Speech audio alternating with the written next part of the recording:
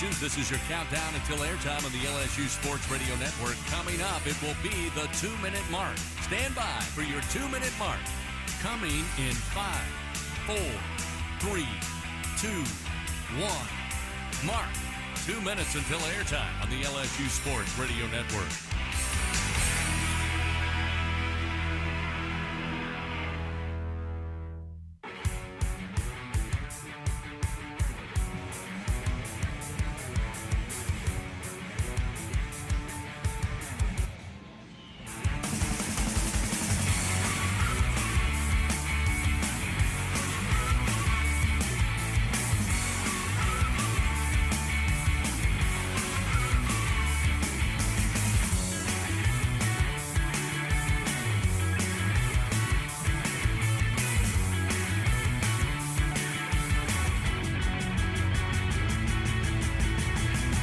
Coming up on the 1-minute mark until airtime on the LSU Sports Radio Network. Stand by for your 1-minute mark. Coming in 5, 4, 3, 2, 1. Mark. 1 minute till airtime on the LSU Sports Radio Network.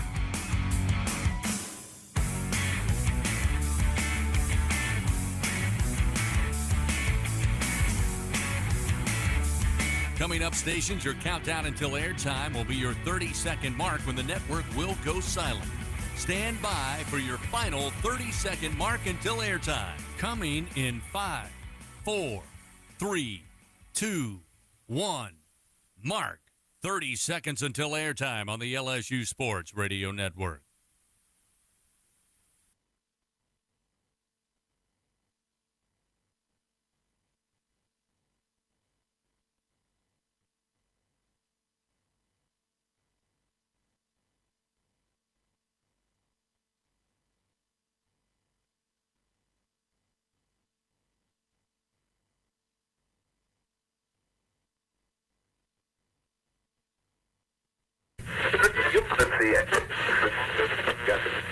The following is an exclusive presentation of the LSU Sports Radio Network. Tonight, it's another Top 15 matchup. This time on the road in Bryan College Station. It's a mid-season battle between the last two undefeated in SEC play for sole possession of first place. As your 7th-ranked Fighting Tigers take on number 14, Texas A&M. Coming up on the LSU Sports Radio Network. This is LSU Game Day, your official radio companion for LSU Fighting Tiger football. Got it near side 25, gets the sideline, 15, 10, 5, touchdown, Fighting Tigers. LSU Game Day from the LSU Sports Radio Network, powered by People's Health, is brought to you by Cox, the official communications provider of LSU Athletics. McDonald's, official sponsor of the LSU Tigers. Our Lady of the Lake, official healthcare provider of LSU Athletics. Louisiana Blue, official health insurance provider of LSU Athletics. Hancock Whitney, the official bank and credit card of LSU Athletics. And by Coca-Cola, official beverage partner of LSU Athletics. Tigers win! Tigers win! And the fans storm the field! The LSU Fighting Tigers roar right here on the LSU Sports Radio Network.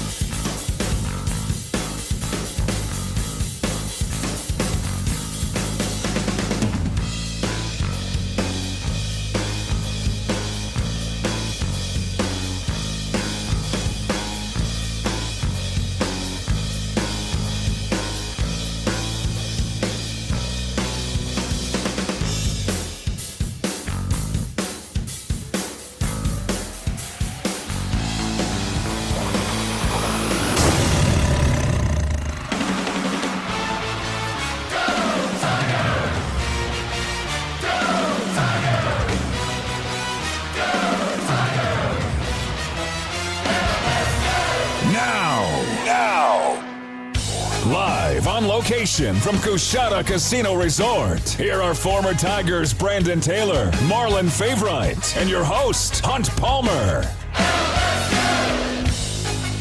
Good afternoon. Happy game day, Tiger fans. This is Fighting Tiger Football. You're listening to the LSU Sports Radio Network, powered by People's Health. Hey, everybody, I am Hunt Palmer, your host for LSU Game Day. And tonight in College Station, first place in the Southeastern Conference is on the line. It's your number 7 Fighting Tigers of LSU visiting the number 14 Texas A&M Aggies, and we have got 90 minutes to get you ready for it. We're going to preview this game inside and out, get you the keys to LSU's victory, get you scores from around the SEC and college football today, get you a weather report from over in College Station. Garrett Runyon is going to jump aboard. He's LSU's women's golf coach. We'll chat with Coach Runyon here coming up in a few minutes. Travis Brown covers Texas A&M for the Bryan College Station Eagle. He is on location at Kyle Field, and we'll chat with him coming up as well. Our assistant coach interview of the week is LSU edge rushers coach Kevin Peoples. His group has been fantastic thus far, and they've got a big chore on their hands tonight with the Aggies. We are fired up to be right here at the Coushatta Casino Resort. We're inside the Rez Sportsbook watching a ton of football. There's great food, great drinks, great crowd, and we're having a heck of a time. But we got work to do. We got to get you ready for LSU and Texas A&M. We'll come on back. Brandon Taylor and Marlon Favorite will jump aboard. You're listening to LSU Game Day right here on the LSU Sports Radio Network, powered by People's Health. U.S. wildfires cause up to $893 billion in damages, health impacts, and pollution each year. More and more wildfires are ravaging our communities. Recovery can often take decades. At LSU, we're preventing wildfires worldwide, merging data from past fires, weather conditions, and more with AI to protect our homes, businesses, and ecosystems and give people back their peace of mind. The Southeastern Conference. It's the land of legends, the places, the faces, and moments. And he's going for it. It's a touchdown! We've seen the confetti fall again and again. We're not done. It's time for the next generation to make their mark and go from 14 deep to 16 strong. It's a whole new ball game in the SEC, and it just means more.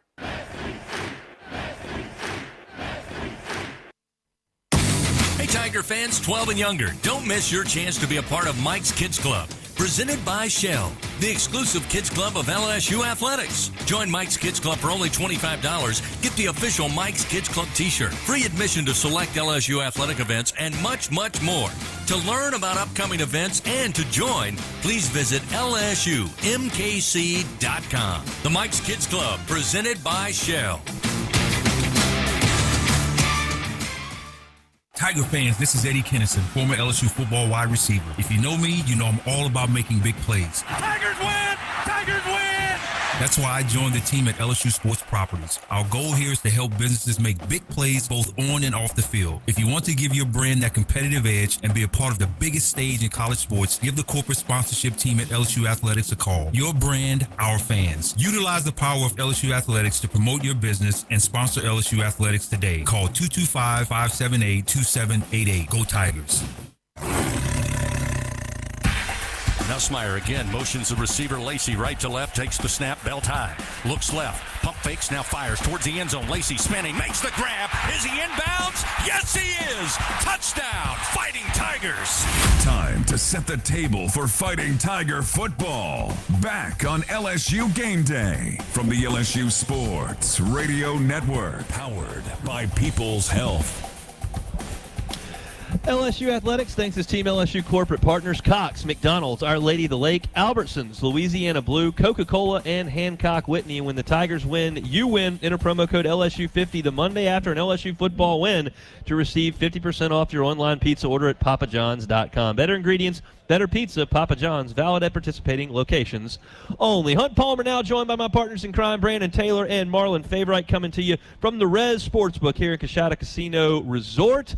BT, I'm going to take this as a good omen. We're off to a good start. One spin, and we got some cash on the casino floor earlier. Oh, yeah, man. You got to go in there and just get what you can get and get out of there, man. It was a good spin. We like that. Hopefully it's a sign of good things to come. And, Fave, welcome back. You enjoy your time here at Coushatta? Oh, yeah, last time, man. You know, I was a little tempted. I wanted to go ahead and hit that the NFL machine. That's my good luck machine right there. But BT rolling. That's a good sign, man. So hopefully we have wins across the board today. That's what we're looking for. We're excited to be here, and we're excited for this ball game tonight. A couple of teams that walked off the field after one game, a little bit dejected, feeling like they were a long way away from SEC championship contention and college football playoff contention. And you fast forward 7 weeks, all of a sudden both teams have rattled off 6 wins in a row. They're the only 2 remaining unbeaten SEC teams, and tonight one of them will walk off the field in control of the Southeastern Conference. The other one is not out of the race here with just 2 losses, but it's a huge one tonight.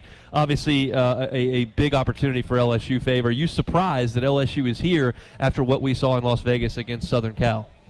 Well, surprisingly, I'm not surprised, and it starts with the way Coach Kelly's career has been here thus far.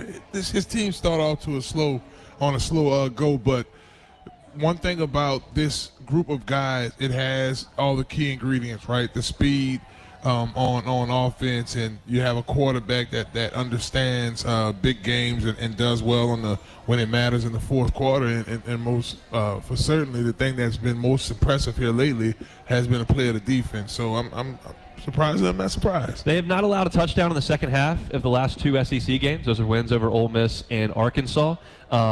They've been impressive there. In the last 6 quarters of SEC play, they've only allowed 1 touchdown. BT, are you buying into this LSU defense improving? I know how disappointed you were all of last year. Most definitely, and this is the reason you don't play a cookie-cutter team in the first game of the season, because you have to make sure your team is battle-tested. You play everybody, you beat everybody, and this team has responded to that first loss of the season, and it couldn't be more proud of them. Look, it looks good to me. I think the first step in the right direction was weirdly the South Alabama game, which nobody's going to pay much attention to, and I don't really care that they put a muzzle in South Alabama in general terms, but you could just watch the game and see, okay, they're filling the gaps, which they weren't doing in South Carolina. They're in the right place. They're making plays on the ball. They are generating some pass rush, and then they went to the bye week, and it carried over because they played what I thought was a really solid game against Ole Miss, and they got after Jackson Dart. The pass rush got home. They covered a little bit better, and they only allowed the 1 big play. And then I thought they played their most complete game defensively last week, just kind of absolutely shutting down the Arkansas offense, which went for almost 60 points today in Starkville. So they get another test in this Texas A&M team that has run the ball really, really well. But on the same note, they have a quarterback that's kind of been up and down. I think for the first time really in a long time, I kind of like LSU's defensive matchup tonight, which hasn't been the case in a couple of years. Oh, most definitely, man. Them guys are flying around. They're playing like they got a leash around their neck, and that they're limited in the playbook. Like they know what they're supposed to be doing. They know where they're supposed to go. And they're not playing timid, and they're playing confident football, and they're actually getting their hands on the ball. They are. They're forcing turnovers for sure, and they've done a great job against the run. Fave, last week, Vanderbilt, we're watching Vanderbilt on the TV up here. Yeah. That's right in front of mine. Arkansas only ran for 38 yards. That's a team that wants to run the ball. They got a mobile quarterback, and they weren't able to do that. We talked about it on the postgame show last week, but what have you seen from LSU's front 7 in terms of stopping the run that has led to this improvement? Well, those guys are playing with pretty good technique, and what I mean by that is gap control, getting the extension, being able to react the correct way off of the blocks. It's showing, as you mentioned, the inability for other teams to score in the second half. And it's not just the D-line, it's that front 7, and it helps a secondary. I mean, when we were talking about the PFF numbers of our secondary players here for LSU, Stamps, and we talked about Alexander, it's pretty high because your guys up front is adding the right amount of pressure. They're getting sacks, Hunt, off the edge, inside. Suggs comes in third down. He has a role. He makes plays. So I just really like, as I mentioned, the technique, but being able to be solid across the board. Let's talk for the first time about this actual matchup with Texas A&M. This is an Aggie offense with Colin Klein as the coordinator. Colin Klein, of course, was a Heisman finalist at Kansas State as a quarterback who led a ground-oriented offense. He was then a coordinator at Kansas State where he led a ground-oriented offense, and he's taken over at College Station, and A&M is a ground-oriented offense. They're second in the Southeastern Conference in rushing yards per game at 218. They lead the conference in rushing yards per carry at 5.3, and that's what they're going to want to do first. Dave, how do you feel how LSU lines up against this Texas A&M team that's had a lot of success running the ball? Of note, their starting left guard, Chase Basantis, who is a guy that LSU recruited very heavily and is a great player for them, is not going to play tonight. They're going to have to go to a backup there. But how do you feel like LSU matches up with A&M on the ground? I think we match up fairly well, but it starts with playing better than you did against South Carolina in the first half. That's the last time we've seen a running attack like this. This team, like us, had rattled off their last wins. A few wins from 6 in a row. Six wins in a row. Last loss was the big game against Notre Dame at the beginning of the season. Same thing. So you see the similarities with this team, but back to the basics, baby. Being able to not lose in your gap, particularly on the edge. I'm even talking, and BT can understand this because he hovered around this area a lot, in the D gap, right? Where they got us at with South Carolina was on the edge. The guys have been pretty stout in the middle. You have to give Paez and Gio Paez and all those guys up front. Amari, bro. We go even young Dominic McKinley, who didn't play in that game, but now these guys have reps. But it's going to start there. Gap control and not losing on the edge when it's run. Got to do a good job of stopping the run against this Texas A&M team, because if you don't, they'll just continue to do it. Florida just never stopped them, and they ran for over 300 yards that day down there in the swamp. So that's just one aspect of this game. We're talking about a lot of it here moving forward. I want to remind you that Billy Harriman's is the official floral sponsor of the LSU Fan Zone. They're delivering smiles daily in their purple vans. Let them help you celebrate life's important moments. Simply call 272-ROSE or click 272rose.com. All season long, we've been celebrating 100 years in Tiger Stadium. We'll go back 23 years for this week's memory. When we come back, we're talking more LSU and Texas A&M. It's LSU Game Day. It's right here on the LSU Sports Radio Network, powered by People's Health. Celebrating 100 years of legendary Tiger Stadium. Proudly presented by EFCU Financial. LSU won the first of what would be 9 straight home games in Death Valley against Auburn 27-14 to clinch the Tigers' first berth in the SEC Championship game in Atlanta. Auburn and LSU were supposed to meet on September 15, 2001, which would have been the third game of the regular season for both teams. But every game in the country was canceled that Saturday due to the September 11, 2001 terrorist attacks on the World Trade Center and Pentagon. Fans are coming on the field to the other end of the stadium. He'll go to one knee, and that'll be the final play of the ball game. A record crowd tonight, 92,141, and they have seen the LSU Tigers complete a dream mission. They have to come back and win 4 games in a row, and they have done it to have knocked off the Auburn Tigers tonight by a final of 27-14. Celebrating 100 years of legendary Tiger Stadium. Proudly presented by EFCU Financial. Baton Rouge isn't just the capital of Louisiana, it's the capital of college football, the fans, the players, and of course, the food. When it comes to Saturdays in the fall, there's no place quite like Baton Rouge. And the fun extends beyond the tailgate, with plenty to do off campus. Explore some of Baton Rouge's best sites, visit our incredible museums, and enjoy the sweet sounds of swamp blues. Born right here in Louisiana's capital city. Check out visitbatonrouge.com for more things to do on your next trip. Find more at L'Auberge Baton Rouge. More excitement, more gaming, more staycation action. Football fans get more too with our 22-foot video wall. Don't miss out on the area's best Asian food at Red Lotus or fine dining at its best at 18 Steak. Let our exceptional staff take care of your every need. And more to your story in the heart of South Baton Rouge, only at L'Auberge. Must be 21 to enter. Gambling problem? Call 1-877-770-STOP. We're Dudley DeBosier. As an official partner of LSU Athletics, we love being back here on campus. It's where we began our journey as lawyers. And it keeps us connected to the community we pledge to serve. This place has made a difference in so many lives across the state.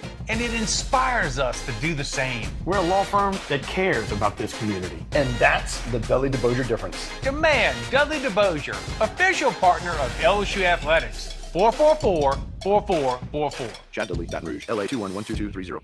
Hey Tiger fans, it's time to savor the celebration with Noel Tequila from Noel Spirits. This year marks 100 incredible years of LSU football in legendary Tiger Stadium. What better way to savor the celebration than with Noel Tequila, the official tequila of LSU Athletics. Noel Spirits is the only Louisiana distillery offering authentic tequila. Enjoy Noel Tequila in Tiger Stadium with a delicious Tiger Rita or one of their new ready-to-drink tequila cocktails. Learn the unique Noel Spirit story at noeldistillery.com. At Albertsons, curbside pickup is easy, but delivery is even easier. Try our new Fresh Pass program and enjoy unlimited free delivery on all your grocery needs. We're offering even more perks like 5% off some of our best brands like O Organic and Open Nature. Plus, even more rewards that never expire to use on gas or free groceries. Start your free 30-day trial today when you sign up for Albertsons Fresh Pass and get free delivery anytime and exclusive perks. Visit albertsons.com/Fresh Pass for program detail. Albertsons, fresh foods, local flavors.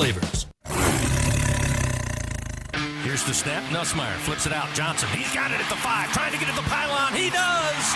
Touchdown, Fighting Tigers! With exclusive analysis, interviews, and plenty of opinion, it's Brandon, Marlon, and Hunt. LSU Game Day, the official pregame show for LSU Fighting Tiger football on the LSU Sports Radio Network, powered by People's Health.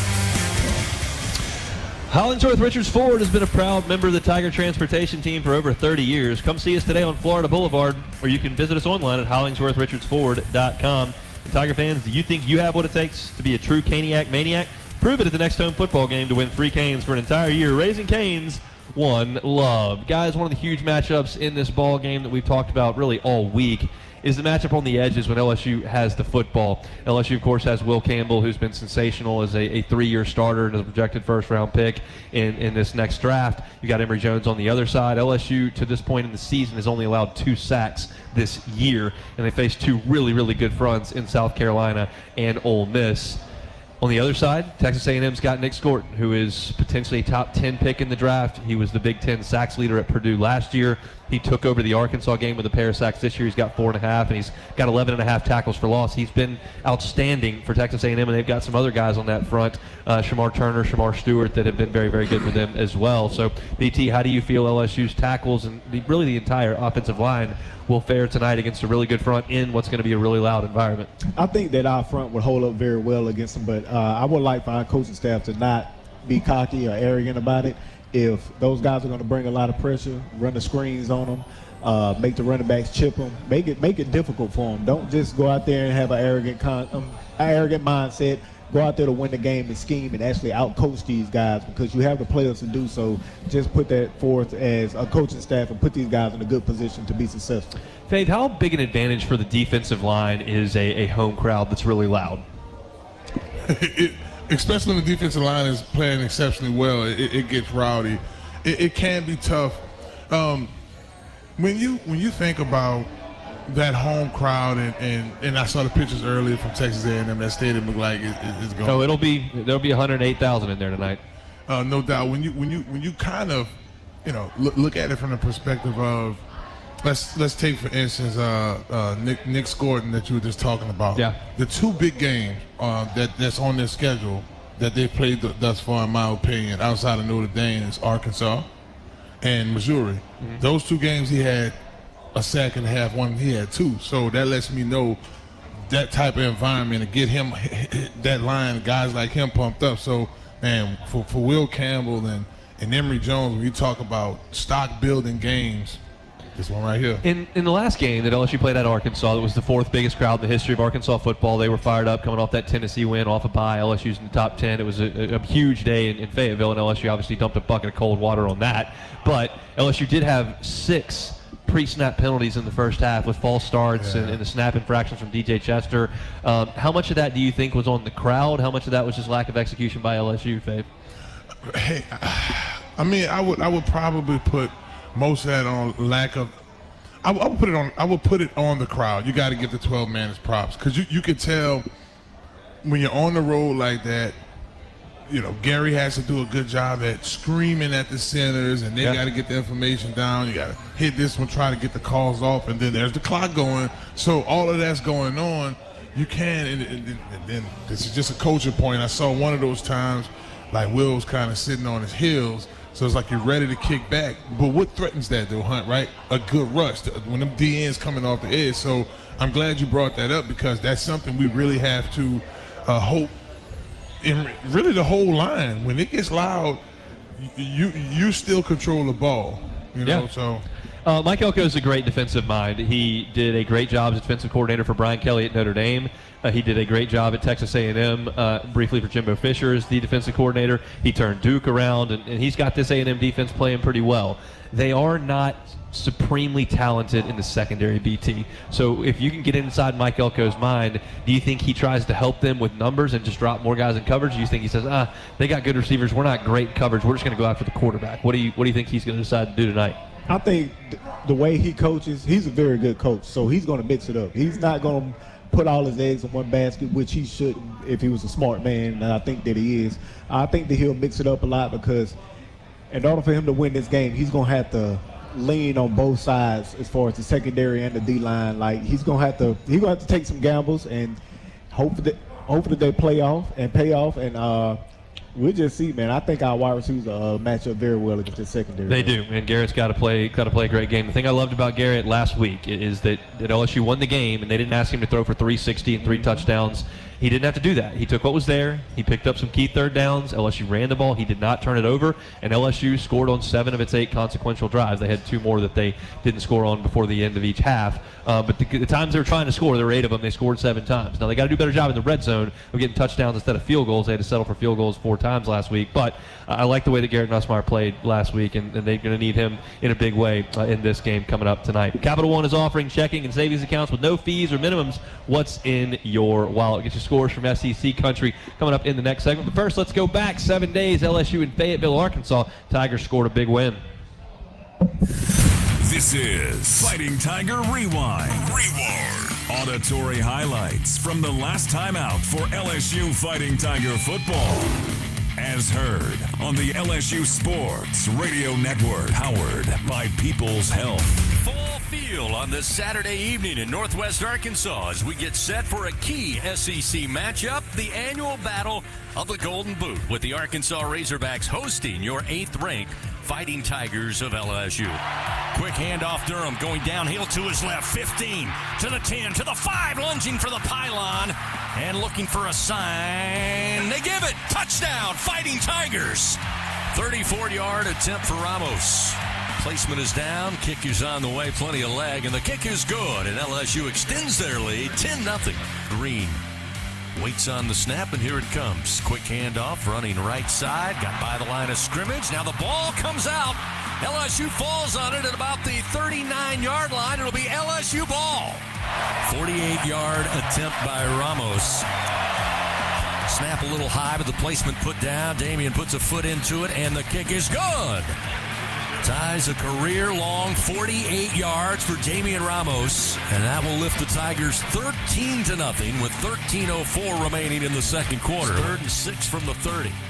Green backpedals, steps up in the pocket, grab from behind and brought down. This time the Tigers get home, the first sack of the game. First down and 10. Arkansas will start scrimmaging from their own 14-yard line. Taylon Green. Quick fire, deflected in the air. Whitweeks has it. Whitweeks on the tip drill with the INT. Stumbles forward. He's down at the Arkansas 3-yard line. They mark it actually at the Arkansas 2-yard line. The defense hands it to the offense on a silver platter. Handoff, Caden Durham through the middle into the end zone. Touchdown, Fighting Tigers. 2-yard score, and the Tigers extend the lead quickly, 22-10. Nussmeier motions Taylor to the left side. Looking left, now comes back center of the field. Throws straight as Green, back of the end zone. 2-point conversion is good. It's 24-10 LSU. So no gain on that play. Sets up 3rd and 10 once again at the 37. Green. Tight pocket, moves to his right, and knocked down. He is dropped back at the 47-yard line by Whitweeks. Slade Roy will snap it back. Peyton Todd will place it down. Here it comes. He swings the leg. The kick on its way, and the kick is gone. Nails it through and true. 4th field goal of the night for Damian Ramos, and LSU extends their lead 27-10. A receiver in motion left to right, now bringing back, put him in the slot at the snap. Pressure comes. Green spins away from it, but falls down inside the 15, back at the 14-yard line.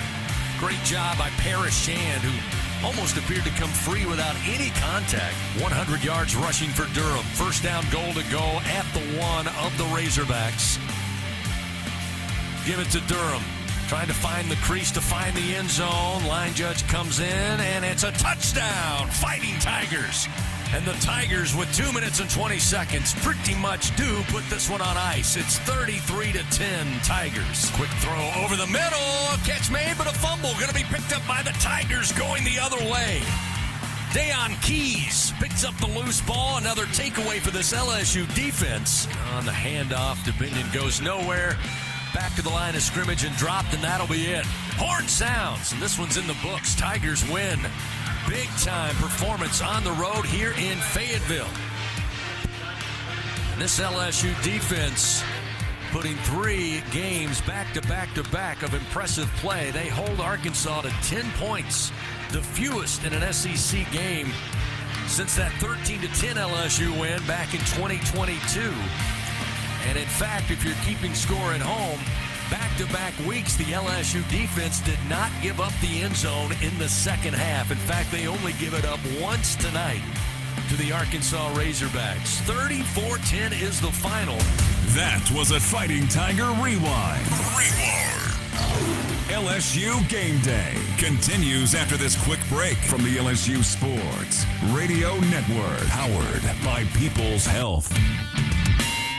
Tiger fans, this is Eddie Kennison, former LSU football wide receiver. If you know me, you know I'm all about making big plays. Tigers win! Tigers win!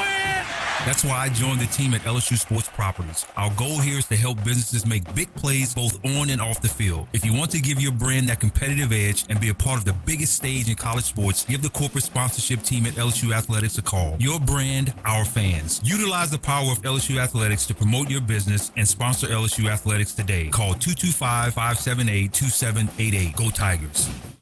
LSU Tiger fans are gearing up with real Tigers apparel and merchandise from the official online store at lsushop.net. Get jerseys, sideline gear, polos, t-shirts, hats, official team merchandise from Nike, accessories, and much more. Over 3,600 products, all shipped right to your door. Head to the place real Tiger fans go for the selection only real Tiger fans get at lsushop.net. The Southeastern Conference. It's the land of legends, the places, the faces, and moments. And he's going for it. It's a touchdown! We've seen the confetti fall again and again. But we're not done. It's time for the next generation to make their mark and go from 14 deep to 16 strong. It's a whole new ball game in the SEC, and it just means more. There's danger out there. It lurks on highways and quiet neighborhood streets. It's more likely to kill you than a shark and more terrifying than the biggest snake. Distracted driving claims lives every day. Every notification, swipe, social post, video, or selfie while driving risks your life. So while you might think public speaking or the zombie apocalypse is scary, what's really terrifying and even deadly is distracted driving. Eyes forward, don't drive distracted. Brought to you by NHTSA and the Ad Council.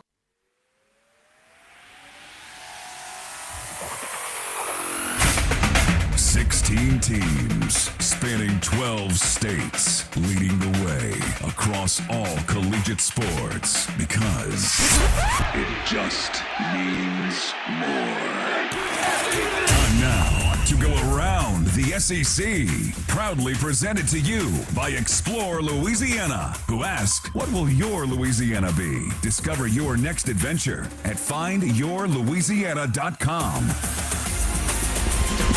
Kind of a light day in the Southeastern Conference today. 2 scores gone final from the morning window. Oklahoma actually led at halftime in Oxford 14-10, but the real Oklahoma offense showed up in the second half and scored none. And Ole Miss got a win 26-14. Rebels moved to 6-2 overall, 2-2 in league play. Oklahoma is 4-4 overall, 1-4 in its first SEC season. Arkansas went to Starkville and absolutely rolled. They go for 58 points in a 58-25 victory over Mississippi State. It was a big day for Talon Green. He threw for 314 yards and 5 touchdowns. He also ran for 79 more and a touchdown.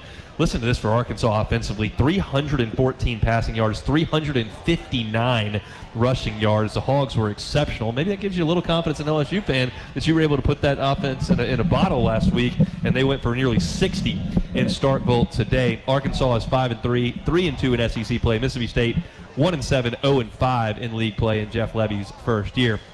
Now, 2 games in progress right now that we're watching here at the Rez Sportsbook here at the Coshada Casino and Resort. Number 1 is at halftime. That's Texas at Vanderbilt. Longhorns up 21-10. Diego Pavia scored an early touchdown. Really exciting play. He's dealing with a little bit of a leg injury at this point. We'll see how effective he can be in the second half. But number 5, Texas leads that game, as I just mentioned, 21-10. And midway through the third quarter, Missouri is trailing Alabama 20-0. Brady Cook has given it a go in this game for Missouri, but he's still banged up, and he's come out of the game. Drew Pine has gone in. Jalen Milroe, BT, does not look great in this game thus far. Only 12 of 20 for 146 yards, and he's missing some open throws. Yeah, to add to him, the entire Alabama team does not look good at all either. It's Plus just including the coach. Yeah, it's just not the same.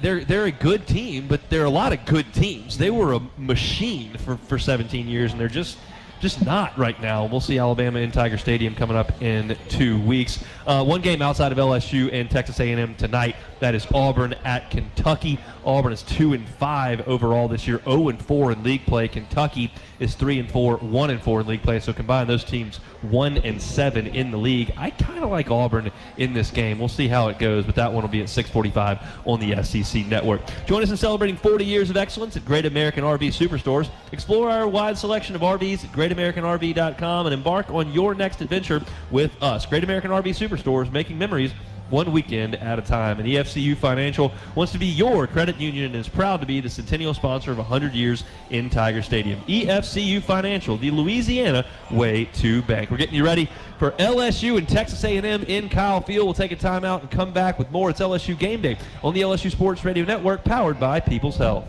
Today, we are shaping tomorrow.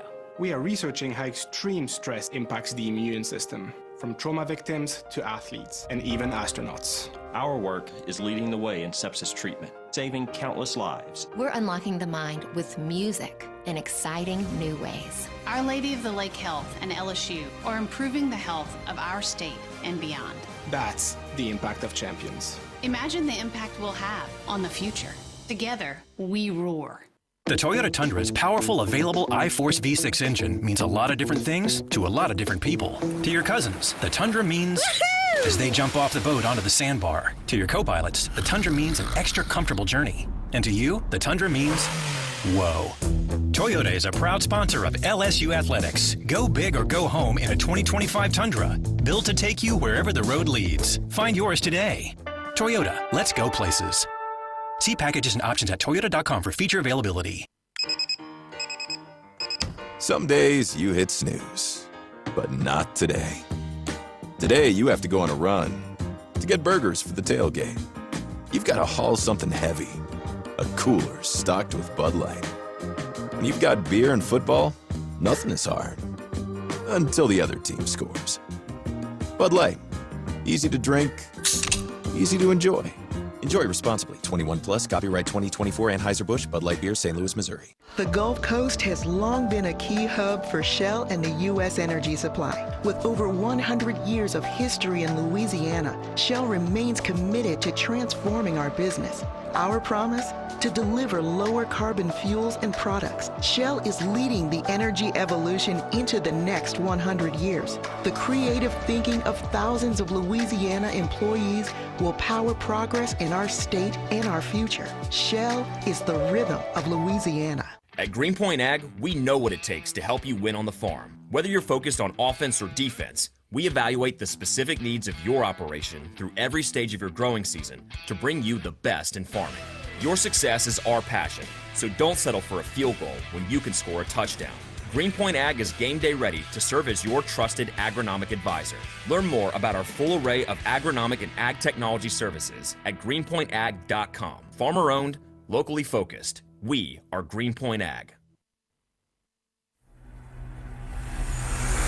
Looking to air it out. Has a man open at the 6-yard line right down the middle of the field.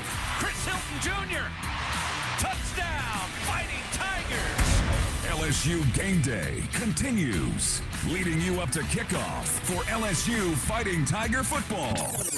first, here's a check of the college football scoreboard, presented by Republic Finance. From inside the Capital One studios, here's Brian Haldane on the LSU Sports Radio Network, powered by People's Health. Time to run down that scoreboard update, of course, presented by Republic Finance. Visit republicfinance.com. Visit Republic Finance for all your personal loan needs. Get started at republicfinance.com/Tigers. Starting at the top of the 2020, How about I start over? Starting at the top of the top 25, Oregon is in no trouble of falling off the top spot right now. 35-9, your Oregon Ducks are over the Illinois Fighting Illini. That game has about 46 seconds to go in the third quarter there. Number 3, Penn State will be at Wisconsin coming up at 6:30. Fourth-ranked Ohio State went down to the wire but did survive against Nebraska, 21-17 there. Number 5, Texas is at Vandy. It's 25-10 at half, as Hunt told you just a little while ago. Number 6, Miami and Florida State are slated for a 6 p.m. kickoff. 11th-ranked BYU is at UCF, and BYU is in control of this one, 34-10. 3:33 to go in the third quarter of that contest. It was number 12, Notre Dame, 51, and number 24, Navy, 14. Indiana was a 31-17 winner over Washington already this morning. And as Hunt told you about the Missouri-Alabama game, Alabama's up 20-0 with about 6:57 to go in the third quarter, but this is the ugliest 20-0 we've ever seen. Brady Cook did go out with an injury. Since then, Drew Pine has thrown 3 interceptions in his stead. Moving through some of the rest of the top 25, number 16, Kansas State will host Kansas at 7 p.m. 17th-ranked Boise State was a 29-24 winner over UNLV last night. Number 18, Ole Miss took care of business, pitching a second-half shutout on the way to a 26-14 win over Oklahoma. It was number 19, Pittsburgh, pummeling Syracuse back on Thursday night, 41-13, your final score in that one. Taking a look at your in-state schools, Tulane was a 45-37 winner at North Texas.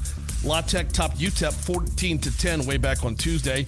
UL Monroe is in action right now, 14-7. They hold the second quarter lead over the South Alabama Jaguars. Both of our SWAC teams in state kick off at 6 p.m. Southern will be at Florida A&M, and Grambling will be at Texas Southern. Closing out in the Southland Conference as it stands right now, McNeese is trailing Nichols. That game has... Oh, they're just coming out of halftime. About to start the third quarter. Nichols is up 14-10 over the Cowboys. Coming up at 6 o'clock, Southeastern will host Incarnate Word. And already in the books, Lamar topped Northwestern State 42-10. Let's send it back to Hunt. Thank you, Brian Haldane. We are here at the Coshada Casino and Resort in Kinder, hanging out at the Res Sportsbook. We got Alabama, Missouri on. We've got Texas Vanderbilt on, and we'll have LSU and A&M coming up. It's that time of the show we talk to a different coach on LSU's campus. Pleasure this week to be joined by Garrett Runyon, LSU women's golf coach. I enjoy my job when it takes me to cool places like this. His job takes him to Eastlake this week, where they play the PGA Tour Championship, as his ladies will take to the course early this week. So I'm a little jealous, Coach Runyon, but we appreciate some time. How are you? Hey, Hunt, I'm doing great. And, yeah, Eastlake is not too bad a place to be if I'm going to miss the start of the LSU game, for sure. All right, so I know LSU and Brian Kelly trying to replace Jaden Daniels, Malik Neighbors, and Brian Thomas. They've done a good job of doing that. You're kind of in the same position this year. Ingrid Lindbrad, just unbelievable career at LSU with Tana Stone and Carla Tejedo as well. How have you taken to the challenge of replacing those ladies after they move on with such amazing careers? Yeah, those in football terms, as you said, those were our Joe Burrow, Jamar Chase, and Justin Jefferson. And if you go back to last May at the National Championship, they combined for over 524 rounds in the purple and gold polo. Wow. And this week, our starting 5 has a combined 113 rounds in a purple and gold polo. So it's over 400 rounds of experience that we lost. But on paper, our new ones coming in, we did get Carla Tejedo's sister, Rocio, who is 36th in the world amateur golf rankings. That's any amateur.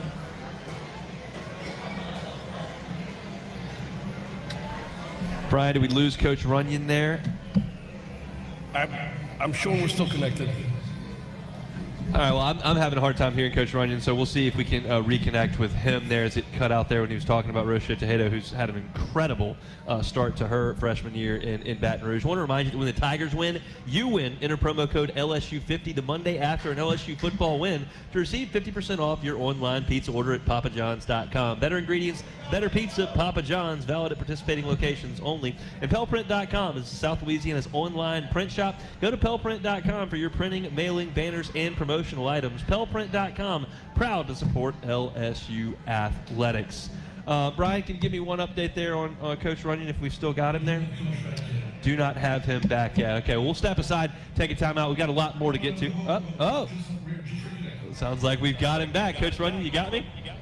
Sorry about that. We're about to go into a banquet here at East Lake, and I guess the connection's not very good, but the golf course is really good, and so is Rocio Tejeda. She's 36 in the world, and that's any amateur over 18, under 18 in the world amateur golf rankings.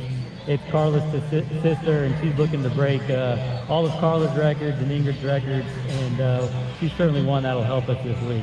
This is a question I love asking our coaches each and every week, because all of your recruiting territories and stories are so different depending on whether it's beach volleyball, track and field, women's golf, baseball.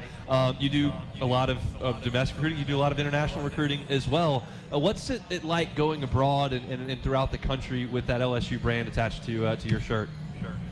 The thing that amazes me is how well LSU is known. The brand is big. I've gone all the way from Japan. This past summer, went to Portugal, Sweden, England. Everybody recognizes those three colors, or those three left in our two colors. They stick out on the golf course.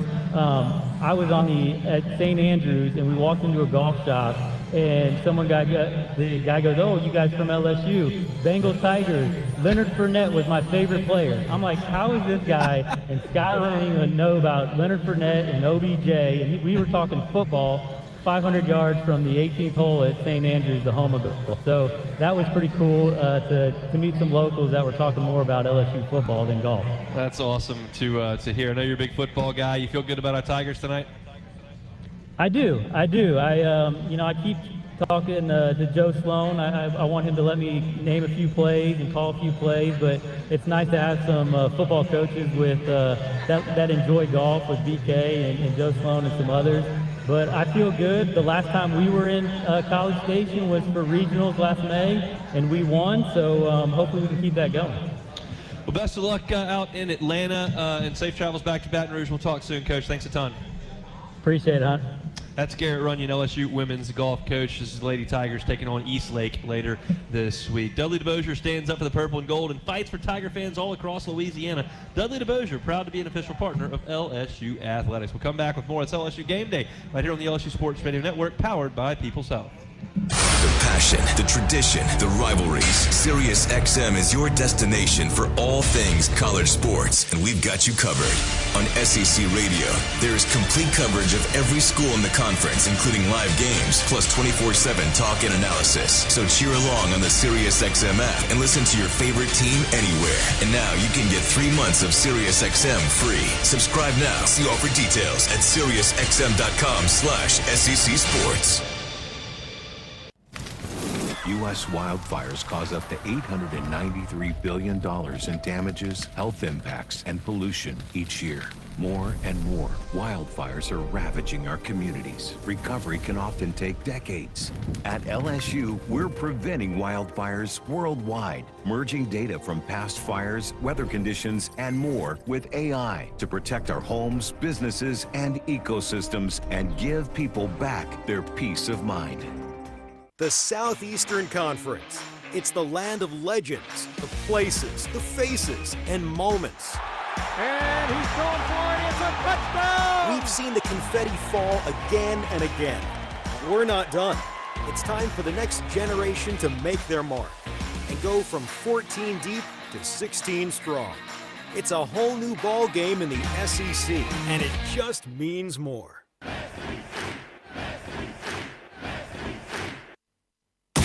Hey, Tiger fans 12 and younger, don't miss your chance to be a part of Mike's Kids Club. presented by Shell, the exclusive kids club of LSU Athletics. Join Mike's Kids Club for only $25. Get the official Mike's Kids Club t-shirt, free admission to select LSU athletic events, and much, much more. To learn about upcoming events and to join, please visit LSUMKC.com. The Mike's Kids Club, presented by Shell.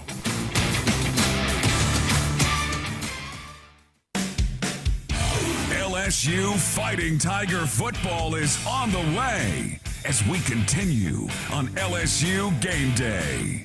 But before boot meets ball, let's get a check of your game day forecast. Now here's the weather.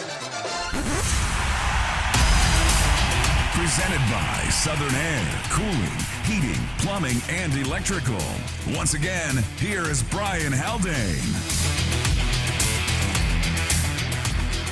It is time for today's pregame weather update, which, as you heard, is presented by Southern Air, cooling, heating, plumbing, and electrical. Pretty warm evening over in College Station. Should be right around 86 degrees at kickoff, dropping down to about 82 for halftime, then 79 by the end of regulation. 79 is where it's going to hold for the first 5 overtimes. Just kidding, that's not happening. We are looking at about 35% humidity tonight, no chance of rain. 4-mile-per-hour breeze coming out of the southwest that should stick around throughout the entire game. Slightly cooler back home and another great night to entertain outdoors. 77 to kickoff, down to 69 before it's all over with. We also have no chance of rain here in Baton Rouge and a 6-mile-per-hour breeze coming out of the east-southeast. Right now it's 90 in College Station and it is 84 in Baton Rouge. Let's toss it back to Brandon, Marlon, and Hunt. Thank you, Brian Haldane. We are here at the Res Sportsbook, Coshada Casino and Resort. Hunt Palmer, Brandon Taylor, Marlon Favorite with you. BT, one of the things that I wanted to talk to you about this week, when you played, y'all's position group, the DBs as a whole, played with so much confidence. It was evident when I went out to practice. It was evident on the field. That was just the way y'all carried yourselves. And it would have been ridiculous for LSU to carry themselves that way last year because they didn't stop anybody.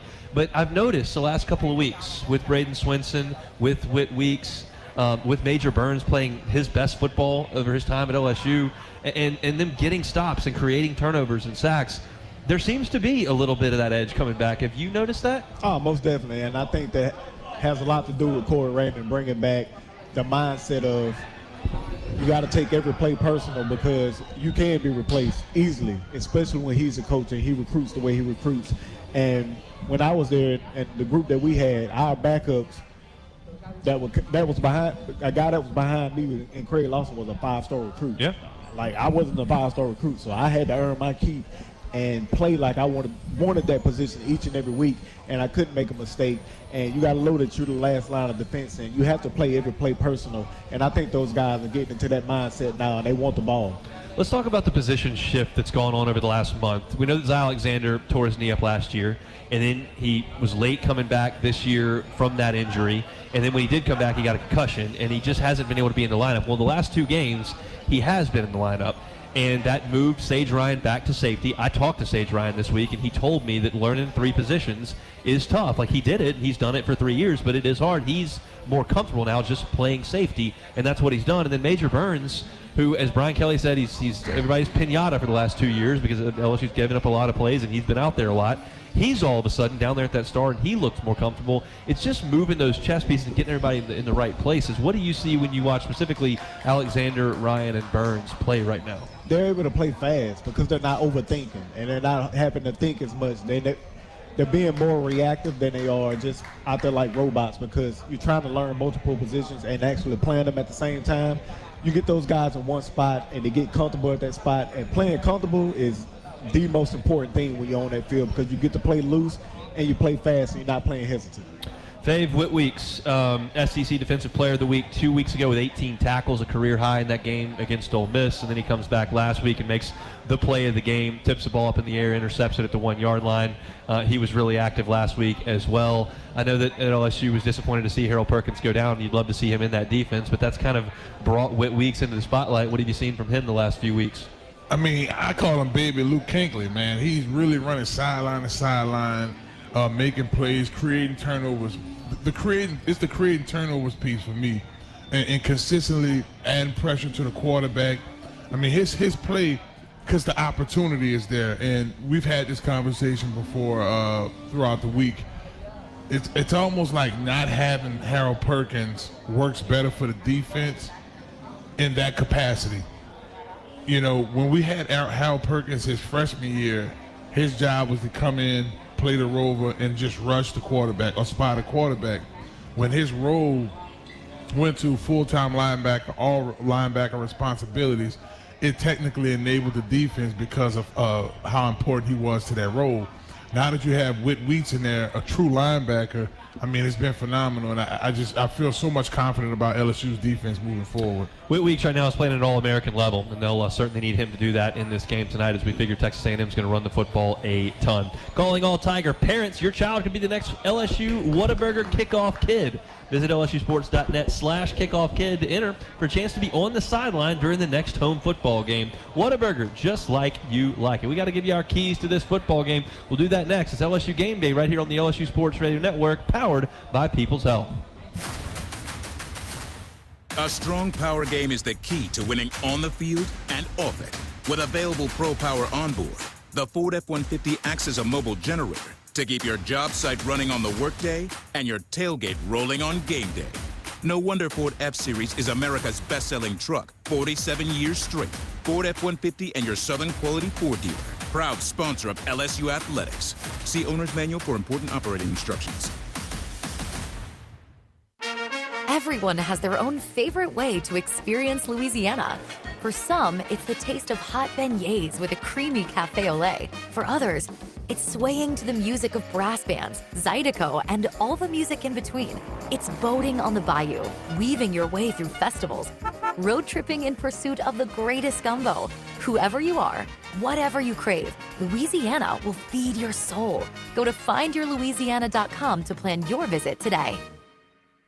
It's almost time for kickoff, and the only thing missing in your game day plans is a refreshing drink. With 15% alcohol by volume and a colorful collection of fun flavors, Buzzballs are the perfect ready-to-drink cocktail for every moment of the game. Try the rich chocolate chiller, zesty lime Rita, spicy chili mango, or discover your new favorite flavor. Cheer for your team with a cocktail you can count on to taste like a winner every time, in just a matter of seconds. Find your go-to play and buy Buzzballs today. Buzzballs is a proud partner of LSU Athletics. Please enjoy Buzzballs responsibly. Buzzballs, Carrollton, Texas.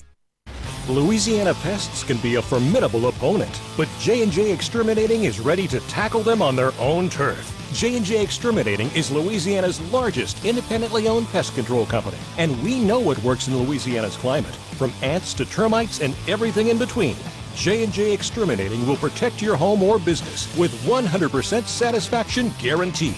Get the shield. J&J Exterminating. Yeah.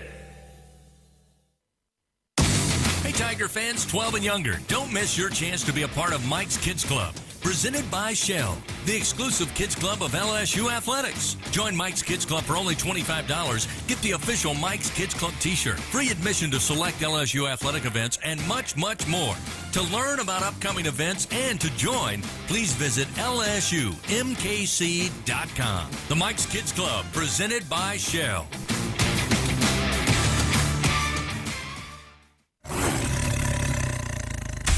Give to Durham. Huge hole up the middle. Durham inside the 20, inside the 15, stays up right inside the 5, lunges towards the end zone in the left corner, and touchdown, Fighting Tigers. The ball came out, but he had already crossed the goal line. The freshman, Caden Durham, with his first touchdown as a Tiger. 26 yards, and LSU's on the board. As we get closer to kickoff for LSU Fighting Tiger football, time to get the guys' keys to victory. Presented by Slow Melt Ice. Whenever you're ready to cool it down, count on Slow Melt Ice. Visit slowmeltice.com. This is LSU Game Day on the LSU Sports Radio Network, powered by People's Health. Hunt Palmer, Brandon Taylor, Marlon Favorite with you here at Kashada Casino and Resort in Kinder, getting ready for LSU and Texas A&M. Time for the keys to the game. Fave, what you got? Keep my man Nussmeier in the upright position the entire game. The offensive line has to be flawless today. One of our strengths this year has been passing the ball down the field. You look at Aaron Anderson's play this year. You look at the way that Kyron Lacey has formed in the wide receiver one. Let's keep my man upright, offensive line. Let's be good in pass pro, baby.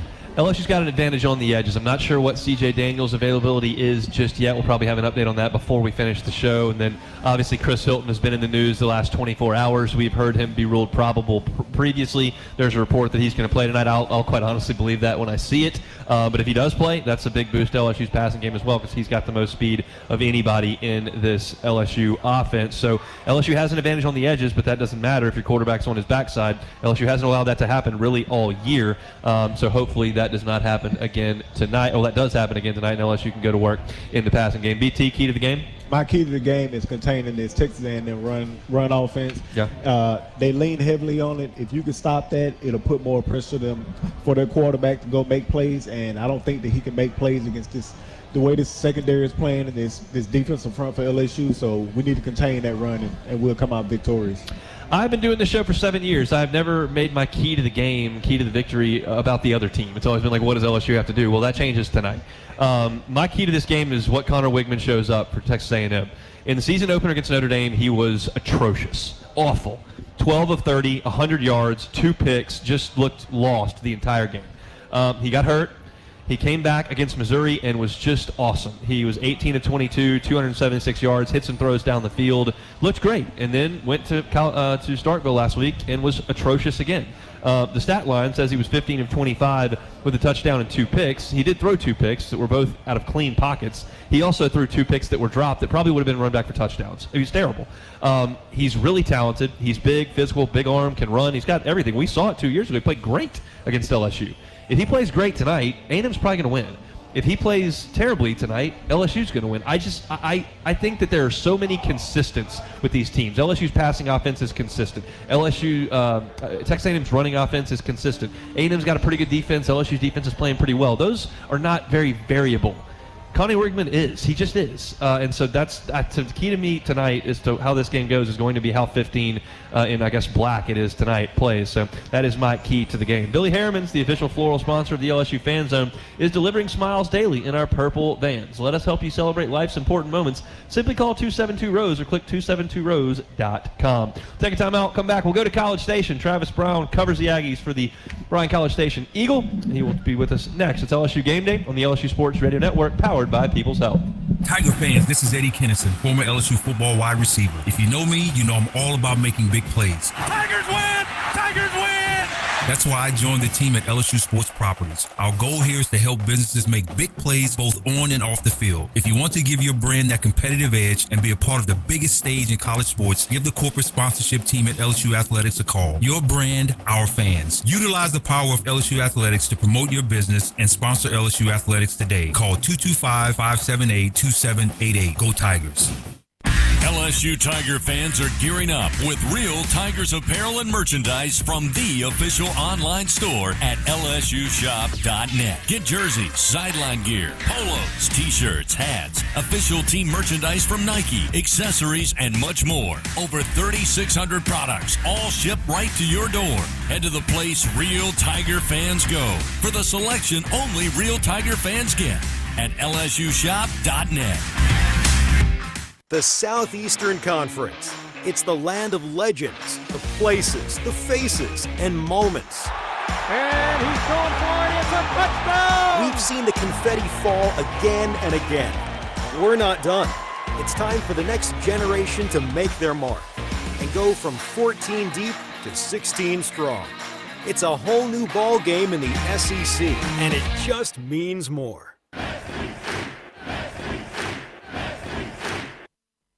There's danger out there. It lurks on highways and quiet neighborhood streets. It's more likely to kill you than a shark and more terrifying than the biggest snake. Distracted driving claims lives every day. Every notification, swipe, social post, video, or selfie while driving risks your life.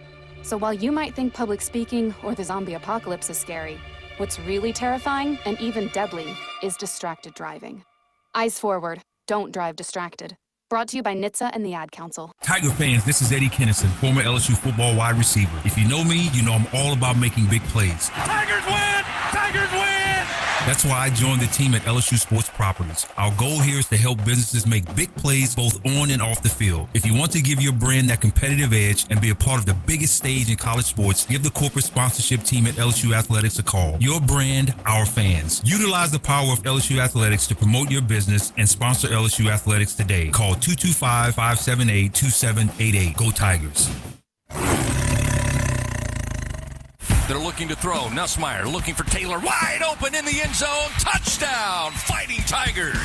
As we get closer to kickoff, it's time for Tiger Recon, a scouting report on LSU's opponent. This is LSU Game Day from the LSU Sports Radio Network, powered by People's Health.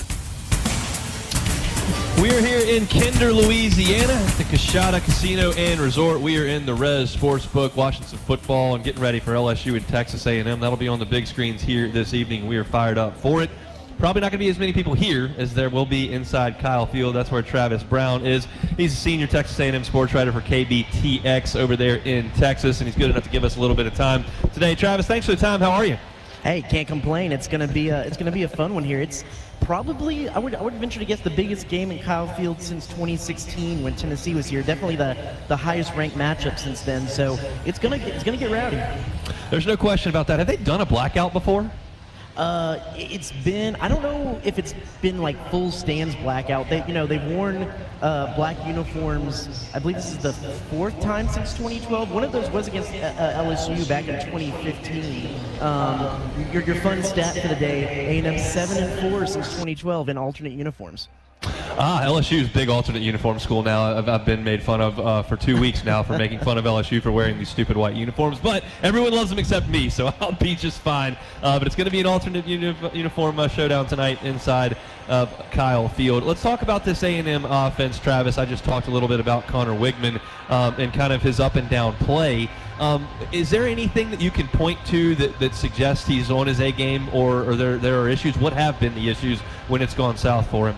Yeah, it has been kind of unexpected when those have popped up. The Notre Dame game, you could say it was rust. He had been injured for the entire season last year, and it was a slow recovery from that broken foot. So some people, it kind of looked like shaking rust off. And then he looked great against McNeese, but he was hurt. And then he comes back and just lights up Missouri. And last week, definitely could have turned the game on its head with those interceptions and then the 4 turnover-worthy passes. But if you kind of watched throughout the game, there was plenty of times that he was able to move around the pocket, step up, make some good passes. They started the game off 6 for 6 on third down, just about all of those needed passes. So it was kind of one of those meh games, because he did a lot to help them ensure that win, but he also did a lot that almost could have given the game away. So,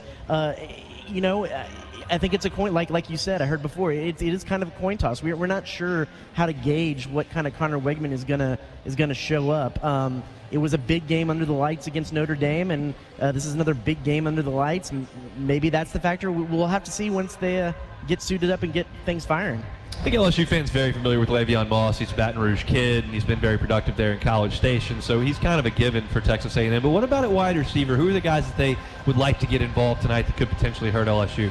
Yeah, early in the season, I asked Mike Elko, do they have a number 1 wide receiver? And he said he thinks he does. That guy just kind of needs to emerge. And you'd think that guy is Noah Thomas. He had 2 really good games against Missouri and then the week before at Arkansas. But Jabri Barber has come back from injury, and he had a really good game against Mississippi State while they were kind of shading a little bit towards Noah Thomas.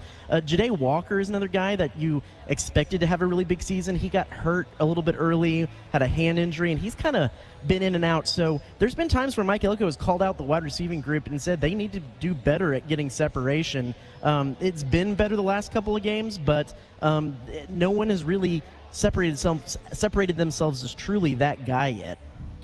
Offensive tackle at Texas A&M. LSU's ends have been very, very good, specifically Braden Swenson. How comfortable do you think Mike Elko is with his offensive tackles and how they've played thus far? Yeah, the biggest question mark is going to be the fact that Chase Basantis is out. He has been on the athletics freak list the last 2 years. He can bench press all of Kyle Field, it seems like, and he's been a really steady force for A&M the first 2 years that he's been here. They slotted in TJ Shanahan last week.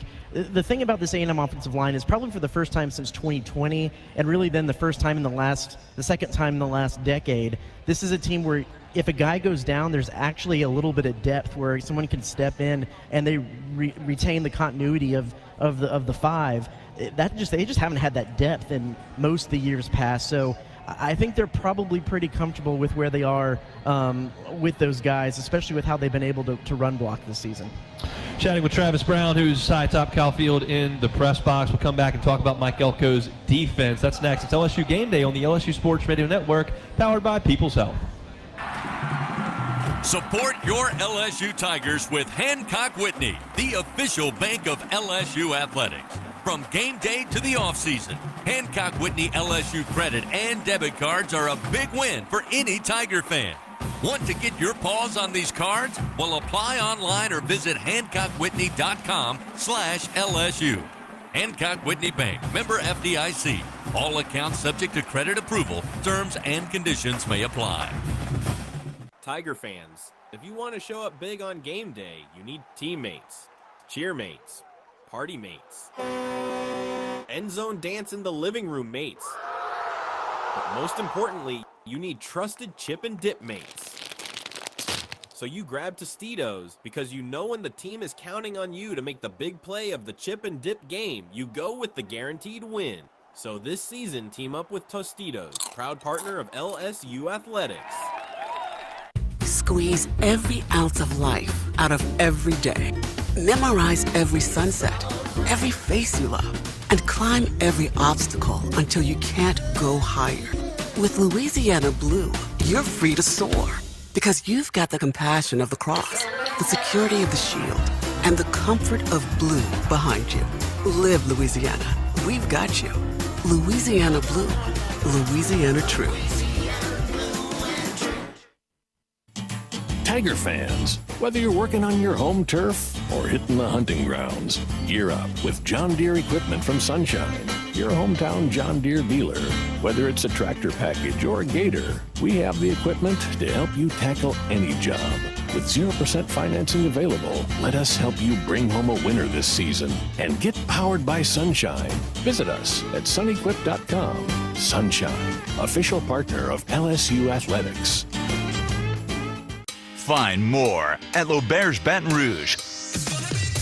More excitement, more gaming, more staycation action. Football fans get more too with our 22-foot video wall. Don't miss out on the area's best Asian food at Red Lotus or fine dining at its best at 18 Steak. Let our exceptional staff take care of your every need. Add more to your story in the heart of South Baton Rouge, only at L'Auberge. Must be 21 to enter. Gambling problem? Call 1-877-770-STOP. We are back on LSU Game Day, learning more about the Tigers' opponent as Tiger Recon continues on the LSU Sports Radio Network, powered by People's Health.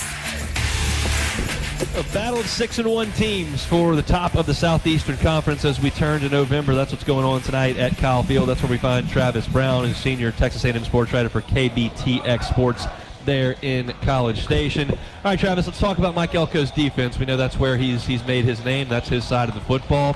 How would you assess their play through 2 months of the season?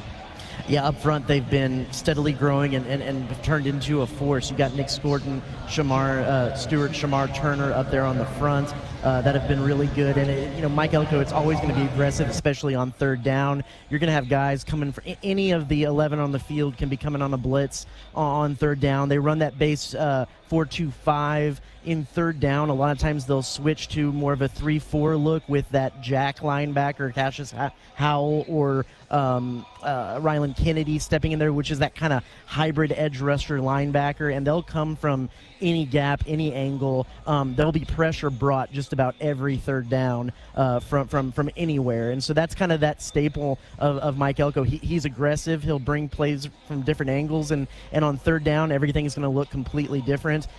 It seems like there's a lot of guys on this team that were around when he was here as a defensive coordinator still, and so it seems like there was a little bit less of a learning curve on some of that, but the rest of the team, the transfers, the other guys that come in have have really stepped up. We got the buzz in the tower here. I hear that. With the Jets. I hear that. And so, look, when we talk about A&M's defense, Scoreboard obviously gets wow, that is incredibly loud. Look, you talk about Scoreboard a lot, Shamar Turner, Shamar Stewart, Torrey Norton, all these guys in the front seven that have been there for a while and have been very, very productive. What about the secondary? What does A&M look like back in the secondary? I'm sorry, can you say that one more time? They're doing Top Gun over here or something. Obviously, we hear a ton about the A&M front seven. The secondary, what does that look like for the Aggies? Sure, that's the part that's been a little bit iffy. Don't get me wrong; they've been pretty good, pretty solid, and have won them some games. Will Lee, the blanket as he's known, has been exceptional for A&M in the defensive secondary. But there has been some instances, especially in the last 3 or 4 games, where there's just been a bonehead blown coverage on a couple of plays. A couple of those have gotten called back for penalties on the line of scrimmage, and it kind of saved A&M. But they've let up some big chunk plays and some big chunk touchdowns just on 1 or 2 boneheaded blown coverages on the back end, and that would be the X factor in the game. Yes, I definitely agree with you. Connor Wigman, one way or the other, how he shows up is going to be one. But if they aren't solid on their communications, passing guys off in zone coverage, which has kind of been the problem at times, Nussmeier and this offense can tear them apart and really pull momentum with some big chunk touchdowns. They got to be solid in the defensive secondary from start to finish, not just good. They need to be exceptional. As far as the kicking game goes, what if this comes down to a 41-yarder? How will A&M feel with the kicker going out there? Yeah, Randy Bond's been pretty solid all year. And the guy who's actually probably been the underrated MVP, even though he hasn't been used a lot, is the punter, Tyler White. I mean, I don't know if you saw that punt he had against at the end of the first half against Missouri, but he somehow made that pogo stick directly 90 degrees sideways and roll out of bounds. He has been great. So if this slows down at some point and they're kind of trading jabs and then the punt game comes into play, that's probably one of the biggest X factors for A&M is that field position battle. Travis, we really appreciate some time. Enjoy the football tonight, man. You got it. Thanks, guys. He is Travis Brown over in College Station. LSU Athletics thanks its team LSU corporate partners Cox, McDonald's, Our Lady of the Lake, Albertsons, Louisiana Blue, Coca-Cola, and Hancock Whitney. Still much more to come. It's LSU Game Day on the LSU Sports Radio Network, powered by People's Health. The passion, the tradition, the rivalries. Sirius XM is your destination for all things college sports, and we've got you covered. On SEC Radio, there is complete coverage of every school in the conference, including live games, plus 24/7 talk and analysis. So cheer along on the Sirius XM app and listen to your favorite team anywhere. And now you can get 3 months of Sirius XM free. Subscribe now. See all for details at SiriusXM.com/SEC Sports. And here's Heather with the weather. Well, it's beautiful out there, sunny and 75, almost a little chilly in the shade. Now, let's get a read on the inside of your car. It is hot. You've only been parked a short time and it's already 99 degrees in there. Let's not leave children in the back seat while running errands. It only takes a few minutes for their body temperatures to rise, and that could be fatal. Cars get hot, fast, and can be deadly. Never leave a child in a car. A message from NHTSA and the Ad Council. The Southeastern Conference. It's the land of legends, the places, the faces, and moments. And he's going for it. It's a touchdown! We've seen the confetti fall again and again. We're not done. It's time for the next generation to make their mark and go from 14 deep to 16 strong. It's a whole new ball game in the SEC, and it just means more. He's got a seam. He's down the near side hash. Tiger fans, if you've ever wanted to listen to the LSU Sports Radio Network while watching your Fighting Tigers on TV, now you can, and it's easy to do. Just pause the TV. Use the LSU Sports mobile app to stream the audio on your smartphone or tablet. Connect to a smart speaker, then wait for the audio to catch up to the point your TV is paused. Push play, and you are all set. Watch the Tigers and listen with the LSU Sports Radio Network and the LSU Sports mobile app. 15, 10, 5, touchdown, Tigers! The passion, the tradition, the rivalries. Sirius XM is your destination for all things college sports, and we've got you covered. On SEC Radio, there is complete coverage of every school in the conference, including live games, plus 24/7 talk and analysis. So cheer along on the Sirius XM app and listen to your favorite team anywhere. And now you can get 3 months of Sirius XM free. Subscribe now. See offer details at SiriusXM.com/SEC Sports. Here's the shotgun snap. Give it right back to Thomas. He'll try to go far side. Gets to the corner. Leaps towards the end zone. He's in. Touchdown. Fighting Tigers. Xavier Thomas. The anticipation continues to build. LSU Fighting Tiger football is coming up. Once again, back to Brandon, Marlon, and Hunt on LSU Game Day from the LSU Sports Radio Network, powered by People's Health. We're here inside the Rez Sportsbook in Coshada Casino Resort here in Kinder, Louisiana, getting you ready for LSU and Texas A&M. Boys, got some videos surfacing on the Twitterverse of some pregame pushing and shoving between Texas A&M and LSU. I know that Miles Frazier was involved from the LSU side. There was 55 from Texas A&M. That could be one of two guys. I think it's probably Armaj Reed-Adams, who is their starting offensive lineman. He's a 6'5", 330-pound junior. Could have been Dalen Evans, who's also a big 6'5" defensive lineman, but a true freshman. I think it was two offensive linemen kind of going at it. LSU's entire defense kind of came in there as well. BT, I'm imagining you've probably been a part of some of those pregame festivities. Oh, yeah, most definitely. And the thing is, like, we undefeated when those happen. I mean, another team out west that done that, and we spanked them and won a national championship that year. So they just don't understand. Like, we get our camps, fall camps, like, we do that all day, like, fight. Like, they shut practice down for that. So, bro, I'm ready now. Like, I feel like I want to get padded up. I mean, we just seen the video, and it's just, why antagonize that and bring that upon yourself when you know you got a team that's on the road coming in and There's a ton on the line tonight, Dave, for these two programs. Mike Elko in his first year is trying to reestablish a culture, can start to recruit and lay the foundation of his time, however long that is, in College Station. And they're trying to ascend to a place they've never been. They've never gone to the SEC Championship game in Atlanta. And if they win tonight,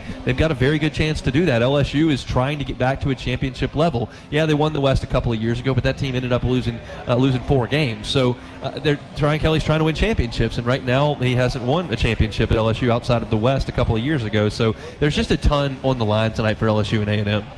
You have two fairly new coaches to their head coaches to their programs. This is Coach Kelly's third year, and this is Coach Mike's Elko's first year. What we see so far from him is, okay, you lose to Notre Dame out the gate, but you rattle off 6 straight wins. And then Coach Kelly, your first year here, you go to the SEC West Championship. Your second year, you have a Heisman candidate. And I feel like in his third year, towards here now in the middle of the season, this team has found its rhythm. So I do understand that we're going on the road. I do understand that the environment will be hostile when our offense is on the field. But, I mean, look, our defense is just playing so good right now. I just really hope that, again, we talked about this in Keys, the run game has to be effective. One of the reasons the LSU defense has been so good, the rushers have been fantastic. Kevin Peoples, the edge rushers coach for LSU, is our assistant coach interview of the week. That comes up next. But first, let's go inside the mind of the Tigers.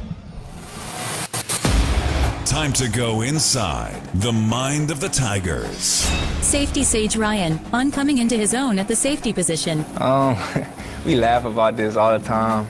We really don't care about the criticism. We just come to work and work hard and try to build that relationship, each and every day. So we don't really care about the outside noise. But it is a good feeling, for people to be on our side finally. And that'll help us to play hard. And like Coach Baker said, sometimes compliments create complacency. So that's not what we're trying to do. We're just trying to be more consistent and, go out and play hard for each other. Running back Josh Williams discusses the improvement in the rushing attack and its importance to the overall offense. A lot of emphasis on the run game, trying to get more of an identity, not just wanting to throw the ball every single play. We know we have Garrett as a great gunslinger, and he's going to always be an asset for us, but we also want to take some of it off of him and also be able to establish the run early and make the defense play a little bit more even against us. Quarterback Garrett Nussmeier on preparing everyone for the environment at Kyle Field. Obviously, we acknowledge, it's a tough environment. It's a tough place to play. It's going to be loud. It's going to be exciting, But, like I said before the Ole Miss game, it's real easy to get caught up in the extracurriculars of what this game means. We're playing a football game, and we're focused on us. We're focused on executing the best of our ability and attacking our opponent. The mind of the Tigers. The guys will be back with more right after this quick break on LSU Game Day from the LSU Sports Radio Network, powered by People's Health. With no fees or minimums and no overdraft fees, banking with Capital One is the easiest decision in the history of decisions. Even easier than choosing Slash to be in your band. Next up for lead guitar. You're in. Cool. Yep, even easier than that. With no fees or minimums and no overdraft fees, is it even a decision? That's banking reimagined. What's in your wallet? Terms apply. See CapitalOne.com/bank for details. Capital One N.A. member FDIC. Hi, I'm Travis, an employee at BASF in Louisiana and an LSU Tiger fan. At BASF, we create chemistry at work and in the community. Each year, our team volunteers thousands of hours and donates $1 million in contributions and in-kind support to local nonprofit organizations. Learn more about BASF's community impact and find career opportunities at basf.us/Louisiana. That's basf.us/Louisiana. BASF, we create chemistry. There's no need to fear. When your number is up, it's up. So if you're looking for a frighteningly good time, step into any lottery retailer and play Lucky 13. Win up to $13,000. So now is the time. The hour is upon us. Play Lucky 13. Top prize, $13,000. Your luck hasn't run out yet. Must be at least 21 to purchase. This is Secretary of State Nancy Landry. Defense is important on the football field and during elections. And Louisiana has an all-star team keeping our elections safe and secure. Our 5-star election integrity measures mean you can be confident when you cast your vote. To learn more about how we defend your vote and to check upcoming dates and deadlines for the November 5th election, visit GEAUXvote.com or download the free Go Vote mobile app. Go Tigers! Hey Tiger fans, this is head coach Brian Kelly. When running a football program or any organization, core values are so important to the success of the operation. Integrity, honesty, and family is what they're all about at Hollingsworth Richards Ford, and I've experienced that firsthand. Now in my 3rd year here in Baton Rouge, I've gotten to know them through their support of our football program. So it's simple. All of you truck buyers across the state, and I know there are a lot of you, when it's time for that brand new vehicle, go to Hollingsworth Richards Ford and tell them Coach Kelly sent you. We are back as we continue to march you up to kickoff. Hoop meets ball, and we've got football in Louisiana. Time now to talk with Tigers, along with this week's guest. Once again, here is Hunt Palmer on the LSU Sports Radio Network, powered by People's Health. We're counting down to kickoff. LSU and Texas A&M from College Station. Now time for our assistant coach interview of the week. Got Kevin Peoples, edge rushers coach here at LSU. Coach, we appreciate some time. It's your first year at LSU. You came with Blake Baker. What was important to instill in this defense when y'all got here in year one? Yeah, I think, getting the vision of what Coach Kelly sees for this program and trying to be a part of being a physical, attacking defense that, does their job and does everything they can to get the ball back to the offense, But just a mindset, I guess, is the biggest thing that we're trying to get done here. Have you seen the confidence of the entire defense kind of lift over the last few weeks? I feel like when we've talked to some of the players in media availability during the week, they seem to be really feeling great about what they've done the last few weeks. Has that been apparent to y'all? Yeah, you can see it in practice. You can see it, and after they watch the games, you can see it on the sidelines after, we get a stop. You can, that confidence builds. And, that's a credit to the players, them buying into what the vision of, Coach Baker trying to get with this program. So absolutely trying to build that confidence day in, day out. And, kids are doing a great job right now. Can't go any further without talking about Braden Swenson. He's obviously been really disruptive for you all. What did you see in him when you got here, and how much has he developed in your short time? Yeah, when he got here, he was a gifted pass rusher before I got here. He had times last year where he really did a great job of getting after the quarterback. Luckily this year he's been, able to get some stats and get some disruptions on the quarterback. But you look at him, he's a tall guy with really good athletic ability, and he's got a savvy and a grit to him, when it comes to getting after the quarterback that hard to teach. Savion Jones on the other side seems like he's lost a little bit of weight as opposed to last year. What have you seen from him? Yeah, Savion's, first of all, a great individual, great person, represents this university the right way in everything he does. But you see in him, a really, really good athlete, a guy that gets better every single day, that's really hungry to improve. And you saw that, this week in practice every single day. He's trying to get better. So he just got to keep doing what he's doing, and things are going to come his way too. Let's talk about Texas A&M. You've put on the tape. What have you seen from their tackles, their offensive line? Yeah, they've only given up 7 sacks this year. It's a combination of the way that their offense operates. Quarterback gets rid of the ball quickly, but very well. They're coached very well. Offensive tackles are good, strong, sturdy players. They just run a first class program there, and they play the way the head coach wants them to play, which they're not trying to turn the ball over, getting rid of the ball quick. So that's what we got to try to do, is disrupt them and get in quarterback's face and create some takeaways for our team. Coach, we appreciate some time. Best of luck in the ball game. Thank you. Have a great day. It's LSU Edge Rushers coach Kevin Peoples. Getting closer to kickoff from Kyle Field. We'll come back for more. It's LSU Game Day on the LSU Sports Radio Network, powered by People's Health. Tiger fans, this is Eddie Kennison, former LSU football wide receiver. If you know me, you know I'm all about making big plays. Tigers win! Tigers win! That's why I joined the team at LSU Sports Properties. Our goal here is to help businesses make big plays both on and off the field. If you want to give your brand that competitive edge and be a part of the biggest stage in college sports, give the corporate sponsorship team at LSU Athletics a call. Your brand, our fans. Utilize the power of LSU Athletics to promote your business and sponsor LSU Athletics today. Call 225-578-2788. Go Tigers. U.S. wildfires cause up to $893 billion in damages, health impacts, and pollution each year. More and more wildfires are ravaging our communities. Recovery can often take decades. At LSU, we're preventing wildfires worldwide, merging data from past fires, weather conditions, and more with AI to protect our homes, businesses, and ecosystems and give people back their peace of mind. The Southeastern Conference. It's the land of legends, the places, the faces, and moments. And he's going for it. It's a touchdown! We've seen the confetti fall again and again. We're not done. It's time for the next generation to make their mark and go from 14 deep to 16 strong. It's a whole new ball game in the SEC, and it just means more.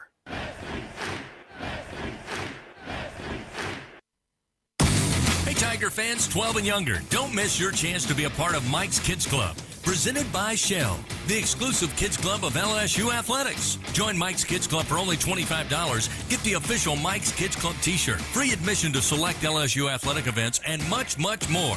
To learn about upcoming events and to join, please visit lsumkc.com. The Mike's Kids Club, presented by Shell.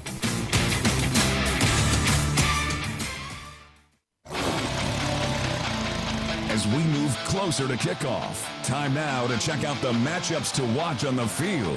LSU Game Day from the LSU Sports Radio Network. Powered by People's Health.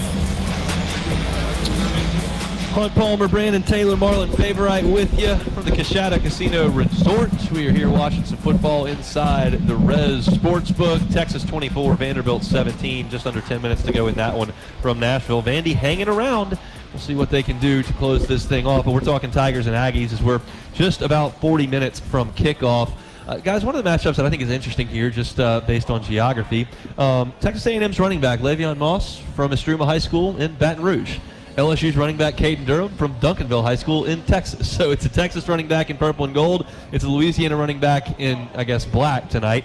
But the running game is very important to both of these teams. A&M relies on it as the identity of their offense. We've talked about that. But LSU kind of needs it as well. And interestingly enough, LSU has run the ball the most this year in its 2 true road games. South Carolina, where Durham had 98 yards, and then last week in Fayetteville, Durham topped 100 yards.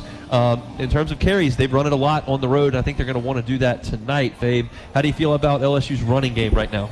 I'm excited about it. I mean, Caden Durham showed us a few weeks ago what he's able to do.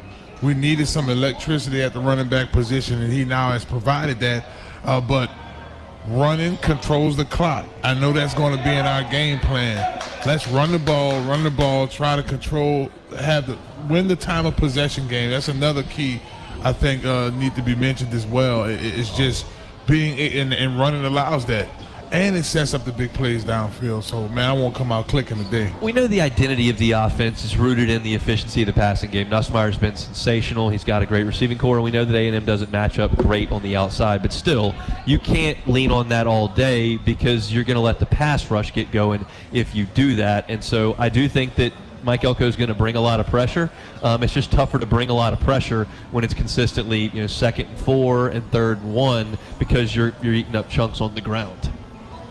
Most definitely, and I would much rather that style of play. I would take the Garrett Nussmeier from last week over any Garrett Nussmeier that I've seen thus far because he doesn't have to go out there and be the hero or take control of the game. I mean, it's a team game for a reason, and we have a lot of great players on this offensive field, and they need to utilize all of them and keep your quarterback upright and not put all that much pressure on him, especially when you got all these weapons on offense. This is an interesting test for the LSU offensive line in the run game. I brought this up time and time again on this show, on my show daily in Baton Rouge. It's just something I've talked about a lot.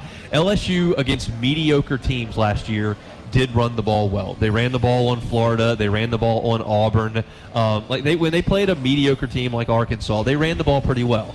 When they played Florida State, who was very good last year, when they played Alabama, who's always got dudes under Saban, when they played Texas A&M, who had first-round picks on that defensive front, they did run the ball very well. And that was a concern of mine entering the year. And they did not run the ball great in the opener against USC. But they did find a way against South Carolina to run it, and they did find a way last week to run it. And so I'm hopeful that they can do that again, because if LSU does run the football for 4 or 5 yards a carry tonight, that will open up the passing game, and I just don't know if Texas A&M can stop LSU. But if they do stop the run, which they're capable of, they got dudes up front, Shamar Stewart, Shamar Turner, Nick Scorton, who's got 11.5 tackles per loss. If those guys do stop the run and create the energy in that crowd, create the noise, and then that pass rush can get going against LSU, I do think that that's where A&M could tilt the scales in their favor. So I think it's a massive deal tonight, running the football, Fave. Yeah, and I just want to figure out a way to be creative with the blocking schemes tonight for LSU on offense. If it's how can we say this? If it's a pass, right, it's 3rd and let's say 13. Max protection might have to call to let those routes develop. You look at the running game, right? Should we do some zone cutback?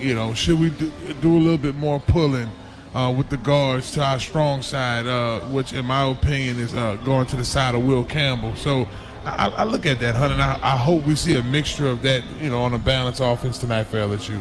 Tiger fans, all LSU Sports Radio Network broadcasts are streamed free on the LSU Sports mobile app. Download for free on iOS or Android. The LSU Sports mobile app is presented by BASF. We create chemistry. One more segment to go here before we hand you off to the broadcast team in College Station. It's LSU Game Day right here on the LSU Sports Radio Network, presented by People's Health.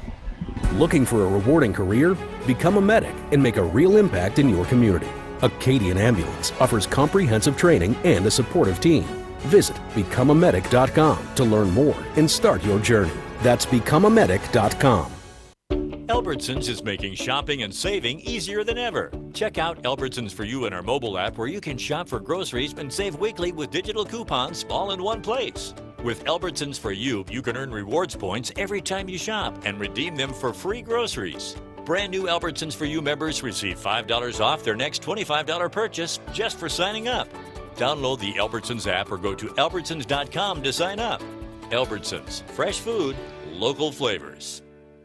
The passion, the tradition, the rivalries. Sirius XM is your destination for all things college sports, and we've got you covered. On SEC Radio, there is complete coverage of every school in the conference, including live games, plus 24/7 talk and analysis. So cheer along on the Sirius XM app and listen to your favorite team anywhere. And now you can get 3 months of Sirius XM free. Subscribe now. See all for details at SiriusXM.com/SEC Sports.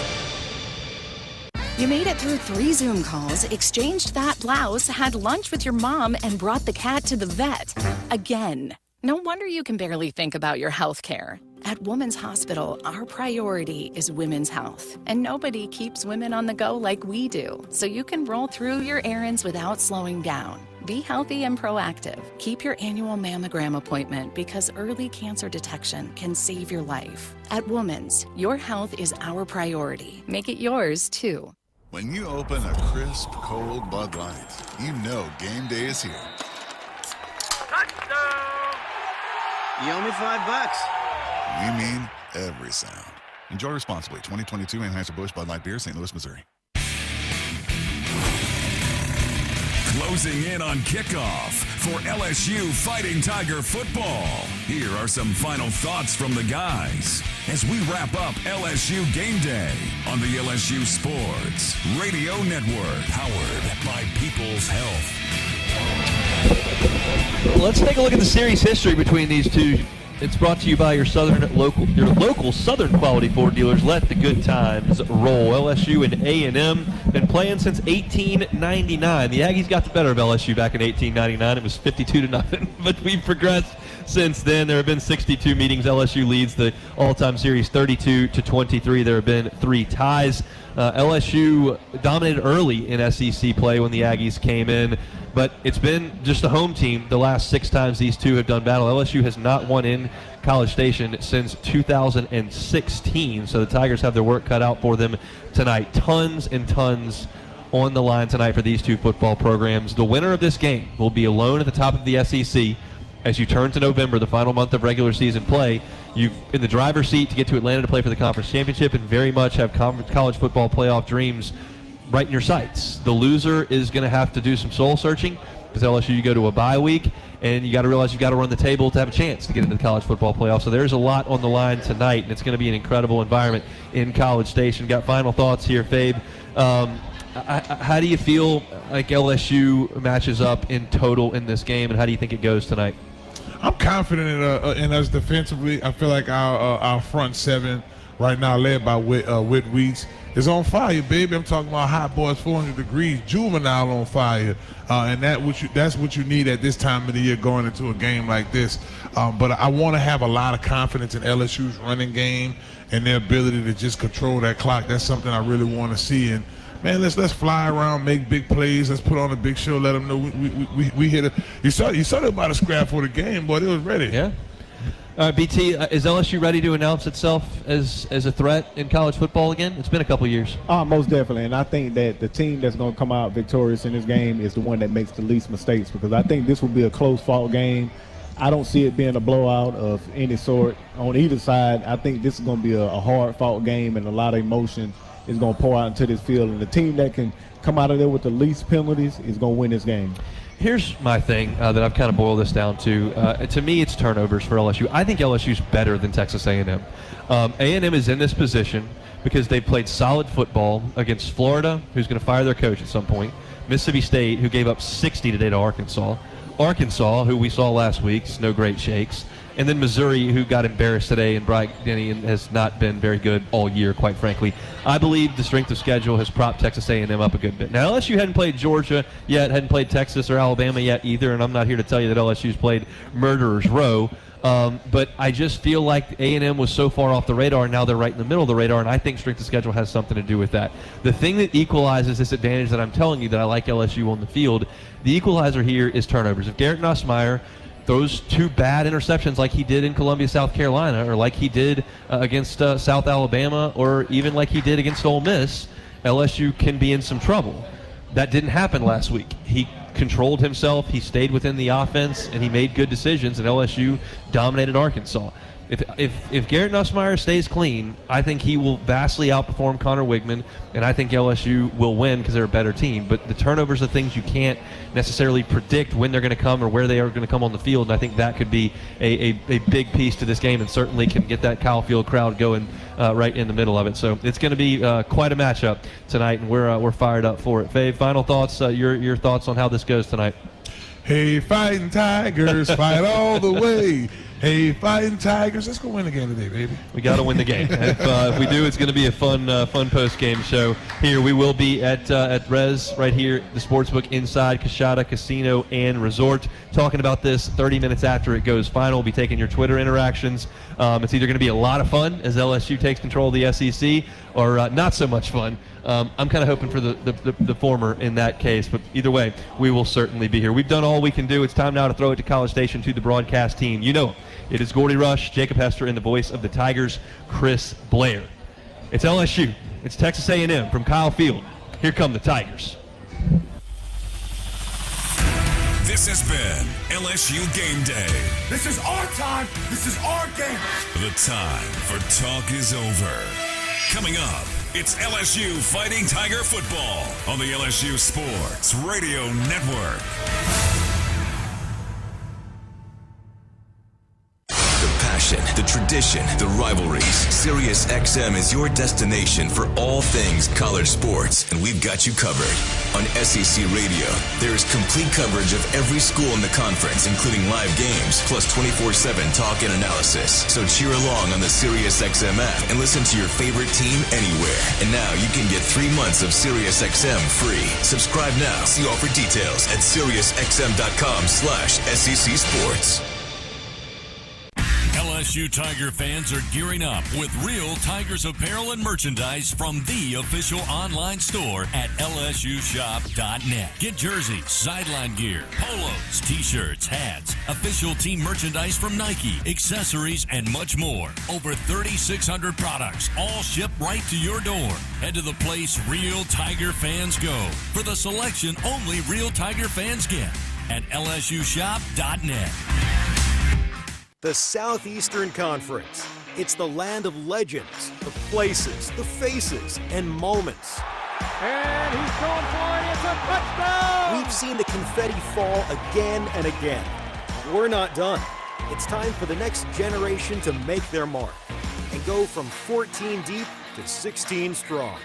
It's a whole new ball game in the SEC, and it just means more. There's danger out there. It lurks on highways and quiet neighborhood streets.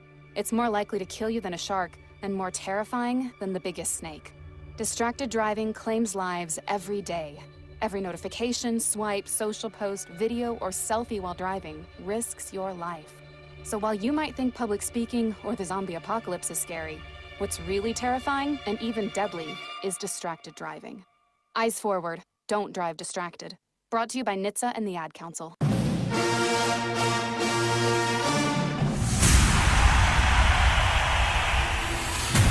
Tiger fans, from border to border, coast to coast, and all the ships at sea, LSU Fighting Tiger football is on the air. A border state battle for sole possession of first place in the SEC. The 63rd all-time meeting between two bitter rivals. All going down deep in the heart of Texas. It's the number 14 Texas A&M Aggie. Your 7th-ranked LSU Fighting Tigers. And the countdown to kickoff starts now. From high above Kyle Field, with the call of the game, along with former Tigers Jacob Hester and Gordy Rush, here is the voice of your Fighting Tigers, Chris Blair. We are under the lights for an SEC Saturday night. The game of the week as the 14th-ranked Texas A&M Aggies host your 7th-ranked Fighting Tigers of LSU. Hello, everybody. This is Chris Blair along with former Tigers Jacob Hester and Gordy Rush. Our spotter tonight, Crafton Blair. Patrick Wright with stats. On-site engineer Stan Catron. And, of course, our straws during the drink back in the Capital One studio, Mr. Brian Haldane. Welcoming you to Kyle Field here on the campus of Texas A&M and Bryan College Station for tonight's play-by-play story. Only the most diehard of Aggie and Tiger fans would have believed after the first week of September that these two teams would be the last remaining unbeatens in a super talented Southeastern Conference. But here we are. Since dropping the opener at home to Notre Dame, Mike Elko in his first year here at Texas A&M has steadily improved the play in all phases and have led the Aggies to 6 straight wins, including a dominating blowout win of Missouri, then ranked number 9 in the country, by a final of 41-10. Coach Kelly and the Tigers, a similar path. After dropping the opener to USC in Vegas, LSU has improved dramatically on defense, and the running game has started to emerge. And the Tigers also have a top 10 win on their resume with the 29-26 overtime win at home over then number 8 Ole Miss. LSU easily handled the Aggies when they joined the SEC. In fact, the Tigers won 7 straight in this series from 2011 to 2017. But since that crazy 7 overtime game here in Brazos County back in 2018, these teams have held serve on their home fields, including last year's 42-30 win by the Tigers in Baton Rouge. In fact, LSU's looking to change that trend tonight. Their last win here at Kyle Field came way back in 2016 with a 54-39 victory. So find your favorite chair, grab your favorite beverage. The winner tonight gets the inside track to Atlanta and the SEC title game and gets one step closer to securing a college football playoff berth. A battle for sole place at the top of the SEC. Deep in the heart of Texas, it's Texas A&M, it's LSU, and it's coming up next on the LSU Sports Radio Network. Out on the field or on the court is where thousands of LSU athletes learn lessons of a lifetime. I know I did. Learning about hard work, sacrifice, and teamwork makes a huge difference in people's lives. That's why we're proud to be an official partner of LSU Athletics. Dudley DeBosier is a firm that brings our LSU values to work with us every day. Because we believe that's how you make a difference in people's lives. The Dudley DeBosier difference. Demand Dudley DeBosier, official partner of LSU Athletics. Chad Dudley, Baton Rouge, LA 2112229. Squeeze every ounce of life out of every day. Memorize every sunset, every face you love, and climb every obstacle until you can't go higher. With Louisiana Blue, you're free to soar because you've got the compassion of the cross, the security of the shield, and the comfort of blue behind you. Live Louisiana. We've got you. Louisiana Blue. Louisiana True. The Toyota Tundra's powerful, available iForce V6 engine means a lot of different things to a lot of different people. To your cousins, the Tundra means as they jump off the boat onto the sandbar. To your co-pilots, the Tundra means an extra comfortable journey. And to you, the Tundra means whoa. Toyota is a proud sponsor of LSU Athletics. Go big or go home in a 2025 Tundra. Built to take you wherever the road leads. Find yours today. Toyota, let's go places. See packages and options at toyota.com for feature availability. Get ready, Tiger fans! Venture Global is proud to partner with LSU Athletics, powering Louisiana and the world with clean, low-cost, reliable energy and fueling the future of our great state. As we cheer on the Tigers this season, we're also driving innovation, creating jobs, and supporting our local communities. Together, we're building a brighter, more sustainable tomorrow. Venture Global, proud partner of LSU Athletics, powering champions on and off the field. Go Tigers! Soon, your Fighting Tigers take the field. But first, time to check in with the top Tiger, head coach Brian Kelly. Brought to you by Capital One. Standing by with coach is former Tiger Gordy Rush as the countdown to kickoff continues on the LSU Sports Radio Network, powered by People's Health. Down on the surface here at Kyle Field with Coach Kelly, and this is why you come to LSU, right? The last 2 undefeated conference teams, primetime, ABC. Yeah, I mean, this is the environment that everybody signs up for, right? I mean, both teams are excited. both undefeated. And again, this is SEC play at its best, and we got a great challenge today, one that we're looking forward to. Let's talk about your defense. The last 2 weeks, they continued to build, highlighted last week's game, holding Arkansas just at 38 yards rushing, 10 points. Yeah, a great energy, great enthusiasm. The tackling has gotten better and better. Look, the fundamentals of great defense are still about being in a great place, great leverage, tackling, getting people running to the football, and we've got that going for us. We need to continue to do that today. This is a balanced offensive attack. They're going to run it. They're going to throw it.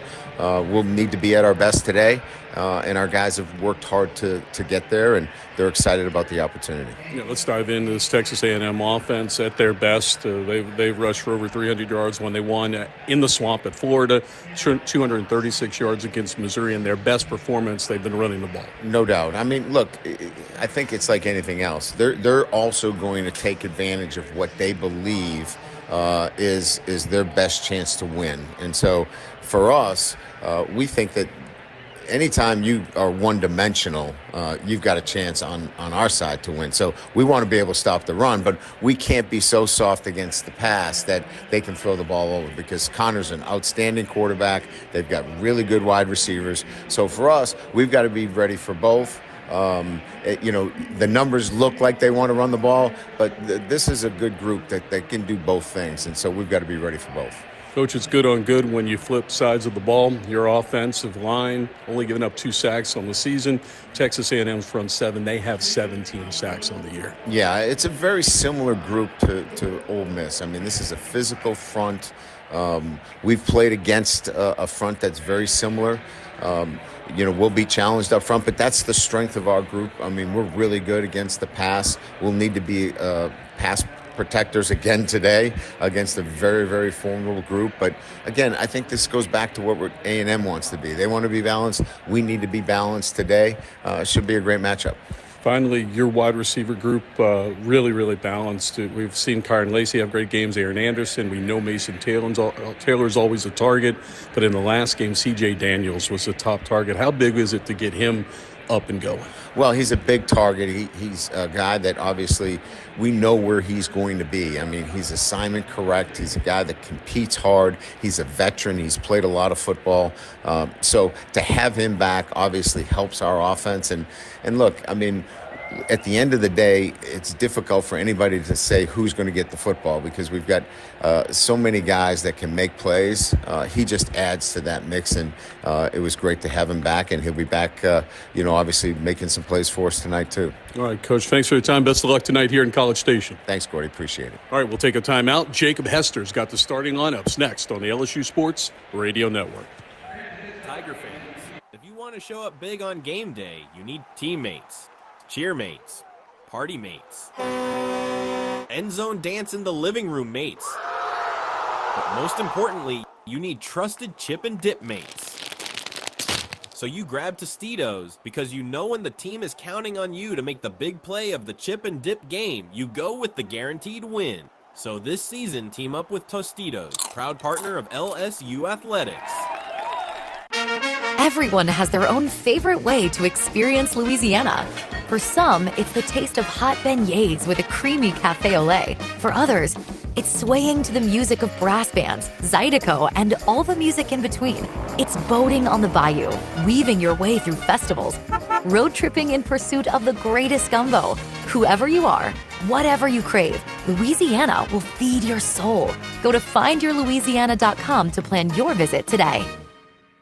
Hey Tiger fans, it's time to savor the celebration with Noel Tequila from Noel Spirits. This year marks 100 incredible years of LSU football in legendary Tiger Stadium. What better way to savor the celebration than with Noel Tequila, the official tequila of LSU Athletics. Noel Spirits is the only Louisiana distillery offering authentic tequila. Enjoy Noel Tequila in Tiger Stadium with a delicious Tiger Rita or one of their new ready-to-drink tequila cocktails. Learn the unique Noel Spirits story at noeldistillery.com.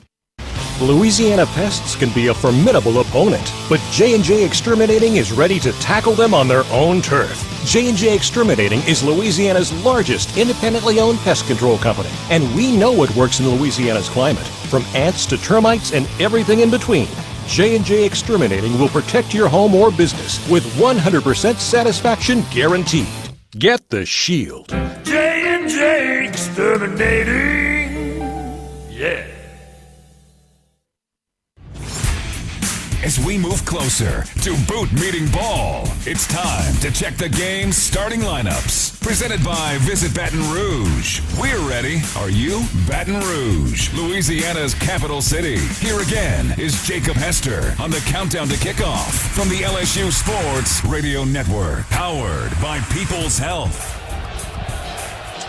All right, and welcome back inside Kyle Field here in College Station, Texas, for this top 15 SEC matchup, Texas A&M and LSU, and we are going to lay out how it is going to look when the 22 get on the field. And we will start with Texas A&M on offense. Starting at receiver, number 3, Noah Thomas. Starting at the Z receiver, number 6, Cyrus Allen. Starting inside the slot, number 1, Jabri Barber. On this offensive line, one of the best left tackles in the country, number 60, Trey Zune, certainly somebody to pay attention to. He is one of the guys that has not given up a sack all season long. Again, one of the better linemen in the country. Now at left guard, they do have a change. They're going to be starting a redshirt freshman.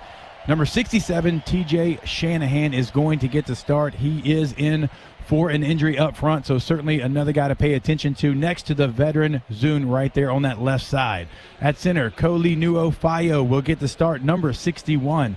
Next to him at right guard, you're going to have Amarje Reed Adams wearing number 55. A very veteran offensive line right there on that right side. At right tackle, number 78, Demetrius Crownover. Again, junior, senior, and junior, and you're going to pay attention to that freshman starting at left guard, TJ Shanahan. At tight end, you're going to have number 84, Trey Watson.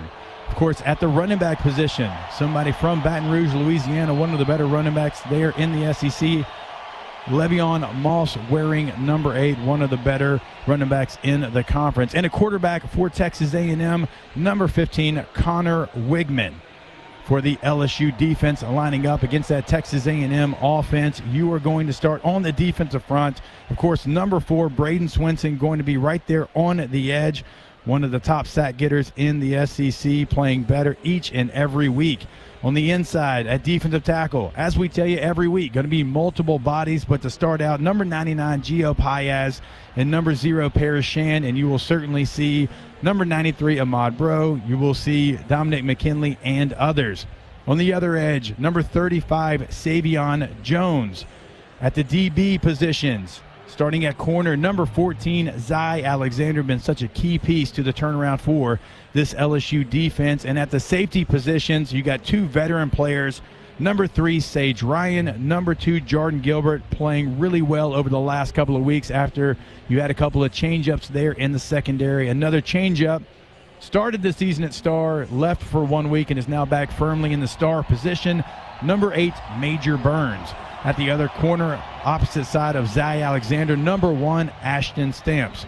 In the middle of this LSU defense, the star of last week and really the star over the last couple of weeks, number 40, Whit Weeks. Next to him, number 18, Greg Penn. For the Texas A&M defense, when they're going against your Fighting Tiger offense, again, one of the better edge rushers in the SEC, maybe even in the country, Nick Gordon, coming over from Purdue, somebody that leads Texas A&M with 4.5 sacks on the season. At the nose tackle position, number 17, Albert Regis. Next to him, you'll have a really solid player up front, number 5, Shamar Turner. Also on the edge, another Shamar Stewart, wearing number 4 for Texas A&M, a really good front 4 going against that very elite LSU offensive line. At the jack linebacker position, number 18, Cassius Howell. Wearing number 0 right in the middle of the A&M defense, Scooby Williams. Torian York gets the start at will linebacker, number 21, one of the better young players in the conference. Starting at corner on the left side, number 10, Des Ricks. Opposite side of him, number 26, Will Lee III. At the safety positions for Texas A&M, at strong safety, number 3, Marcus Ratcliffe. And at the free safety position, number 1, Bryce Anderson. And in the slot playing nickel, number 8, Jaden Hill. For the LSU offense, important note here, we'll start at the receiver position. A couple of names we've been paying attention to all week long. That is number 3, Chris Hilton Jr. He has warmed up. He is ready to go. And also, maybe a little bit of a surprise here, number 4, CJ Daniels. He warmed up. He warmed up with the first team, and he looks like he is going to also give it a go here in College Station. Big news for the LSU receiver room. And they'll be paired with number 2, Kyron Lacey, number 1, Aaron Anderson, and number 0, Xavier Thomas. Up front for the LSU Tigers, of course, at left tackle, number 66, Will Campbell. At left guard, number 72, Garrett Dellinger. At the center position, number 79, DJ Chester. At right guard for LSU, it is number 70, Miles Frazier. And on that right side, one of the anchors of the LSU offensive line, number 50, Emory Jones Jr. Now at the tight end position, you'll start with number 86, Mason Taylor. Number 14, Tradez Green will certainly have a role. Last week there in Fayetteville, he was somebody that was almost exclusively at receiver, but you can do multiple things. So also number 14, Tradez Green could line up at tight end. At the running back position, you'll see a couple of different guys led by number 29, Caden Durham. Also number 18, Josh Williams, and number 28, Caleb Jackson. And the quarterback for the LSU Fighting Tigers, number 13, Garrett Nussmeier. All right, that is going to be your starters for both teams. Again, good news for LSU in that wide receiver room. Chris Hilton Jr., CJ Daniels, both dressed and look like they are ready to go. When we come back, we'll give you the recipe for success here from Kyle Field as part of the LSU Sports Radio Network, powered by People's Health. A strong power game is the key to winning on the field and off it. With available Pro Power on board, the Ford F-150 acts as a mobile generator to keep your job site running on the workday and your tailgate rolling on game day. No wonder Ford F-Series is America's best-selling truck, 47 years straight. Ford F-150 and your Southern Quality Ford dealer. Proud sponsor of LSU Athletics. See Owner's Manual for important operating instructions. Baton Rouge isn't just the capital of Louisiana, it's the capital of college football, the fans, the players, and of course, the food. When it comes to Saturdays in the fall, there's no place quite like Baton Rouge. And the fun extends beyond the tailgate, with plenty to do off campus. Explore some of Baton Rouge's best sites, visit our incredible museums, and enjoy the sweet sounds of swamp blues. Born right here in Louisiana's capital city. Check out visitbatonrouge.com for more things to do on your next trip. It takes hard work to be the best in the game. Planning, commitment, resilience, sweat. That's why Old Dominion Freight Line, the #1 national LTL carrier for quality, works hard to be the best in the game and is proud to support those striving to be the best in theirs. Old Dominion Freight Line, official freight carrier of LSU Athletics, helping the world keep promises. Hey Tiger fans, looking for the perfect place to stay on game day? Make it the Marriott Baton Rouge. Just minutes from campus, you'll love their stunning outdoor pool space and the convenience of on-site dining. Pregame at River Rouge, the hotel's own restaurant and bar, where the good times start before kickoff. Then relax in style after the win with everything you need right at your fingertips. Visit Marriott.com/BTRMC or call today. Rooms are filling fast. Go Tigers! The action of LSU Fighting Tiger football is mere moments away as we continue on the countdown to kickoff. Here's a look at the recipe for success, presented by BRQ Seafood and Barbecue, the official catering service of LSU Athletics. Visit BRQRestaurant.com. Back to the booth with former Tigers Jacob Hester and Gordy Rush on the LSU Sports Radio Network, powered by People's Health. All right, and we are back inside of Kyle Field here in College Station, Texas. Recipe for success here coming up for your LSU Tigers. Now, Gordy, I feel like I take the lead every week, and that is not fair to you, sir. So I am going to allow you to go first here. All right, well, I'm going to start then on the defensive side of the football. I think the recipe is the same as it was a week ago in Fayetteville. Take away the running game. Arkansas last week averaged 199 yards per game. LSU held them to 38, and they were able to get after Arkansas's quarterback, Mr. Green. The same thing tonight. Colin Klein is the offensive coordinator of this ball club. He played at Kansas State for Bill Snyder, where they love to spread it and run it. That's what he's trying to get done here. If LSU can stop the Aggie running game and get after Connor Wegman, who's been inconsistent most of the season except the one game against Missouri, I think LSU has a chance to be successful on defense. How about the offense, Jake? I think for the offense, it's got to be a lot of what it was just a week ago, right? You had an elite edge rusher for Arkansas. You have another elite edge rusher here for Texas A&M, Gordy, and you have been an offense that's only given up 2 sacks all season long, and none of those have been credited to an offensive lineman. It has been one of the reasons you have had one of the better offenses in the country and certainly in the SEC. Can you do it again? Because it is going to be strength on strength, and your strength has been the best in the country. No team has given up fewer sacks than LSU. We know Texas A&M is not a team that likes to blitz. Why do they not bring extra guys? Because they feel like, and they have been able to get home bringing just 4. Can you stop that? Can you force them to try to bring numbers? When you bring numbers, Gordy, you know this as a defensive back, right, you're going to have man coverage in the back end, and I like these receivers against A&M's corners. Yeah, A&M hadn't played a whole lot of man-to-man, and, you know, LSU's coming off their most complete football game of the year last week against Arkansas. Texas A&M's most complete game was our open week against Missouri. Last week against Mississippi State, talking to some people, they struggled. Mississippi State's freshman quarterback Van Buren threw for 242 yards, and they were able to get some receivers open. Hopefully LSU can have that sort of success tonight. Obviously, Le'Veon Moss is somebody that we watched play in high school in Baton Rouge. He's a very talented player. He is one of the better runners in the Southeastern Conference. Now, I would assume, Gordy, that Blake Baker's going to have a plan like he did last week to stop the rushing attack of Arkansas against A&M, and he's going to have to be proven that Connor Wegman can go out there and beat you through the air, and that hasn't really happened outside of that Missouri game you're talking about. No, absolutely. You know, talking to some people for Texas A&M, last week against Mississippi State, he hit Mississippi State defenders 5 times. 5 times. They only caught 2 of them, but hit him 5 times. He had a rough game against Starkville, and we know LSU's a little bit better defensively, especially after Mississippi State gave up 50-something today to Arkansas. One other thing to pay attention to, as we mentioned in the starting lineups, TJ Shanahan for Texas A&M, a redshirt freshman going to get the start. Now, he has Zune, who's one of the better left tackles in the country, next to him. But, Gordy, as you know, when you want to run power and counter and that guard's pulling, you have to be on the same page. That's something to pay attention to early. Yeah, I'm going to be interested to see if Blake Baker is going to attack the 2 guards in the center. Keep in mind, they lost their starting center for the year in the Notre Dame game. So they're down 2 starters from their starting 5. Again, I think it's an opportunity for some twists, some stunts, and we'll see how LSU goes after that. All right, that is the recipe for success for your LSU Fighting Tigers here in Kyle Field against the Texas A&M Aggies.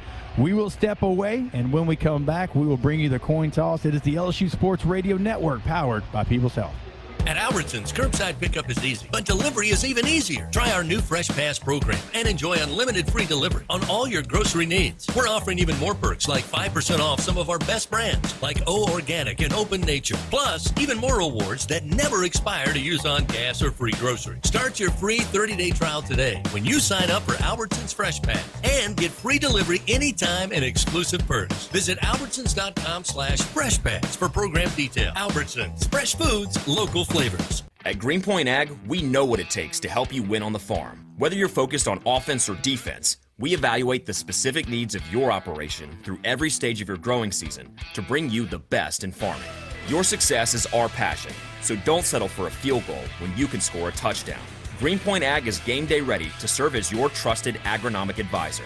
Learn more about our full array of agronomic and ag technology services at greenpointag.com. Farmer owned, locally focused. We are Greenpoint Ag. Join the school with a winning track record in education. LSU Online and Continuing Education offers over 150 degrees, certificates, and courses, meaning there's a program to match your specific goals. Earn the same on-campus degree from wherever you are. From application to graduation, student support coaches provide one-on-one support to ensure you finish a champion. Start your journey at online.lsu.edu.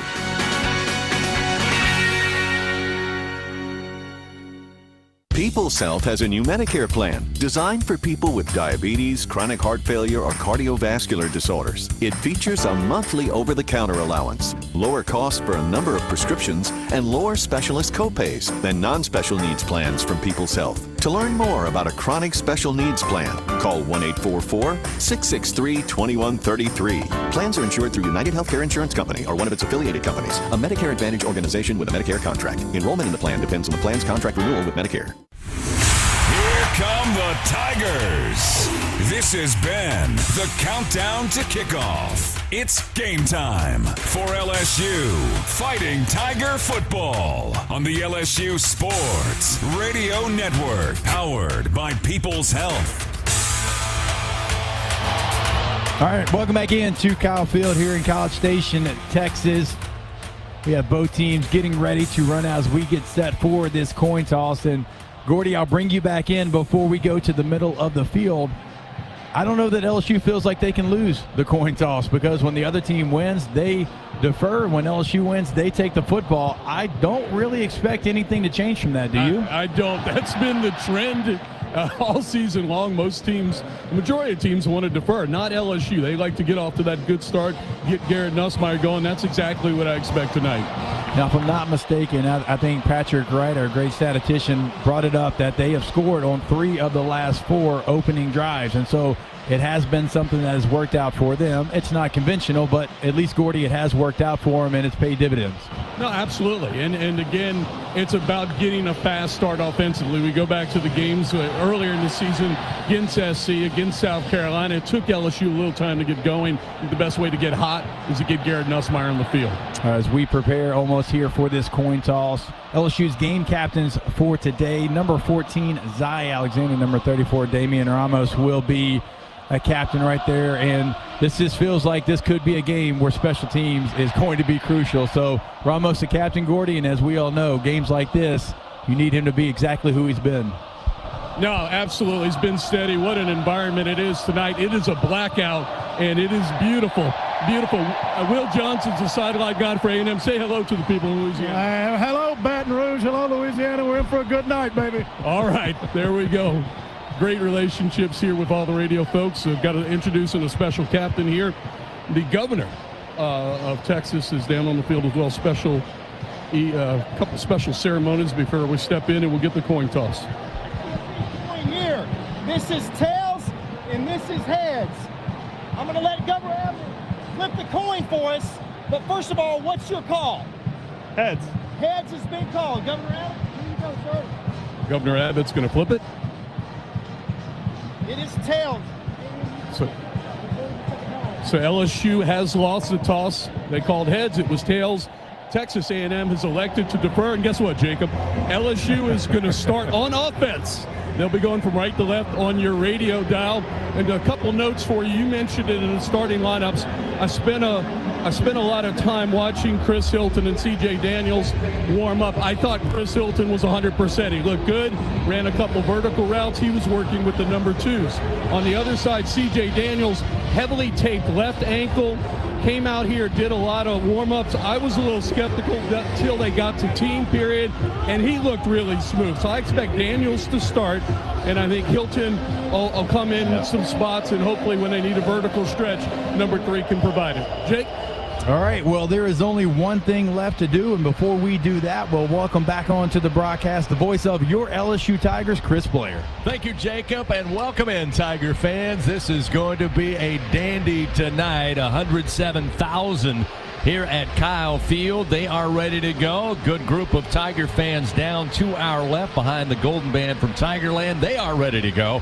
And as Jacob and Gordy told you, Texas A&M winning the toss, deferring to the second half. So hopefully Garrett Nussmeier and this LSU offense, after taking the opening kickoff, will be ready to go. 63rd meeting all time. The Tigers lead this series, 36 wins, 23 losses, 3 ties. Again, last year LSU won 42-30 in Baton Rouge. They first got together way back in 1899. Texas A&M won that first matchup. But this one, very important. Both teams coming in ranked in the top 15. The only 2 teams unbeaten in conference play. So both teams plenty on the line as the Aggies and Tigers meet. Time now for the first half kickoff, as always, presented by Cintas, proudly helping local Louisiana businesses stay clean, safe, and ready for the workday for over 35 years. Jared Zirkle will tee it up at the 35-yard line, and he makes the approach. Boot meets ball, and we've got football here in Bryan College Station as that kick going to hit out of the back of the end zone, and LSU will take the touchback and start first down and 10 at their own 25-yard line. Garrett Nussmeier, again, one of the top statistically in the SEC, one near the top in a number of categories in the country. He'll start out with Caden Durham checking in to start this drive. First possession of the game at running back, the freshman running back. Again, Texas A&M with the blackout, wearing all black jerseys, black pants, and black helmets. LSU countering with their all whites we saw last week in Fayetteville. White jerseys, white pants, and the LSU white helmet. We are ready to go. First down and 10 at the 25. Shotgun snap. Nussmeier stands in the pocket, looks left, now comes back right, then tries to deliver a throw to Thomas, but they'll say incomplete at about the 28-yard line. Nuss initially, Jacob, looking left and stayed that way for a while and knew he had a release point, but pretty good coverage by Will Lee. Stayed with Thomas, didn't make it easy, so it's incomplete. Second down and 10 at the 25. 2 wide to the right. 2 wide to the left side, wide side of the field. Nussmeier takes a shotgun snap, going to give it to Durham, and Durham going to be cut down. Lost maybe a yard, pulled down at the 24-yard line. Great pursuit by Texas A&M. Tarian York got right to the ball carrier, brings him down with a great tackle. Durham not easy to bring down, but that was a great tackle that time by York, and it sets up 3rd and 11 now at the 24. The Tigers on the season right at 49.5%. Opening drive, need a 3rd down conversion. Nussmeier steps up to the offensive line as they'll scrimmage from the near side hash, attacking right to left. Snap back to Nuss on 3rd and 11. Quick fire, and Mason Taylor got spun around. It's incomplete, hit him in the hands, but he couldn't hold on at the 31. And that will bring up 4th and 11 in a punting situation early here. B.J. Mays was on coverage for Taylor, and that throw looked, maybe he had to release it, Jacob, a little too soon, because Taylor had a little separation, but it was thrown behind him. He tried to spin around and couldn't hold on. Yeah, it kind of answers one of the questions we asked in the pregame. Would A&M be aggressive? Would they blitz more? They're only 12th in the SEC right now in bringing pressure. They certainly brought numbers in that one, kind of sped up the clock of Garrett Nussmeier. Tigers will punt it away. Jabri Barker back deep for the Aggies as this punt goes near side and calling for the fair catch. Coming near the boundary. Bringing it in is Barber after a 38-yard punt. So Texas A&M now will take over on offense for the first time tonight. Just underway, 14:06 remaining, first quarter. And we'll see Connor Wegman. Wegman, the sophomore out of Cypress, Texas, coming in this season, only completing about 61% of his passes, thrown for 718 yards. 3 touchdowns, 4 interceptions. But as we've talked about all week, this is a Texas A&M offense that wants to be able to run the football, and they'll feature Le'Veon Moss as the tailback on this first down and 10 from the Aggie 38-yard line. Here's the snap, the give to Moss, and Moss goes nowhere, runs right into a sea of white jerseys. Savion Jones and Gio Paez combine on the stop. 1 yard on the play, second down and 9 at the 39. That's a really nice job. Savion Jones just making that edge as short as possible. There was nowhere really for Moss to go. Certainly against a really good player in the left tackle there for Texas A&M.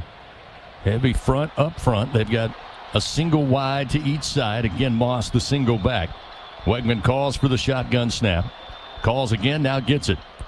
Handoff going to go to Moss, left side, got by the line of scrimmage and breaks off one tackle, crosses the 45 to the 46, but a late flag comes flying in. It was Weeks and Shand who combined on the stop after a 7-yard run for Le'Veon Moss, but that flag did come out extremely late, almost as he was coming to the ground. And Texas A&M is backing up. Personal foul, face mask, defense, number 0. 15 yards will be added to the end of the play. Automatic first down. Well, I spoke too soon. That goes against the Tigers. Last week, not a single defensive penalty, although the Tigers did have 11 on offense. But a big one there after the 7-yard gain, going to add insult to injury. And Texas A&M now scrimmaging on the Tigers side of the field. Their first possession of the game, 13-24, first quarter, no score. It'll be 1st and 10. They move it now to the LSU 39-yard line. They'll place it down on the far side hash. They'll send 2 wide to the left. One receiver just off the formation to the right side. That's the tight end. Now they'll motion a receiver left to right. Wegman gets the snap a little low but handled. Looking down the middle of the field. Pressure comes. Going to be dropped. Back at the 45-yard line. LSU able to get to the pocket, blow it up. Greg Penn eventually able to knock Wegman down. And a huge play on defense. Loss of 6. That sack brought to you by Train. It's hard to stop the Tigers, and it's hard to stop a train. That's a really nice design by Blake Baker. You had both inside linebackers coming, being aggressive here early in the passing game. So that backs up the Aggies. 2nd and 16. Move it to the LSU 45-yard line. Wegman again with Moss on a wing to his right side. 2 receivers left, 1 to the right side. 3 at the line of scrimmage for the Tigers. Handoff Moss. Moss going to be stood up and drove back. Check that. It was Amari Daniels who checked in, his first carry of the night. And he got introduced real quickly to the LSU linebackers. Got stood up after they give him forward progress of 3 yards. But that was a heck of a hit for LSU. Yeah, these middle linebackers are being really aggressive right now, be it in their pass rush or their run fits. And Greg Penn right now is playing like that veteran player that you need next to Whit Weeks, so Whit Weeks can be a little bit more free. 3rd down and 13. LSU showing pressure coming. Wegman stops back, throws across the middle and in the hands, but incomplete at the 40-yard line to Noah Thomas. Thomas, the junior out of Pearland, Texas, left wide open, Jacob. You saw that play develop. You saw nobody in the middle of the field in a white helmet, but he couldn't hold on. Hit off his left hand, incomplete. Sets up 4th and 13, and after a promising drive for the Aggies, we'll see Tyler White, the freshman out of Southlake, Texas, come on to punt for Texas A&M. Yeah, I think when LSU showed that pressure look, Wegman didn't think he had enough time. He actually had time. They dropped into coverage. He still rushed his throw. Here's the punt. Xavion Thomas back deep for LSU. This one high in the air, middle of the field. He'll let it take a bounce, and it checks up at the 3 for Texas A&M, and they'll down it. It appears to be near the 5. Nope, they're going to say about the... They're going to roll a touchback. Did they roll a touchback? No, 6-yard line. 6-yard line. Wow. 6-yard line. That's interesting. I thought it was a little closer, but LSU will be happy to take some of those hidden yards in special teams. Timeout on the field. We are scoreless in Bryan College Station. Tigers get the football for the 2nd time tonight, looking at 1st and 10 from their own 7 when we continue on the LSU Sports Radio Network, powered by People's Health. Tiger fans, this is Eddie Kennison, former LSU football wide receiver. If you know me, you know I'm all about making big plays. Tigers win! Tigers win! That's why I joined the team at LSU Sports Properties. Our goal here is to help businesses make big plays both on and off the field. If you want to give your brand that competitive edge and be a part of the biggest stage in college sports, give the corporate sponsorship team at LSU Athletics a call. Your brand, our fans. Utilize the power of LSU Athletics to promote your business and sponsor LSU Athletics today. Call 225-578-2788. Go Tigers. And here's Heather with the weather. Well, it's beautiful out there, sunny and 75, almost a little chilly in the shade. Now, let's get a read on the inside of your car. It is hot. You've only been parked a short time and it's already 99 degrees in there. Let's not leave children in the back seat while running errands. It only takes a few minutes for their body temperatures to rise, and that could be fatal. Cars get hot fast and can be deadly. Never leave a child in a car. A message from NHTSA and the Ad Council. The Southeastern Conference. It's the land of legends, the places, the faces, and moments. And he's going for it. It's a touchdown! We've seen the confetti fall again and again. But we're not done. It's time for the next generation to make their mark and go from 14 deep to 16 strong. It's a whole new ball game in the SEC, and it just means more. He's got a seam. He's down the near side hash. Tiger fans, if you've ever wanted to listen to the LSU Sports Radio Network while watching your Fighting Tigers on TV, now you can, and it's easy to do. Just pause the TV. Use the LSU Sports mobile app to stream the audio on your smartphone or tablet. Connect to a smart speaker, then wait for the audio to catch up to the point your TV is paused. Push play, and you are all set. Watch the Tigers and listen with the LSU Sports Radio Network and the LSU Sports mobile app. 15-10-5, touchdown! Live coverage of LSU Fighting Tiger football on the LSU Sports Radio Network, powered by People's Health.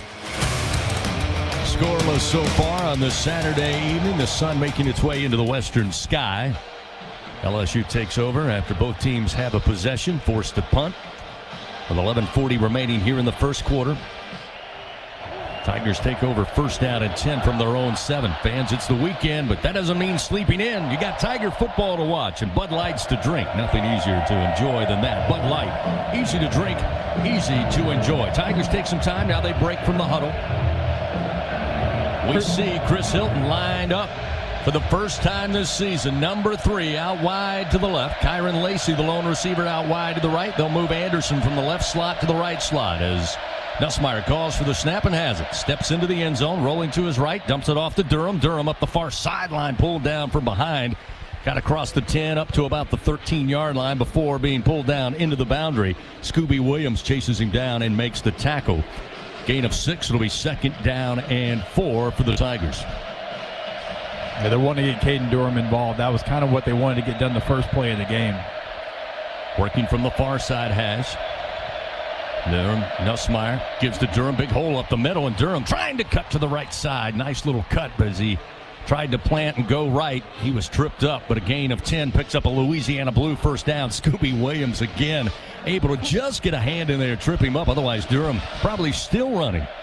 That was very close to breaking, and I'm going to take him almost every time in a foot race. First down and 10 at the 23.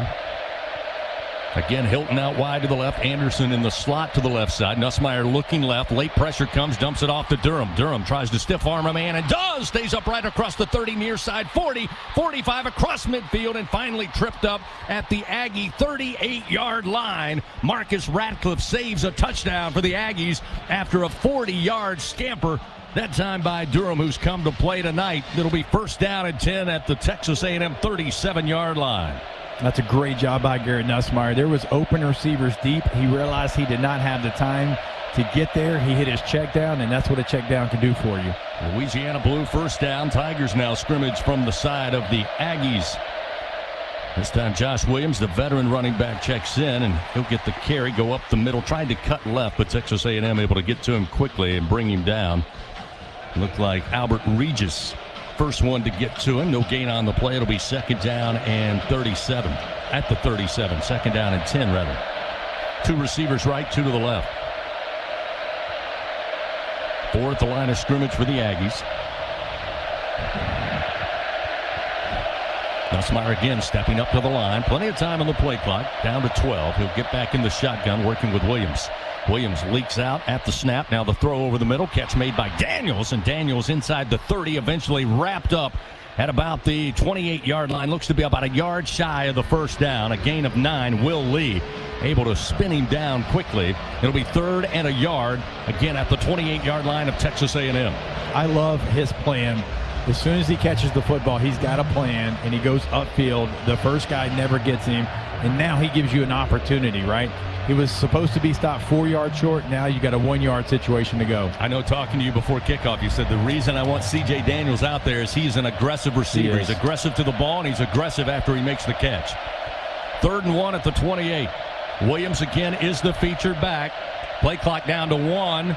Snap is off. Nussmeier sprint out to the right. Throw far side. Catch made. Daniels has it inside the 25. Picks up the Louisiana Blue first down.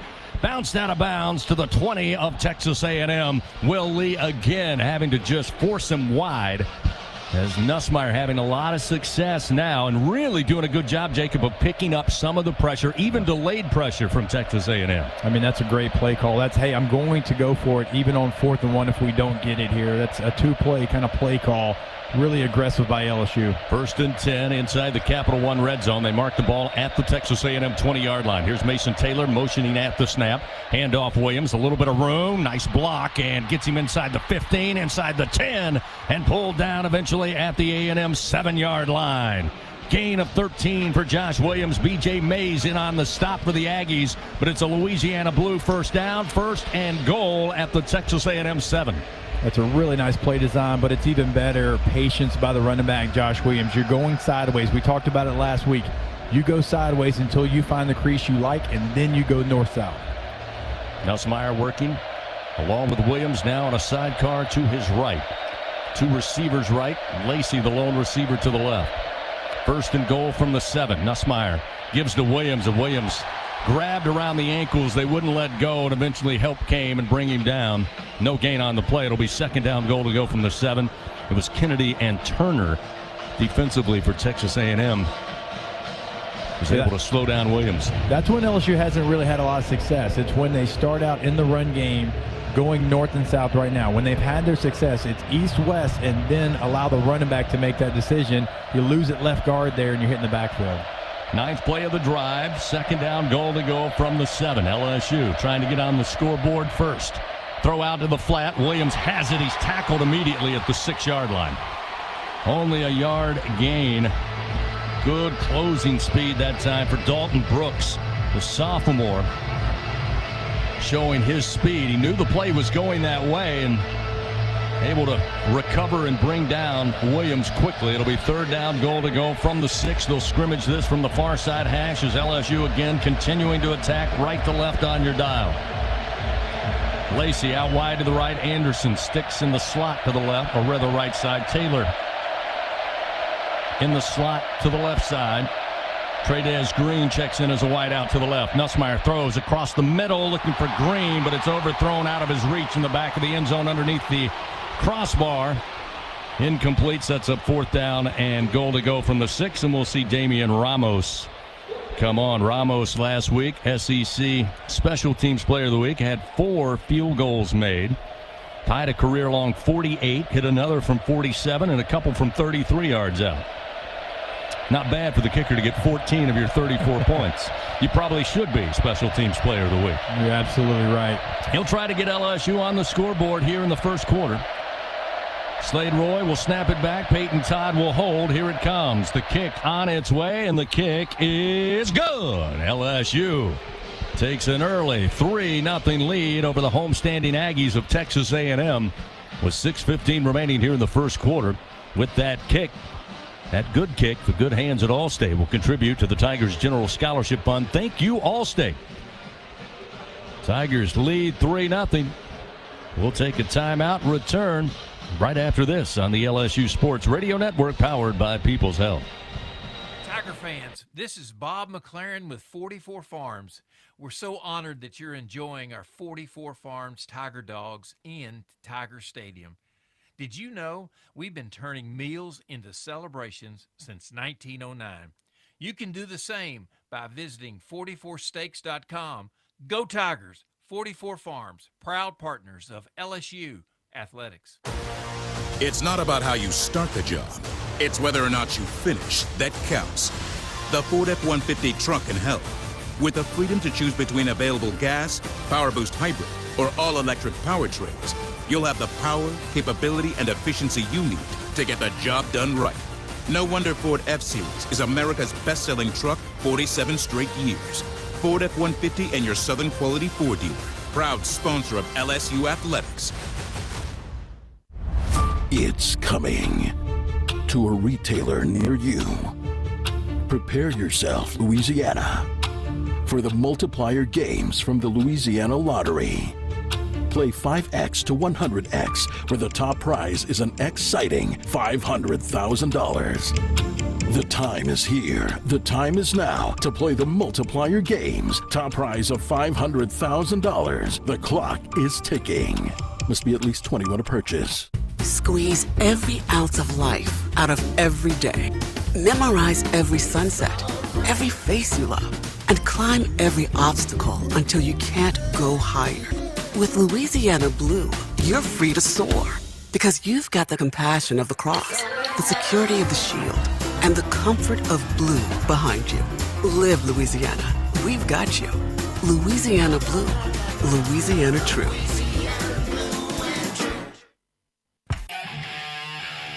This is LSU Fighting Tiger Football on the LSU Sports Radio Network, powered by People's Health. 6:15 remains. First quarter action. LSU on the board. They lead 3-0 over homestanding Texas A&M. Take a look at that scoring drive for your Tigers, presented by LSU Online. Score big in your career with LSU Online and continuing education. Tigers go 10 plays, 87 yards. 5 minutes, 26 seconds off the first quarter clock. They had to settle for a 23-yard field goal, but it was good by Damian Ramos, certainly well within his range, and the Tigers get on the board first. Texas A&M set to get this ensuing kickoff.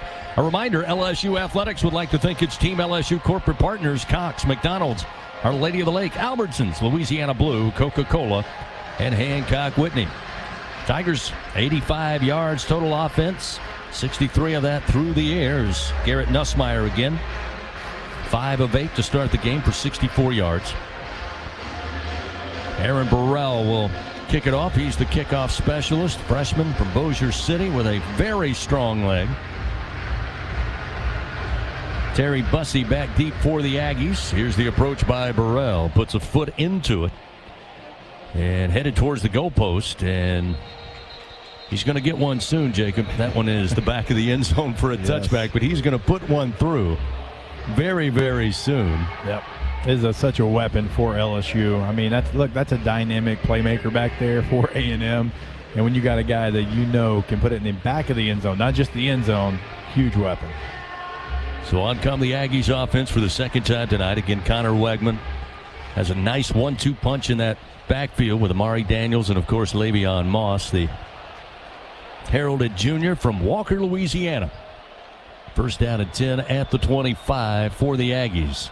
Motion a receiver prior to the snap. Wegman throwing, put a lot on it, but threw it behind his intended receiver. Missed by maybe 3 or 4 yards on that route. Cyrus Allen was looking for it, had a step on the defender, but that one certainly a radio ball. You could maybe hear it. He didn't see it. Yeah, that's twice that he's kind of hurried his mechanics when he really didn't have to. Yeah.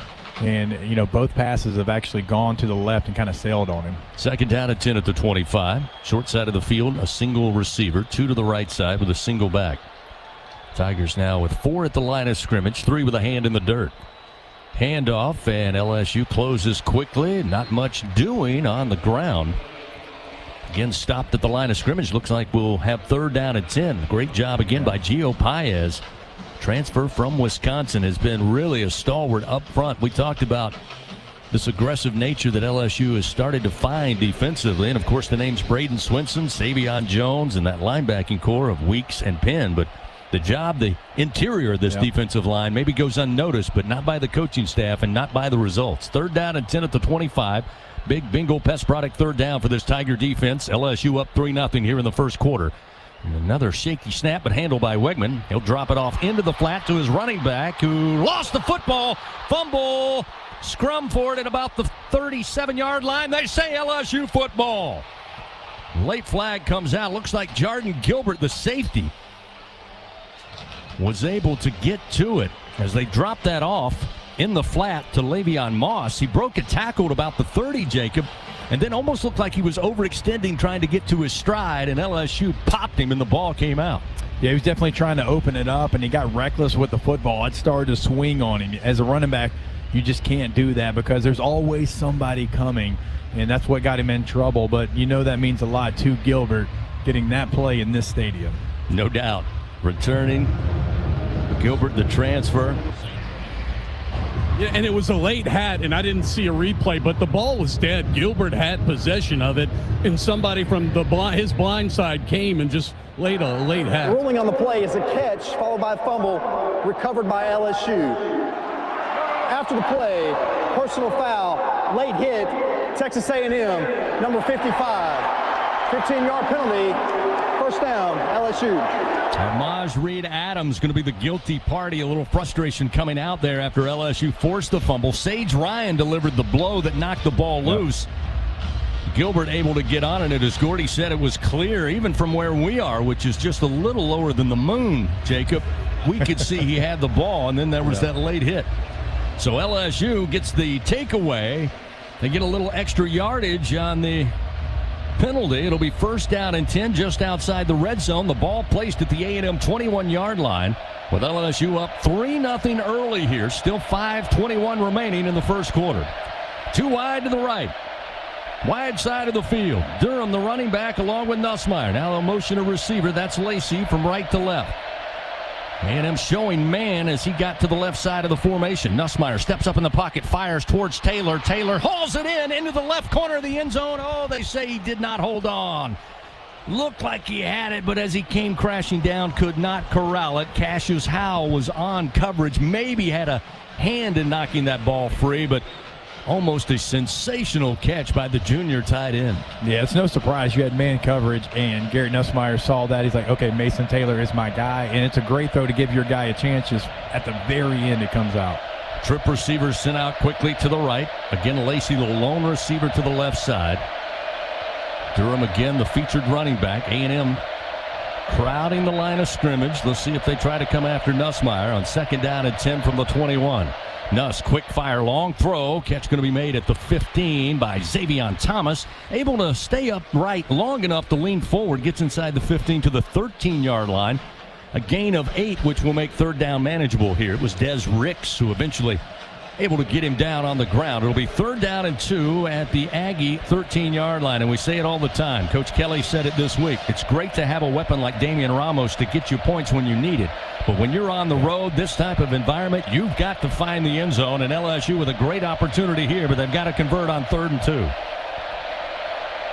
Nussmeier again stays in the gun. Trip receivers to his left, looking left. Throws, catch on the slant made by Trey'Dez Green inside the 10, inside the 5, and put down at about the 3-yard line. A gain of 11, a Louisiana Blue first down for the Fighting Tigers. Bryce Anderson saves the score for Texas A&M. As Trey'Dez Green gets his first catch of the night, the freshman tight end going to be a star for this Tiger football team and expecting to be a star for Matt McMahon and the basketball Tigers. Yeah, it's just such a big body. It's a mismatch across the board, and just allow him to go make a basketball move and box him out. First down, goal to go from the Aggie 2. Nussmeier under center. Play action, throwing towards Taylor over the shoulder. He grabs it, he hauls it in, and it is a touchdown, Fighting Tigers. Des Ricks was on coverage. Nussmeier with a beautiful throw out of the reach of Ricks, and Mason Taylor, what concentration. Just over the shoulder, grabs it in the hands, makes sure he brings it to the breadbasket and rolls out of bounds. And LSU takes a 9-0 lead with a point after upcoming. That touchdown brought to you by Louisiana Blue, official health insurance of LSU athletics. I mean, his athletic ability gets lost sometimes. Oh, yes. Honestly, I was like, is he going to be able to get there? He got there, the concentration to be able to bring that one in. He is such a weapon for LSU. The line judge didn't give the signal. It was the back judge who came over and made sure he still had the football. Ramos splits the uprights. And LSU now leading 10-0 over Texas A&M with 3:51 remaining first quarter. With that good kick, once again, the good hands at Allstate will contribute to the Tigers' General Scholarship Fund. Thank you, Allstate. We'll return to Kyle Field in a moment on the LSU Sports Radio Network, powered by People's Health. This is Bob McLaren with 44 Farms. We're so honored that you're enjoying our 44 Farms Tiger Dogs in Tiger Stadium. Did you know we've been turning meals into celebrations since 1909? You can do the same by visiting 44steaks.com. Go Tigers! 44 Farms, proud partners of LSU Athletics. It's not about how you start the job. It's whether or not you finish that counts. The Ford F-150 truck can help. With the freedom to choose between available gas, Power Boost Hybrid, or all-electric powertrains, you'll have the power, capability, and efficiency you need to get the job done right. No wonder Ford F-Series is America's best-selling truck 47 straight years. Ford F-150 and your Southern Quality Ford dealer. Proud sponsor of LSU Athletics. It's coming to a retailer near you. Prepare yourself, Louisiana, for the multiplier games from the Louisiana Lottery. Play 5X to 100X, where the top prize is an exciting $500,000. The time is here. The time is now to play the multiplier games. Top prize of $500,000. The clock is ticking. Must be at least 21 to purchase. Squeeze every ounce of life out of every day. Memorize every sunset, every face you love, and climb every obstacle until you can't go higher. With Louisiana Blue, you're free to soar because you've got the compassion of the cross, the security of the shield, and the comfort of blue behind you. Live Louisiana. We've got you. Louisiana Blue. Louisiana True.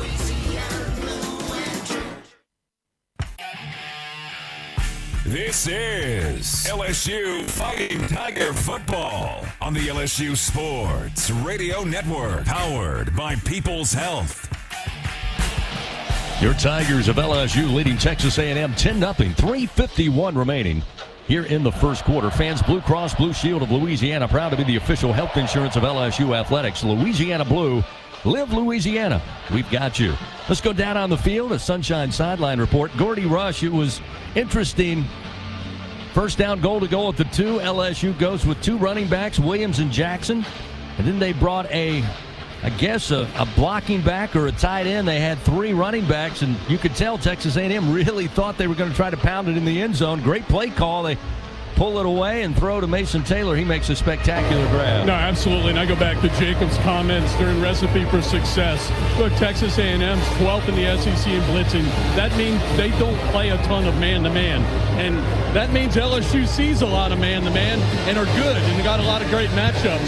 And I think they've done a great job here in the first quarter of exploiting those matchups.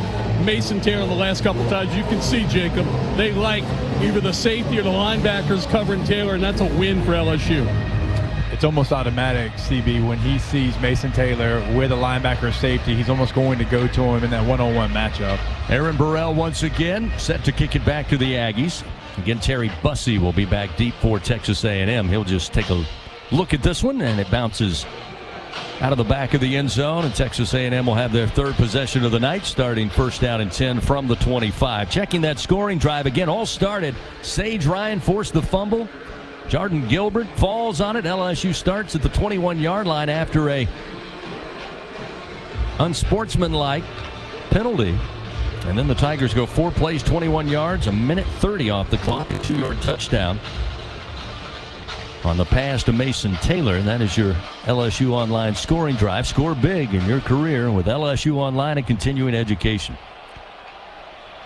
Twin backs here for Texas A&M, but at the snap, they will hand it off to Moss. Moss breaks a tackle, now off and running up across the 40, the 45, makes his way near midfield before eventually LSU's Ashton Stamps able to bring him down. And Moss showing the damage he can do there. Looked like LSU was going to be able to stop him there, Jacob, after maybe a 3-4 yard gain, but he just spins away from that tackle that didn't wrap up and then showed that speed to get to midfield and a 25-yard gain and a first down for the Aggies. Yeah, it was just single high safety cover 1 by LSU, and it was 1-on-1 with Gilbert. He was able to break the tackle. Again, twin backs. Now they'll motion Bussey, the wide receiver. They'll put him in the slot to the left. Wegman looking left, now spins back to his right, throws it to Moss and hit him in the stone hands, right in the hands, and goes straight down into the turf, incomplete. It'll be 2nd down and 10 at midfield. Yeah, he didn't have as much room, I think, as he thought he did. Greg Penn actually did a nice job on it, but still, that's a 4 or 5 yard gain, sets you up in much better on schedule 2nd and 5 than 2nd and 10. Those keeping score at home. That's the 3rd drop across the middle for Texas A&M early in this game. 2nd down and 10 at midfield. 2 wide to the left, 1 to the right side. Again, Moss the single back. Long snap count. Wegman waits, a 3rd clap, and he gets the football. Handoff Moss, left side. Tried to spin off this hit, but he goes down. Couldn't spin off of Greg Penn, who bounced him into the turf after a gain of maybe just 2. They'll say 3rd down and 8 at the LSU 48-yard line. Tigers leading 10-0 2:51 clock moving here in the first quarter. Now we'll see Amari Daniels check back in at running back. Daniels, the junior out of Miami, Florida. Aggies 0 for 2 so far early on in third down conversions. Came into the game at about 45.5%. Trip receivers combo to the right side. There's that I formation defense for LSU, and here's the snap. They give them Daniels, and Daniels running downhill to his right. Gets a punishing blow and knocked down, but he makes his way inside the 40 to about the 37-yard line. Jordan Gilbert gave the big hit, but it's a gain of 11 yards and a first down for Texas A&M. Yeah, I'm curious if that was a check based off of that kind of Maryland eye, as we joke, defense, because it is going to be favorable for you to be able to go and run against it. So we have a whistle, and maybe they want to check the spot. They move the football back.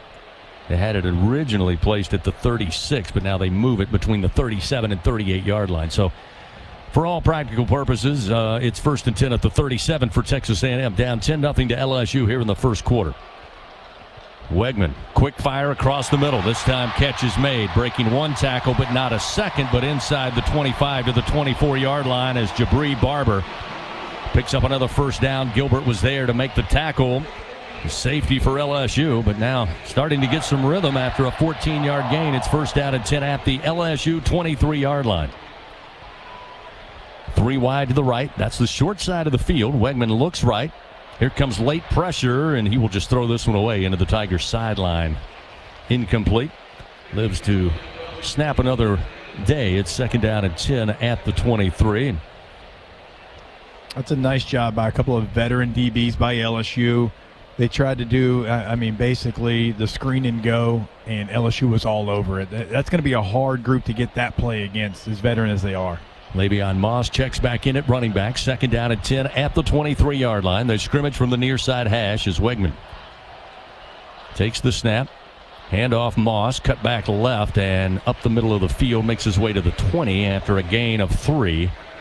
It'll be 3rd down and 7. Savion Jones on the tackle for LSU, the senior out of Vacherie, Louisiana, who's really come on strong. He and Swinson both have taken to Coach Kevin Peoples, that edge rushing coach for LSU, and turned them into quite a force.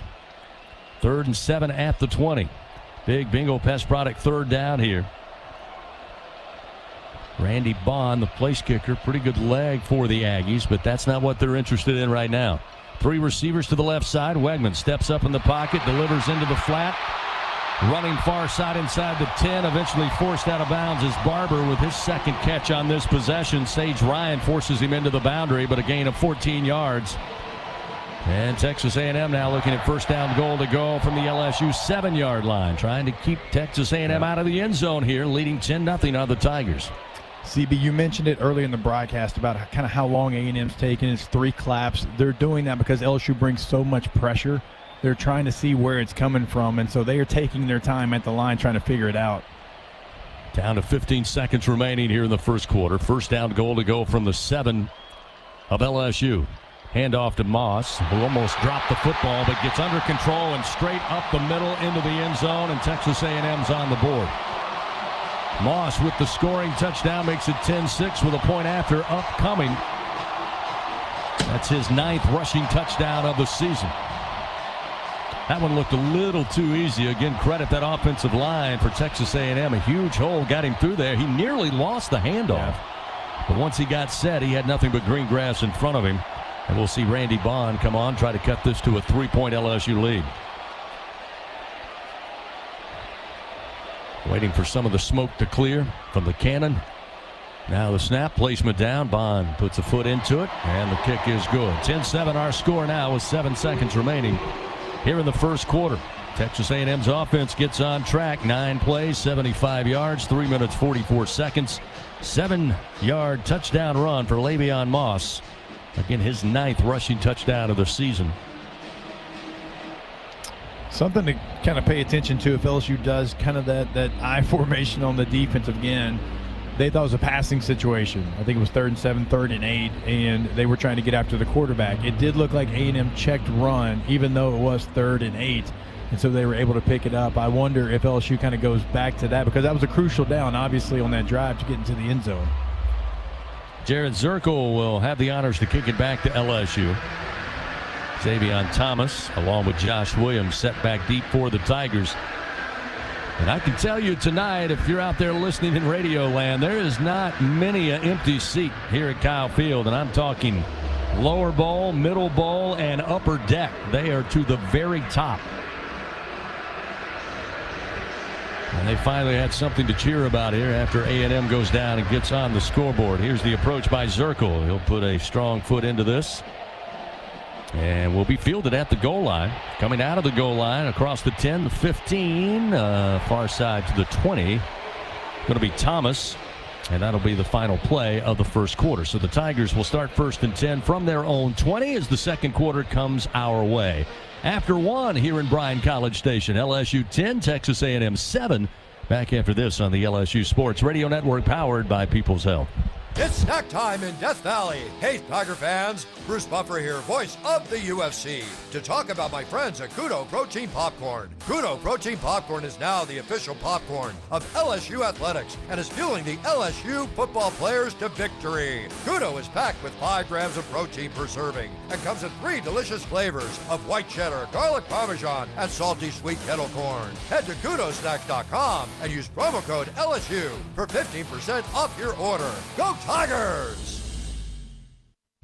Hi, I'm Kevin Falk, LSU Hall of Famer. My years at LSU were amazing. I've always loved celebrating with my teammates, especially when someone was serving up some delicious Manda sauce. For a lot of Tiger fans, it's just not game day without Manda in the mix. Serving top quality sauces and original seasoning is Manda's strong side, but it's Manda's flavor that's always got me running back for more. You get it? Running back for more. After 75 years, the flavor still says it all. Manda Fine Meats, the official smoke sauce of LSU Athletics. How powerful is Cox Fiber? Powerful enough to stream all my live sports actually live? Yep. Powerful enough to share my screen more smoothly? You got it. Powerful enough to keep my games online and my squad on top? Oh yeah. That's pretty powerful. Introducing Cox Fiber, from the company with the fastest download speeds 9 years in a row. It's internet built for tomorrow, today. Cox, always building better. Limited availability in select areas. Speeds vary and are not guaranteed. Cox terms and other restrictions may apply. Analysis by Ookla of Speed Test Intelligence in Las Vegas, Omaha, Phoenix. Fixed median download speed Q2 2016 to Q1 2024. Some days you hit snooze, but not today. Today you have to go on a run to get burgers for the tailgate. You've got to haul something heavy. A cooler stocked with Bud Light. When you've got beer and football, nothing is hard. Until the other team scores. Bud Light. Easy to drink, easy to enjoy. Enjoy responsibly. 21 plus, copyright 2024 Anheuser-Busch, Bud Light Beer, St. Louis, Missouri. Second quarter action of LSU Fighting Tiger football, presented by Dudley DeBosier, continues from the LSU Sports Radio Network. We start the second quarter of action here at Kyle Field. LSU, after one quarter, leading Texas A&M 10-7. Fans, it's hard to stop a train, but it's easy to afford one at TrainSouth.com. Find an AC and heating dealer and special offers. TrainSouth.com, proud partner of LSU Athletics. Taking a look at those first quarter stats, as always, brought to you by Hancock Whitney. Both teams with 5 first downs there in the first quarter. Tigers with 22 yards on the ground, 85 through the air. Nussmeier 8 of 12 for those 85 yards. Does have a passing touchdown. Total of 107 for the Tigers in that first quarter. On the ground for the Aggies, 53 yards rushing, 38 through the air. 91 total yards of offense. Le'Veon Moss, 7 carries, 45 yards so far. He did have that touchdown in the waning moments of the first quarter. Let's go down on the field. Sunshine Sideline Report. Gordy, we know Mike Elko, great defensive mind. He'll make some adjustments during this game, but if you're LSU, you got to like what you've done so far, offensively averaging 6.3 yards per play. Yeah, I think LSU's dictated pace, and again, Texas A&M has got to bring some pressure up and try to get after Garrett Nussmeier. If they just sit back, he's going to pick them apart, and like Jacob said, that's not what they do. On the flip side, last series for LSU's defense, 2 things. One, you got to stop run. They have 53 yards rushing. That's what they want to do. They had 2 big runs there and too many missed tackles. Too many missed tackles on the drive. That'll get you beat any day. First down and 10 at the 20 as LSU takes over and starts the second quarter of action. Nussmeier working with Caden Durham in the backfield. Will take the snap. 5 steps. He drops back. Airs this one down the field and overthrown. Maybe not on the same page with Hilton. Luckily, it was overthrown by everybody. The closest player in the vicinity, I believe, was Des Ricks, but it was thrown over his hand, incomplete. It'll be second down at 10 at the 20. Yeah, it's like Hilton kind of got spun around, and then he didn't continue on with his route. And LSU is fortunate that one ended up on the grass and not in the hands of a Texas A&M defender. Second down and 10 at the 20. 3 wide to the left. Now Mason Taylor will get a little closer to the line of scrimmage here as the snap comes back to Nussmeier. Handoff to Caden Durham, and Texas A&M blows that play up quickly. No gain as he's dropped right at the 20. Bryce Anderson, the safety, coming in, makes a great stop against the run. And just like that, it's third down and 10 at the 20. Tigers 2 for 4 so far this evening. A bit of a safety the ball run at the 20-yard line. You're looking to certainly keep this drive going. A&M taking a little of the momentum after that scoring drive. Tigers had it all in the first 12 minutes. We got somebody jumping up front. Flags come in. LSU says they got in the neutral zone. A&M says they were drawn off sides. Let's see. Again, our SEC crew, our crew chief Kyle Olson, the referee, will meet with his colleagues. Looked like Shamar Turner jumped. Whether or not he was brought off sides, we'll have to wait and see. False start. Offense, number 13 for throwing his hands forward. It's a 5-yard penalty. Third down. Gordy, I don't know if you had a better vantage point. I was looking through my binoculars, and the first person I saw move was Shamar Turner. But yeah, they called it on Garrett Nussmeier. He made some movement with his hands that drew the team off, Texas A&M offsides. Jake, that's a new one for me. Brian Kelly's giving him an earful. So it backs up the Tigers, 3rd and 15. A ton of procedural penalties last week. Back at the Tigers' own 15-yard line. Here's Kyle Field starting to get loud. The building swaying. 3 at the line of scrimmage for the Aggies as Nussmeier drops back. Obvious passing situation. Steps up, throws on the run. Coming back for it, trying to haul it in. And making the catch, Kyron Lacey. Up across the 45. They say he hauled it in at the 48-yard line. A Louisiana Blue first down for the Tigers. A gain of 33 yards. Will Lee was on coverage. But again, the Tigers wide receivers coming back to the football make the play. That is a great job by Nussmeier, knowing he couldn't throw it over the top. Just make it where your guy can go make a play. First down and 10 now at their own 48-yard line. Handoff Williams running through traffic. Makes his way to midfield just into Aggie territory. A gain of 2. It'll be second down and 8. Nick Scorton was there eventually making the stop for Texas A&M. 13:28 clock moving second quarter. 10-7 LSU leading over the Aggies. Big play by Nussmeier, who again just knows where the pocket needs to go. When he moves it, he is so comfortable doing so. 33-yard play on 3rd and 15. Huge.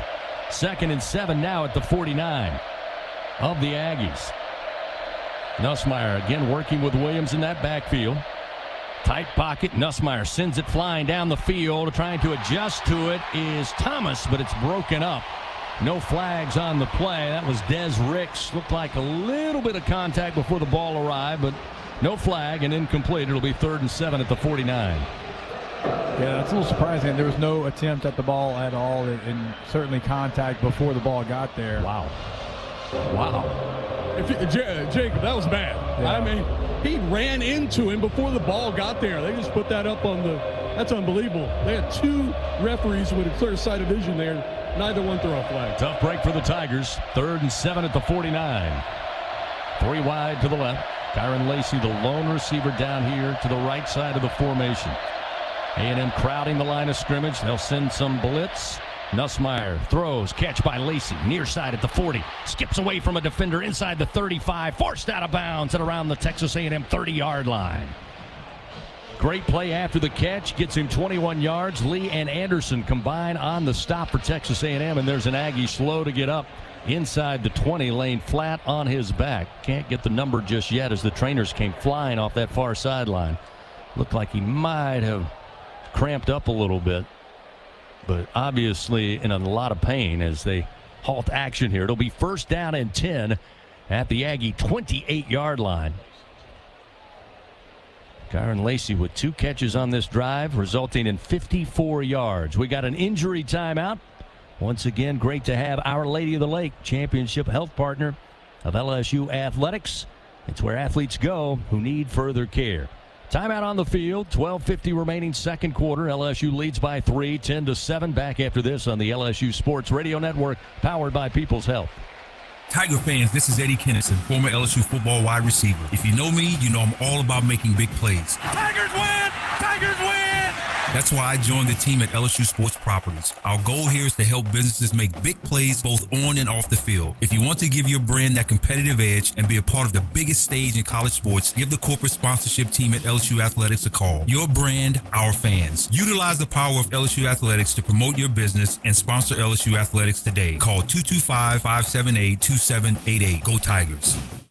LSU Tiger fans are gearing up with real Tigers apparel and merchandise from the official online store at lsushop.net. Get jerseys, sideline gear, polos, t-shirts, hats, official team merchandise from Nike, accessories, and much more. Over 3,600 products, all shipped right to your door. Head to the place real Tiger fans go for the selection only real Tiger fans get at lsushop.net.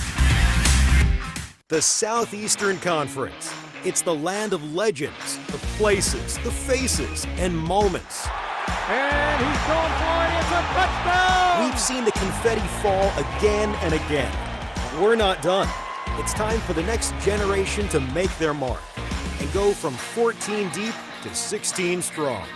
It's a whole new ball game in the SEC, and it just means more.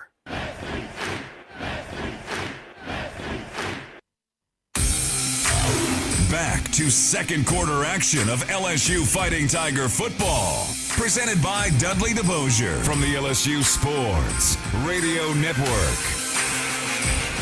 12:50 remains second quarter. Packed out Kyle Field here in Bryan College Station. Top 15 battle. Remaining 2 unbeatens in SEC play. LSU leading 10-7 over Texas A&M. Fans, EFCU Financial celebrating its 90th anniversary. They're proud to be the centennial sponsor for 100 years in Tiger Stadium. EFCU Financial is the Louisiana way to bank. LSU, after backpedaling a little bit after getting this football, a couple of big plays to Kyron Lacey. Who else? 2 catches, 54 yards on this drive alone. Now they look at 1st and 10 at the 28. And Jacob, I was asking you and Gordy during the timeout, we see so many times these LSU receivers come back to the football to make these plays. Sometimes you think maybe a quarterback can't get the ball to them, but I think this is by design. No, I think it is as well. I mean, you have the entire room does a great job of attacking the football, strong hands. The DB can't make a play on it. And also, they have a plan for after they catch it, they get positive yards. The entire room does it. Thomas sent out wide to the left. Anderson in the slot. It'll be Taylor and Lacey wide to the right. Caden Durham, the featured running back. He's going to get the carry off the right side. Looked like he had a little bit of room, but nice closing speed again by Texas A&M. Howell and I believe Sanford combine on the stop. Damian Sanford, the middle linebacker, and Cassius Howell able to get in there and make the stop. 2nd down and 8 after a gain of 2. Ball at the 26-yard line. LSU taking some time, changing personnel. Thomas comes off the field. Chris Hilton checks in as wideout. Again, first game as a Tiger here in 2024 after battling a tough and lingering bone bruise. Anderson motions, and now it looks like there's movement. And flags come out. LSU doesn't look happy. False start. Offense, number 66. 5-yard penalty. 2nd down. Well, I'll say this, not that it matters, Jacob. It hasn't been the most obvious false starts or movement up front. But again, you go back to last week where they had multiple snap infractions and false starts. Give the crowd a little credit. I didn't last week. And Coach Kelly also said it was more procedural. We were taking too much time to go ahead and line up and make the play. He reacted to Scorton, by the way. The defense initiated that one. 2nd and 13 as it's backed up to the 31-yard line. Nussmeier with the ball in his hands, launches towards the end zone looking for Hilton, goes up, and it's incomplete. maybe mistimed his jump just a bit. He was on his way back down to the ground when the ball was getting to him. He couldn't hold on in that left corner. Dalton Brooks was on coverage, but it just looked like Hilton maybe mistimed it a little bit. He goes up in the air, and then on his way down, the ball gets to his hands. Yeah, you're exactly right, CB. He times that a little bit better. I think he certainly finds his way with the football. They're trying to get him involved. I mean, he has been out there a ton. They've targeted him a couple of times here in this drive. 3rd and 13 from the 31-yard line, leading 10-7 over Texas A&M. A crowded line of scrimmage for the Aggies. Handoff goes to Durham, and he runs right into the middle of that defense and goes nowhere. Solomon DeShields, the first black helmet to get to him, and no gain on the play. Sets up 4th and 13 at the 31, and we'll see Damian Ramos come on and try to extend this LSU lead again with 11:21 remaining here in the second quarter. This will be right at 48 yards. Again, will tie a career long. Had 48 yards earlier this season against USC in the opener, and 48 yards last week against Arkansas. The placement will be just beyond the inside hash, the near side hash. Slade Roy set to snap it back. Peyton Todd puts it down. Damian Ramos puts a foot into it, but it's wide left. Nowhere close. No good. A&M's defense holds. Score remains 10-7 with 10:53 remaining. Timeout on the field. Tigers held scoreless on that possession. They hold on to a 10-7 lead. We'll return to Kyle Field in a moment on the LSU Sports Radio Network, powered by People's Health. Southern Air Heating, Cooling, and Plumbing, your trusted experts for all your home service needs. With over 35 years of dedicated service, we prioritize your comfort and satisfaction. As an official partner of LSU Athletics, we bring our expertise to every game, from installations to repairs. Our team delivers honest pricing with no surprises. Call us today at 225-777-8888 and experience the difference with Southern Air Heating, Cooling, and Plumbing. Go Tigers! This is Coke Zero Sugar. Could I be the best Coke ever? Try and taste with your ears.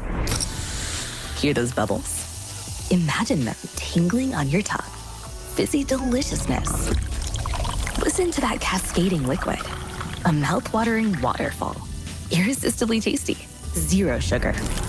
Crisp, refreshing, and ice cold. Is Coke Zero Sugar the best Coke ever? Try and decide. Today, we are shaping tomorrow. We are researching how extreme stress impacts the immune system, from trauma victims to athletes and even astronauts. Our work is leading the way in sepsis treatment, saving countless lives. We're unlocking the mind with music in exciting new ways. Our Lady of the Lake Health and LSU are improving the health of our state and beyond. That's the impact of champions. Imagine the impact we'll have on the future. Together, we roar. Second quarter action continues. Presented by Dudley DeBosier from the LSU Sports Radio Network. Fans, don't miss the Brian Kelly Show live from TJ Ribs on South Acadian in Baton Rouge every Thursday evening at 7 o'clock for the latest updates and game insights. It's the Brian Kelly Show presented by Our Lady of the Lake, championship health partner of LSU Athletics. We're off this week. Of course, the Tigers head into their second bye week of the 2024 season. They'll be back in action November 9th against Alabama, back there at legendary Tiger Stadium. Texas A&M, by the way, their next game will be on the road to Columbia, South Carolina, take on the Gamecocks on November 2nd. Kickoff time to be announced. 10-7 our score here.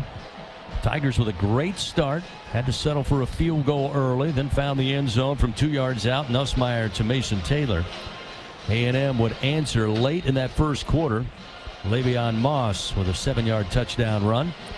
That's where we are, 10-7. The Tigers missed on a 48-yard field goal from Ramos, which again would have tied for a third time his career long, but shanked it left, no good. So Texas A&M takes over 1st and 10 at their own 31-yard line. A little bit of momentum now on the home team. We'll see how LSU's defense responds here.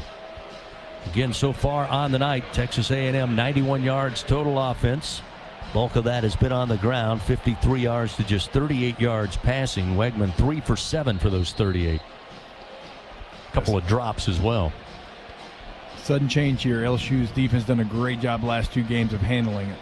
Amari Daniels will be the running back to the right side of Connor Wegman. 1st and 10 from the 31. Here's the snap. Toss going to go to Daniels, trying to stretch it far side, and tripped up and brought down at the 35. Looked like he was about to part the seas as he was getting through. Had a couple of blockers in front of him, but tripped up, picked up 5 yards. Could have been a lot worse for the Tigers. It'll be 2nd and 5 at the 36. Yeah, that was close to being one-on-one with safety Jordan Gilbert in open space. 10.5, clock moving, 2nd quarter, 10-7 LSU leading. 2nd down 5 from the Aggies' own 36-yard line. Tigers showing some pressure. Crowded at the line of scrimmage. Now Major Burns going to back up slightly. He's just off to the right side of that defensive front. Wegman takes his time. Handoff. Running right side again is going to be Daniels, and this time brought down after maybe 1.5 yards, 2 yards. That's all. Braden Swinson was there to make sure he did not get loose. It'll be 3rd down and 2 from just inside the Aggie 39-yard line. Yeah, a little surprised Moss right now not in the game, certainly in this 3rd and 2 situation. A&M taking their time, not necessarily a huddle, but now they'll start to line up. Again, it will be Amari Daniels to the right side of Connor Wegman. Quick snap this time. They give it to Daniels, and Daniels crosses the 40 and may just have enough. They got a good spot on that far sideline to the 41. And still waiting for the chain crew to move, and now they will. Whit Weeks there for the tackle, but he needed 2. He got about 3. So 1st and 10, now mark it at the 41-yard line. Le'Veon Moss now will return as the running back. He'll work to the left side of Wegman, who sends 2 receivers left, 1 to the right. LSU manning up on the receivers here as Wegman takes the snap. Drops back, pressure comes. Grab from behind, still running. Grabbed again, still on his feet. Now moving far side and leveled at the 45-yard line by Braden Swinson. Oh my, did he lay the lumber to Connor Wegman from the backside. Gain of 4 on the play. It'll be 2nd down and 6 at the Aggie 45-yard line. Yeah, gosh, that was a really nice rush by Suggs in the interior of that LSU defensive line. It's what he does best there. Not able to get him down for the sag, but still, I mean, Wegman certainly paid for those 4 yards. 2nd down and 6 at the Aggie 45.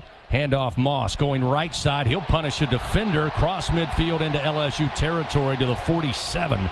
He'll pick up the 1st down for Texas A&M, and that was a hard run by Le'Veon Moss. Ahmad Bro eventually on the tackle for LSU as we roll under 8 minutes remaining here in the first half. 10-7 LSU leads by 3. It'll be 1st and 10 at the Tiger 47 for this Texas A&M offense. Gain of 8 that time by Moss. Snap back Wegman.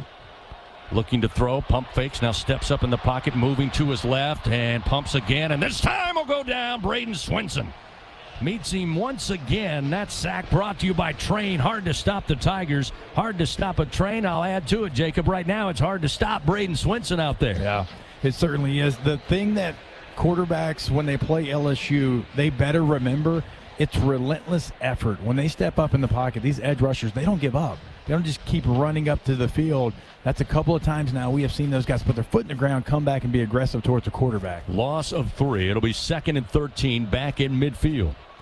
Now we'll see E.J. Smith come in as a running back, and E.J. Smith will get the carry going right side, breaking through a couple of arm tackles.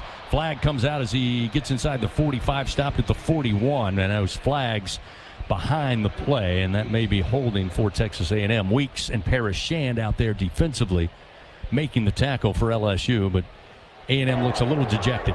Holding, offense, number 61. 10-yard penalty from the spot of the foul. Still 2nd down. So that will back up Texas A&M. Yeah, Flayo, the center, he almost got an assisted tackle on the play. I mean, at a firm grasp of Savion Jones there down the line.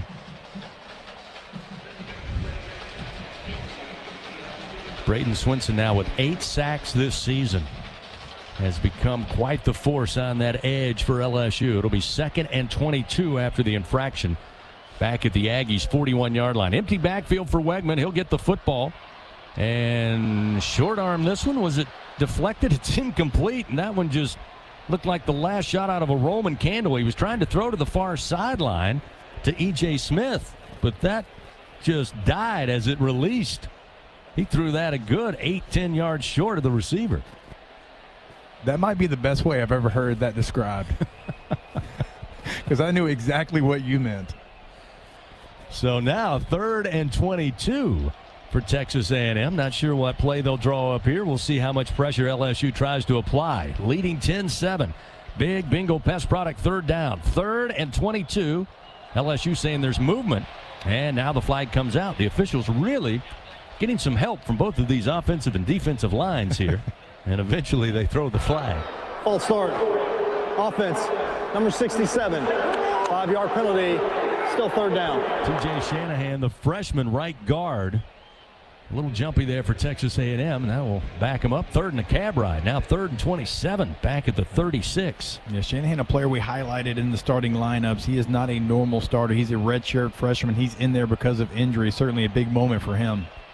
So now on 3rd and 27. Again, out of the shotgun formation, they'll hand it off, and again breaking one tackle, but not two, as he crosses the 40 to the 43. There's going to be E.J. Smith, a gain of 6. Jordan Gilbert there to make the tackle. And it'll be 4th and 21, and the Tiger defense does their job. They'll force the punt unit out here for Texas A&M and head coach Mike Elko. You start thinking about that drive, and I mentioned it, like just the relentless effort. Even though the one that Connor Wigman got 4 yards, it was still the effort coming back to the play. He's not able to get a first down. Then you get a sack because you're coming back to the play. That's a great series of getting to the football by LSU's defense. Second punt of the night, Tyler White, freshman out of Southlake, Texas, will let it fly. Right-footed kicker, spiraling kick. Thomas calls for the fair catch and has it at the LSU 10. 48-yard punt, no return, and a timeout on the field. 5:52 remains here in the first half. LSU leads by 3 over Texas A&M, 10-7. Back after this on the LSU Sports Radio Network, powered by People's Health. The passion, the tradition, the rivalries. Sirius XM is your destination for all things college sports, and we've got you covered.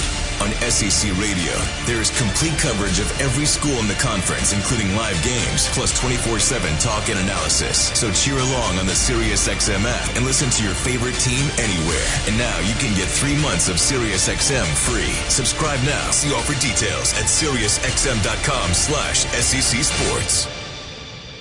And here's Heather with the weather. Well, it's beautiful out there, sunny and 75, almost a little chilly in the shade. Now, let's get a read on the inside of your car.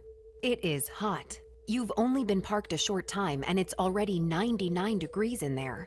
Let's not leave children in the back seat while running errands. It only takes a few minutes for their body temperatures to rise, and that could be fatal. Cars get hot fast and can be deadly. Never leave a child in a car. A message from NHTSA and the Ad Council. The Southeastern Conference. It's the land of legends, the places, the faces, and moments. And he's going for it. It's a touchdown! We've seen the confetti fall again and again. We're not done. It's time for the next generation to make their mark and go from 14 deep to 16 strong. It's a whole new ball game in the SEC, and it just means more.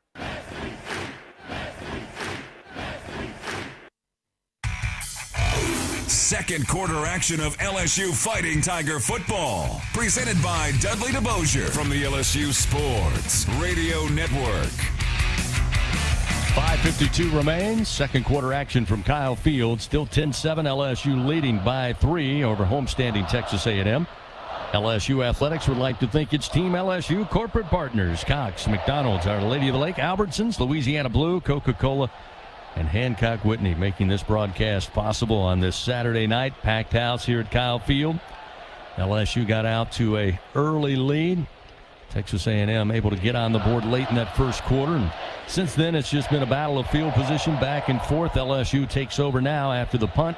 1st and 10 at their own 10-yard line. You know, Mike Elko in his first season after a couple of really solid years as the head coach of the Duke Blue Devils, really had, like most teams in this day and age, 55 newcomers on this team, 29 freshmen, 26 transfers. And one of the biggest group of newcomers, Jacob, is this secondary. They've got a ton of new faces this season. 8 defensive backs out of the transfer portal for Texas A&M in the offseason. Yeah, one of the things that kind of makes that interesting is that is a position group that has to communicate with each other. And you don't have the ability to lean back on old times, right? It's always moving parts, and so that is a tough group to bring in that many new bodies. Garrett Nussmeier so far tonight, 10 of 17, 139 yards and a passing touchdown. He'll start first down and 10 from his own 10. Sprint out to his right. Throws on the run, coming back for it, but can't hold on as Lacey went diving at the 24 near sideline, and that one hit his hands and then ricocheted off his chest guard and couldn't hold on. It'll be second down and 10 at the 10. Gordy, it appears at times Texas A&M really delaying the pressure more so than just all-out blitz. Well, they're trying to disguise it. You've got Garrett Nussmeier. They know he's a veteran. He knows what he's seeing. He's able to get LSU in the right play. If you're going to show it early, he's going to counter you. So they're doing a nice job, a little cat and mouse here. Second down and 10, handoff to Durham, and he'll be wrapped up behind the line of scrimmage. There's a flag from the back judge way down at the 30. But Shamar Stewart got in and wrapped up Durham quickly on the play. We'll see what the infraction's about. Again, the ball spotted at the 10. That flag at the 29 downfield. That's probably a substitution type infraction. That's his hands to the face. Personal foul, face mask, defense, number 14. 15-yard penalty, automatic first down. Tigers happy to take that. Javon Thomas, sophomore cornerback, with the face mask as there's a Tiger down at the 10-yard line. Looked like Garrett Dellinger slow to get up. He's sitting up, but the trainers take a look at him right at the line of scrimmage, the 10, as again that 15-yard penalty costly after A&M got a great defensive play by Shamar Turner, or rather Shamar Stewart. So this was something we talked about a couple of weeks ago. Your first 5 on your offensive line, really good. But you lost the key backup to injury a couple of weeks ago, and so it's going to be interesting to see how LSU handles this. Is it, does Bo Bordelon come in to the guard position? Are you going to see maybe some other movement? Mubinga maybe comes in. Yeah, right now it looks like Paul Mubinga, the redshirt freshman out of Buford, Georgia, will take the place of Garrett Dellinger, who comes off on his own power to the near sideline. Gordy will get a check on him in just a bit. 5:42 remaining, second quarter. 10-7 LSU leading. First and 10 now after that penalty. Moves the football up to the LSU 25-yard line. They'll send Lacey wide to the left. Put Durham in the slot to the left side. 3 wide receivers right, including Anderson, along with Mason Taylor and Shelton Sampson. Nussmeier in the backfield by himself, throwing out into the flat to Durham. He'll make the grab, but a loss of 2 as he's brought down near side at the 23 by Damian Sanford. Once that play gets farther and farther away from where it was thrown, it's tough to find that crease. Second down, a little less than 12. Nussmeier firing on the slant. Catch made by Anderson. Stays up right down the middle of the field. Katie bar the door. He's to the 20, 15, 10, 5. Touchdown, Fighting Tigers. 76 yards on the slant to Aaron Anderson, who outran the Aggies down the field. It's 16-7 LSU. I think Anderson reminds everybody, you know what, I'm fast too. We talk about some other fast receivers. He shows you one of the things that he can do. That is not easy. There was angles, and he erased the angles. What an incredible play, Aaron Anderson. The jump he has made from transferring in last year, coming off the injury of his freshman season at Alabama, and now becoming an absolute weapon in this LSU offense. Ramos on to try to add one more, make it an even 10-point lead. Roy snaps it back. Todd puts it down. Ramos puts it up, and the kick is good. 17-7 Tigers. That touchdown brought to you by Louisiana Blue, the official health insurance of LSU athletics. And Ramos again splits the uprights for the point after him with that good kick. The good hands at Allstate will contribute to the Tigers General Scholarship Fund. Thank you, Allstate. Your LSU Online scoring drive. How about 3 plays spanning 90 yards, 57 seconds off the second quarter clock, and a 76-yard touchdown pass to Aaron Anderson on the slant. Caught it on the run. Perfect throw, by the way. You give Anderson all the credit for going 76 yards out running the Aggies. But what a throw by Nussmeier to hit Anderson at full speed. He never slowed down. It is so crucial. We always talk about when you're aggressive and you get the ball to start the game. Look, they lost the coin toss, but they got the ball. It's what they want to do. Also, like, that's important, like what you do right before the half. Now, I was going to say take 5 minutes off the clock, but they said, you know what, we're going to go ahead and get this thing in the end zone.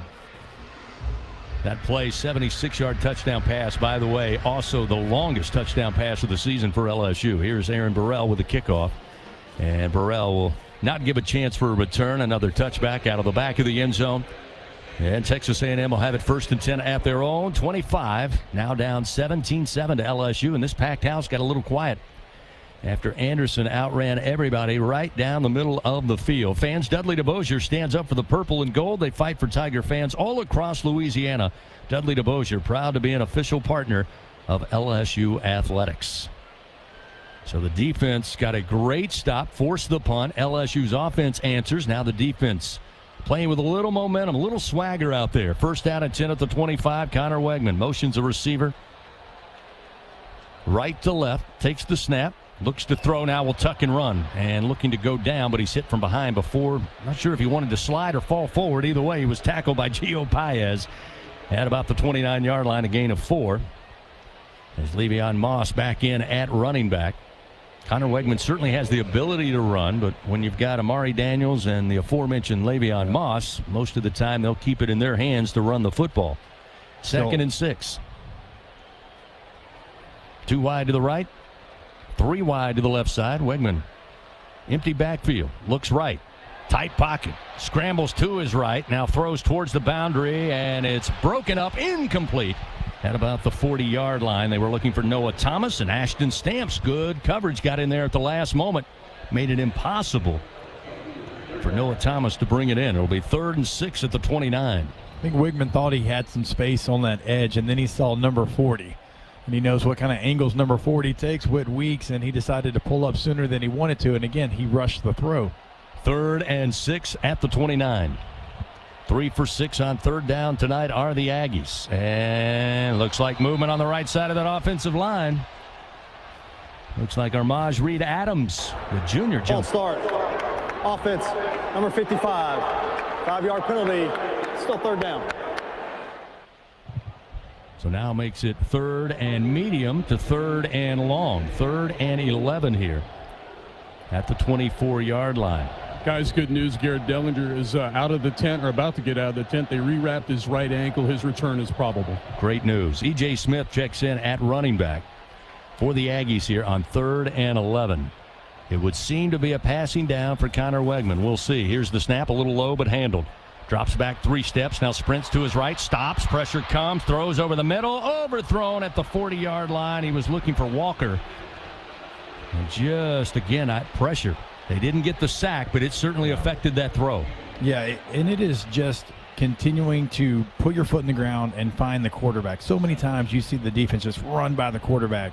They're doing a good job of rushing to the right level, so Connor Wigman can't go up, he can't go back, and now he's, throwing his throws a little bit off schedule, and you're seeing him sail on him. Gio Paez was there with the pressure to force that quick throw. Tyler White will punt again for the 3rd time tonight.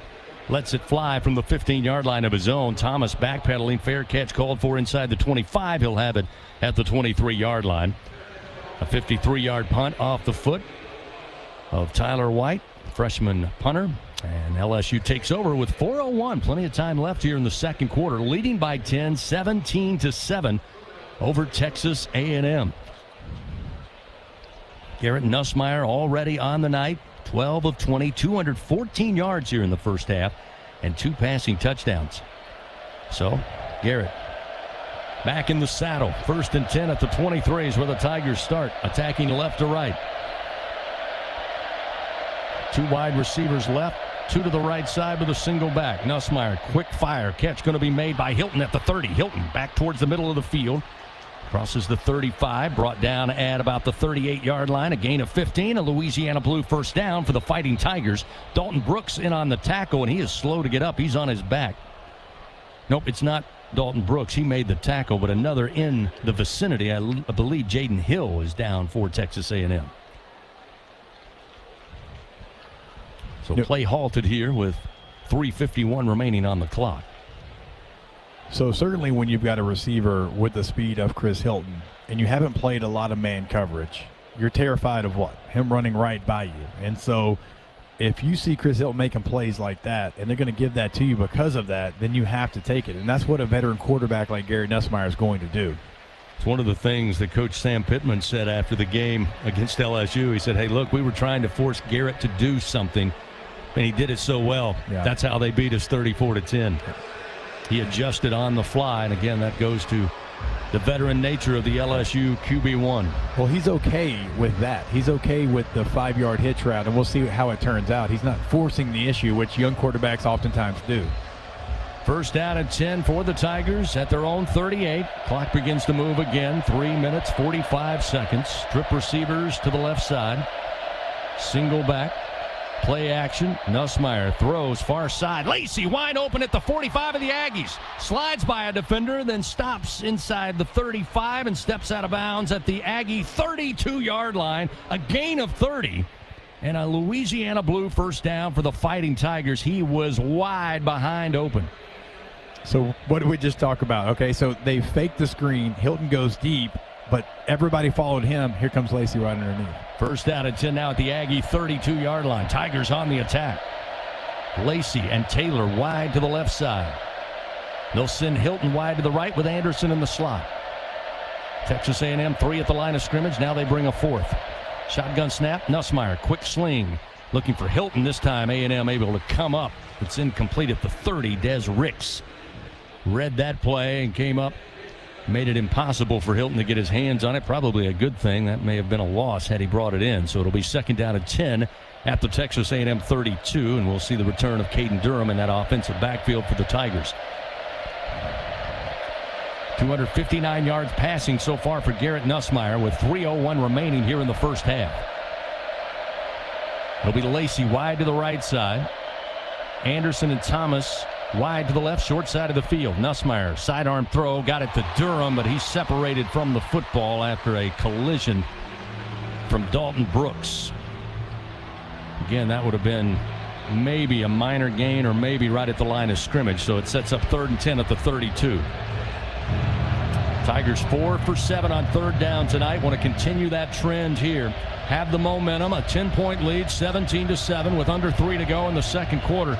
Love to be able to punch it in here, certainly, as Jacob said, knowing that Texas A&M will get the football to start the third quarter. 3rd and 10 at the 32-yard line of Texas A&M. Again, Lacey wide to the short side of the field, the left, and Nussmeier decides to call the timeout. Play clock was down to 5, and he wanted to make a change at the line. Knew he was run out of time, so he burns the timeout. So timeout on the field.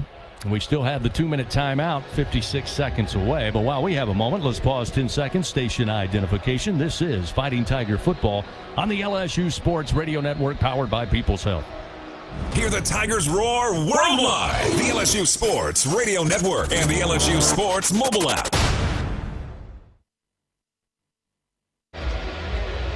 Along with former Tigers Jacob Hester, Gordy Rush down on the sideline. Chris Blair with you on a Saturday night from Kyle Field, along with our entire LSU Sports Radio Network crew and 107,000 others here in Bryan College Station. So after the timeout, it'll be 3rd and 10 at the 32 of Texas A&M. LSU with a 10-point lead, trying to add to it here, but they got to keep this drive going. Nussmeier with the football in his hands. Stands in the pocket, launches, but throws downfield. Taylor had pulled up at about the 18. Throw errantly incomplete. Be 4th and 10 at the 32-yard line. And decision time for Coach Brian Kelly and company. Well, looks like Damian Ramos out there again. Yep. This will be a 49-yarder. Now, talking during the break, That miss from 48 yards didn't have a great hold. We didn't see that initially, but wasn't quite the operation that special teams wanted. We'll see what happens here as he tries for a career-long 49-yarder. Hash mark far side, a little high snap. Placement is down, the kick is up, and the kick is wide right. Don't think it had enough to get there, but it missed right of the crossbar. And so the second miss of the night for Ramos. Again, one from 48, this one from 49. And the score remains 17-7, and the football goes back to Texas A&M with 2:46 remaining here in the second quarter. Tiger fans, multiply your winnings. Play 100X from the lottery. You can win up to 25 times, win up to $500,000. Stop in at any lottery retailer, ask for 100X today, where the top prize is an exciting $500,000. What's your X factor? Must be at least 21 to purchase. So the defense for LSU called upon once again. Try to keep that momentum on the Tigers sideline. It'll be 1st and 10 as Texas A&M takes over at their own 32. A single receiver right, 3 wide to the left with a single back. Handoff going to be given to Amari Daniels, running off right tackle, and he'll cross the 35 to about the 36. Then pick up 4 yards. Gio Paez and Ashton Stamps combine on the stop for LSU. 2 minutes, 30 seconds remaining. 2-minute timeout coming up. 2nd down and 6. Wegman in the pocket, drops it off in the flat, far side. Catch made at the 40 and very close, maybe a half yard shy on that far side after the catch. And it will be 3rd and a yard after a 5-yard reception that time to Amari Daniels. It'll be 3rd and 1 at the 41, and Texas A&M going to let the clock run down to the 2-minute timeout. So an even 2 minutes remain here in the second quarter. LSU leading 17-7 here on the road against Texas A&M. We'll finish up the second quarter and first half of action after this timeout on the LSU Sports Radio Network, powered by People's Health. Hey Tiger fans, are you ready to roar? Oxbow Rum Distillery is the official rum for LSU athletics. Our cane to glass rum is made just 2 miles north of Tiger Stadium. We handcraft every drop from our own Louisiana sugarcane, all grown right across the river. So whether you're tailgating at the stadium or dropping by our tasting room for a tour and cocktail, you'll be keeping it local. Visit Oxbow Rum Distillery, open Thursday to Sunday, noon to 6. Go Tigers! Bridgeway Hospice, the official hospice of LSU athletics, is the champion's choice for hospice care in South Louisiana. With over 10 years of excellence and experience, Bridgeway has 3 locations to serve you and your loved ones: Baton Rouge, Lafayette, and Plaquemine. Ask for Bridgeway Hospice by name, your champion's choice in comfort and compassionate care. Bridgeway Hospice says, go Tigers! It takes hard work to be the best in the game. Planning, commitment, resilience, sweat. That's why Old Dominion Freight Line, the #1 national LTL carrier for quality, works hard to be the best in the game and is proud to support those striving to be the best in theirs. Old Dominion Freight Line, official freight carrier of LSU athletics, helping the world keep promises. Second quarter action of LSU Fighting Tiger football, presented by Dudley DeBosier, continues from the LSU Sports Radio Network.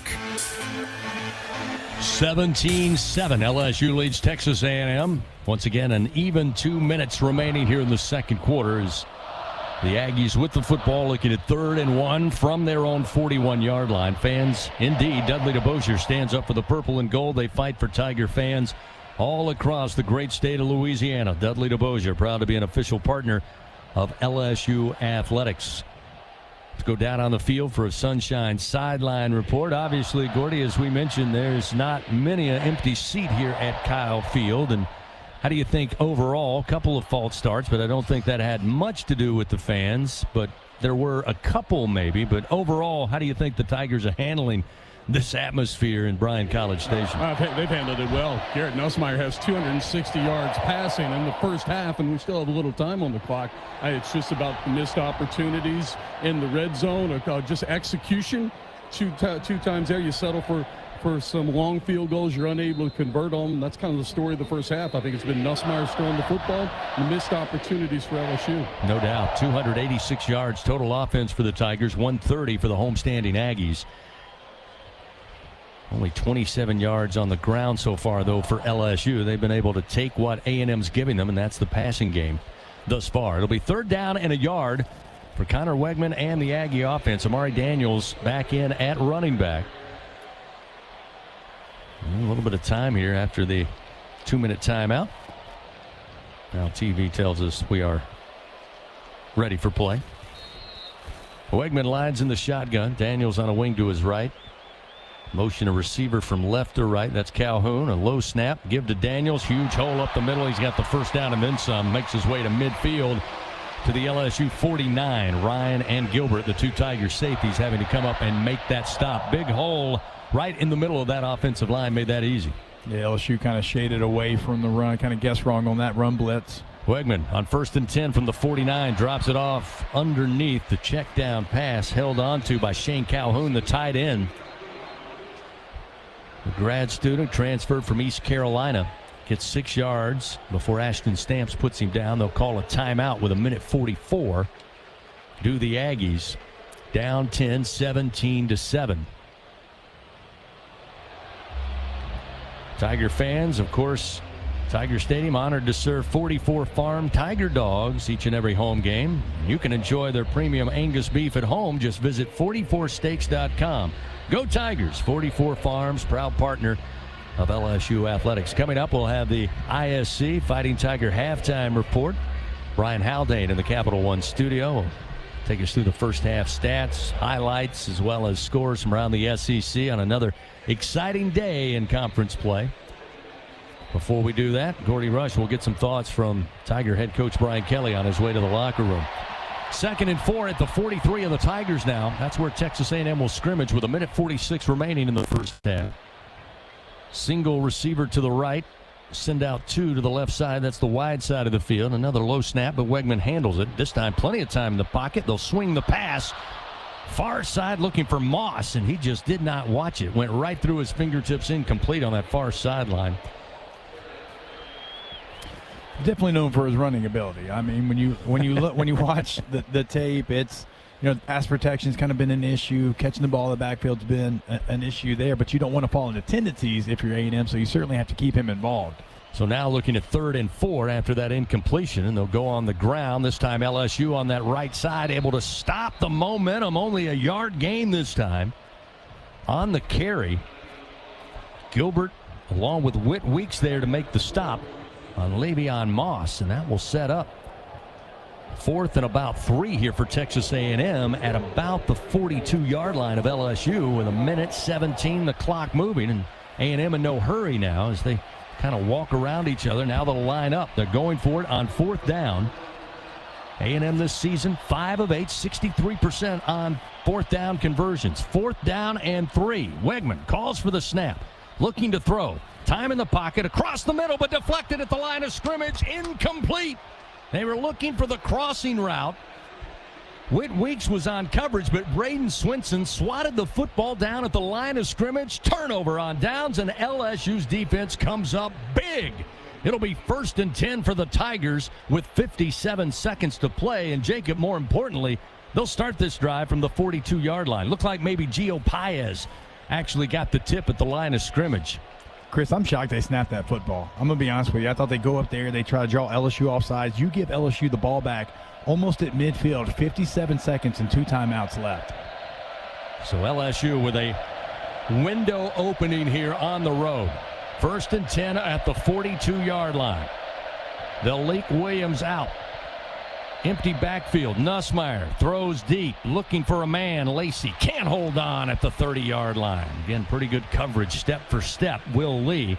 Lacey made a great job, though, Jacob, of finding the football first and turning his body trying to get to it. Just couldn't hold on. It's incomplete. 2nd and 10 at the 42. And Garrett Nussmeier took a shot in his right shin. He's limping a little bit. He'll play through it, but he came up a little gimpy. 2nd down and 10. Nussmeier has been phenomenal here, but he's missed 4 passes in a row. 2nd down and 10 at the 42. Delay handoff, and going nowhere is Josh Williams. He'll be dropped behind the line. Texas A&M just kept coming for the football. Nick Scorton not fooled at all on the delay and lose 3 yards. It'll be 3rd and 12 here as the clock down to 33 seconds. Again, LSU with 2 timeouts, but right now they're letting the clock wind under 30 seconds. Plenty of time on the play clock, and they don't seem to be in a hurry. So I think Jacobs got to do with Nussmeier limping. You may be right. Call a draw right there. You've got 2 timeouts, and I'm sure they're worried about their quarterback status out there on the field and be happy to go to the locker room up 10. That's exactly what LSU is going to do. Is Garrett's teammates over there encouraging him. Now they'll burn a timeout with just 5 seconds, or rather 6 seconds on the clock. I mean, that could be, yeah, that's got to be it. I think you're exactly right, because otherwise, I mean, LSU's been on, the front foot offensively all season long, been uber aggressive, and so you see your quarterback shaking up there. And, when you're on a draw play like that, A&M's not getting home in the pass rush, and so even that's a tough play call, because you want to do that to try to slow them down, but you've slowed them down. And so if, Nussmeier's not limping out there, I think I agree. I mean, they would certainly have a different set of play calls. A timeout presented by Coshada. Escape to the largest casino resort in Louisiana. Coshada Casino Resort, Louisiana's best bet. So, more than likely, by design, to try to get Nussmeier into the locker room, take a look at that lower leg. They'll line it up, probably take a knee here on 3rd and 12 with just 6 seconds remaining, and take a 10-point lead on the road into halftime. So Nussmeier will line up the Tigers. Again, 3rd and 12. Caden Durham, the single back to the left. He's in the shotgun. That'll motion Mason Taylor. Handoff Durham. Coming near side, grabbed at the ankles, but stays upright, but eventually dropped at the 39, and that will be the final play of the first half. Jaden Hill made the stop for Texas A&M, but the Tigers head to the locker room on the road, leading 17-7 over Texas A&M. Again, coming up, the ISC Constructors Fighting Tiger halftime report. Before we get to that, we'll go down on the field. Gordy Rush will have a chance to visit with head coach Brian Kelly. That interview is always brought to you by Capital One. The Tigers in that first half, 283 yards total offense. Again, Garrett Nussmeier, 14 of 26, 259, 2 scores. Tigers just 24 yards on the ground, but 259 of that 283 in the first half through the air from Nussmeier to his talented, deep room of receivers. Coming up, Brian Haldane inside the Capital One studio. We'll get our first half stats, highlights, and check scores from around the country and, of course, in the SEC before we bring it back to Kyle Field. Start the 3rd quarter of action here. Texas A&M, by the way, again won the toss, so they deferred until the second half. They'll have the football to get it started, but it'll be interesting to hear on the road, this environment, his team up by 10, 17-7, what Coach Brian Kelly feels after the first 30 minutes of action here against Texas A&M. We'll go down to Gordy Rush. Gordy? All right, Coach, you got to be thrilled offensively, Garrett. 260 yards passing. I know you left a couple points out there in the field, but overall offensively, very well. I think we're playing well defensively. We had the one drive where we lost our eyes on 3rd down. We should have been spot dropping, and they hit a run. But overall, a good first half. I thought we left some points out there with the 2 field goal attempts. We need to do a better job of managing it there, giving our kicker a little bit better of an opportunity. 48-49, that puts him at the top end of his range. But we'll come back, play better in the second half. We're going to need to play better in the second half, and obviously know that we're going to have a challenge here from A&M in the second half. Thanks, Chris. Thank you, Gordy. Thank you, Coach. We're at halftime here at Kyle Field. Speaking of the field, taking the field, the Golden Band from Tigerland about to perform and entertain here at the half. We send it back to the Capital One studio. Brian Haldane with the ISC Constructors Fighting Tiger halftime report. Our score at the break, LSU 17, Texas A&M 7 on the LSU Sports Radio Network, powered by People's Health. Looking for a rewarding career? Become a medic and make a real impact in your community. Acadian Ambulance offers comprehensive training and a supportive team. Visit becomeamedic.com to learn more and start your journey. That's becomeamedic.com. When you open a crisp, cold Bud Light, you know game day is here. You owe me $5. We mean every sound. Enjoy responsibly. 2022 Anheuser-Busch Bud Light Beer, St. Louis, Missouri. This is Secretary of State Nancy Landry. Defense is important on the football field and during elections. And Louisiana has an all-star team keeping our elections safe and secure. Our 5-star election integrity measures mean you can be confident when you cast your vote. To learn more about how we defend your vote and to check upcoming dates and deadlines for the November 5th election, visit geauxvote.com or download the free Go Vote mobile app. Go Tigers! Planning a wedding, corporate, or fundraising event, sporting event, or private party? Party Central has top quality, distinctive rentals that ensure your event will be a success. Party Central is a full-service event rental company that creates memorable and inspiring events throughout Louisiana for over 20 years. They are the experts you need to guarantee your event is a success. At Party Central, it's all in the details. Visit their website at partycentralweb.com and start planning your next event today. Welcome in to the ISC Fighting Tiger Halftime Report. Presented by ISC Constructors. Powered by People. Coming up, a breakdown of the first half with highlights, stats, and a check of the Republic Finance scoreboard. Now, from inside legendary Tiger Stadium in the Capital One Studios, here again is Brian Haldane. Bringing it back into the Capital One Studios for your ISC Halftime Report. Hey, Tiger fans, starting a job is easy, but you got to be tough to finish it. The Ford F-150 truck offers gas, Power Boost Hybrid, or all-electric powertrains, so you have all you need to get the job done right. Ford F-Series, America's best-selling truck, 47 straight years. See your Southern quality Ford dealer. We are starting off our halftime show with a little bit of a scoring recap here, and, well, LSU got off on the right foot, and foot pun intended here. The Tigers scored first on an 11-play, 87-yard drive when Damian Ramos hit a 23-yard field goal. Slade Roy will snap it back. Peyton Todd will hold. Here it comes. The kick on its way, and the kick is good. LSU takes an early 3-0 lead over the homestanding Aggies of Texas A&M with 6:15 remaining here in the first quarter. That was, of course, after both teams punted after a few plays. On the next drive, Texas A&M would have the ball for 3 plays before fumbling, giving it back to LSU, who put together in great field position a 4-play, 21-yard drive that was capped off with Garrett Nussmeier hitting Mason Taylor from 2 yards out, putting the Tigers up 10-0. Nussmeier under center. Play action, throwing towards Taylor over the shoulder. He grabs it, he hauls it in, and it is a touchdown, Fighting Tigers. Des Ricks was on coverage. Nussmeier with a beautiful throw out of the reach of Ricks, and Mason Taylor, what concentration. Just over the shoulder, grabs it in the hands, makes sure he brings it to the breadbasket and rolls out of bounds. And LSU takes a 9-0 lead with a point after upcoming. And that is where Texas A&M would get their feet underneath them, putting together a 9-play, 75-yard drive, pulling 3 minutes and 44 seconds off of the clock, ending up with Le'Veon Moss running it in from 7 yards out. LSU would get the ball back, march it down the field, and ended up missing a 49-yard field goal. Texas A&M with a punt. And then LSU finds pay dirt again, this time a 90-yard drive. Didn't take that long, though. It was only 3 plays. That happens when one of those plays is 76 yards from Nussmeier to Aaron Anderson.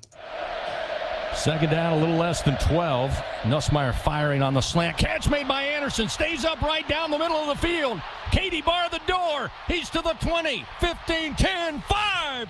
Touchdown, Fighting Tigers. 76 yards on the slant to Aaron Anderson, who outran the Aggies down the field. It's 16-7 LSU. And the extra point would be good, making it 17-7 LSU, which is what our halftime score is right now. Quick break. When we come back, we'll break down some of those stats right here on the LSU Sports Radio Network, powered by People's Health. Tiger fans, this is Eddie Kennison, former LSU football wide receiver. If you know me, you know I'm all about making big plays. Tigers win! Tigers win! That's why I joined the team at LSU Sports Properties. Our goal here is to help businesses make big plays both on and off the field. If you want to give your brand that competitive edge and be a part of the biggest stage in college sports, give the corporate sponsorship team at LSU Athletics a call. Your brand, our fans. Utilize the power of LSU Athletics to promote your business and sponsor LSU Athletics today. Call 225-578-2788. Go Tigers. U.S. wildfires cause up to $893 billion in damages, health impacts, and pollution each year. More and more wildfires are ravaging our communities. Recovery can often take decades. At LSU, we're preventing wildfires worldwide, merging data from past fires, weather conditions, and more with AI to protect our homes, businesses, and ecosystems and give people back their peace of mind. The Southeastern Conference. It's the land of legends, the places, the faces, and moments. And he's going for it. It's a touchdown! We've seen the confetti fall again and again. We're not done. It's time for the next generation to make their mark and go from 14 deep to 16 strong. It's a whole new ball game in the SEC, and it just means more.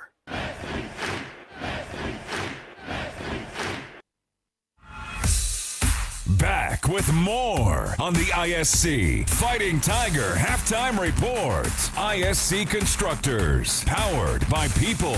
With a look at the first half stats, here again is Brian Haldane.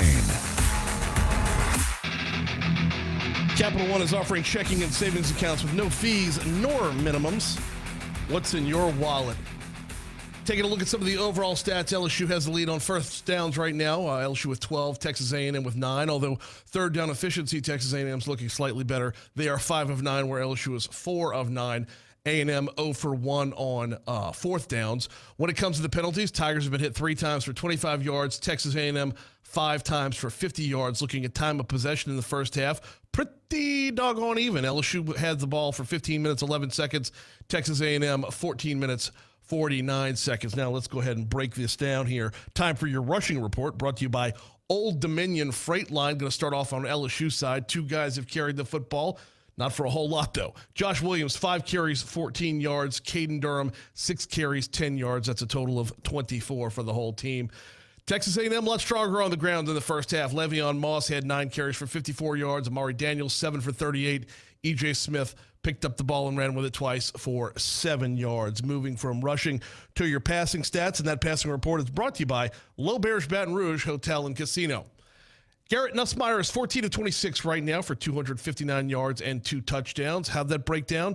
Kyron Lacey's got 3 catches for 84 yards. Aaron Anderson, 1 from 76. You heard that one in our last segment. Caden Durham, 3 for 49. C.J. Daniels, 2 for 17. Chris Hilton Jr. has his first catch. It went for 15 yards. Trey'Dez Green, Xavion Thomas, Mason Taylor, and Josh Williams each have 1 grab. Taylor's was for a touchdown. Over on the Texas A&M side, Connor Wegman is just 5 of 14 right now for 49 yards. That breaks down like this. Jabri Barber has 2 catches for 27 yards. Le'Veon Moss, 1 for 11. Shane Calhoun, 1 for 6. And Amari Daniels, 1 for 5, which, when you add all that up, once again, our halftime score is 17-7 LSU. Don't miss out on the Bud Light Fan Zone. Enjoy live music, delicious food, and ice-cold drinks all before every home game. It's the place to be on game day, all thanks to Bud Light. Easy to drink, easy to enjoy. Got a quick break coming up. We'll come back and run down your Republic Finance scoreboard. But before we take that break, let's dial back the clock about 23 years as we reminisce on 100 years in historic Tiger Stadium. You're listening to the LSU Sports Radio Network, powered by People's Health. Celebrating 100 years of legendary Tiger Stadium. Proudly presented by EFCU Financial. LSU won the first of what would be 9 straight home games in Death Valley against Auburn 27-14 to clinch the Tigers' first berth in the SEC Championship game in Atlanta. Auburn and LSU were supposed to meet on September 15, 2001, which would have been the 3rd game of the regular season for both teams. But every game in the country was canceled that Saturday due to the September 11, 2001 terrorist attacks on the World Trade Center and Pentagon. Fans are coming on the field to the other end of the stadium. He'll go to one knee, and that'll be the final play of the ball game. A record crowd tonight, 92,141. And they have seen the LSU Tigers complete a dream mission. Have to come back and win 4 games in a row, and they have done it to have knocked off the Auburn Tigers tonight by a final of 27-14. Celebrating 100 years of legendary Tiger Stadium. Proudly presented by EFCU Financial. The tradition, the rivalries. Sirius XM is your destination for all things college sports, and we've got you covered. On SEC Radio, there is complete coverage of every school in the conference, including live games, plus 24/7 talk and analysis. So cheer along on the Sirius XM app and listen to your favorite team anywhere. And now you can get 3 months of Sirius XM free. Subscribe now. See offer details at SiriusXM.com/SEC Sports. LSU Tiger fans are gearing up with real Tigers apparel and merchandise from the official online store at lsushop.net. Get jerseys, sideline gear, polos, t-shirts, hats, official team merchandise from Nike, accessories, and much more. Over 3,600 products, all shipped right to your door. Head to the place real Tiger fans go for the selection only real Tiger fans get at lsushop.net.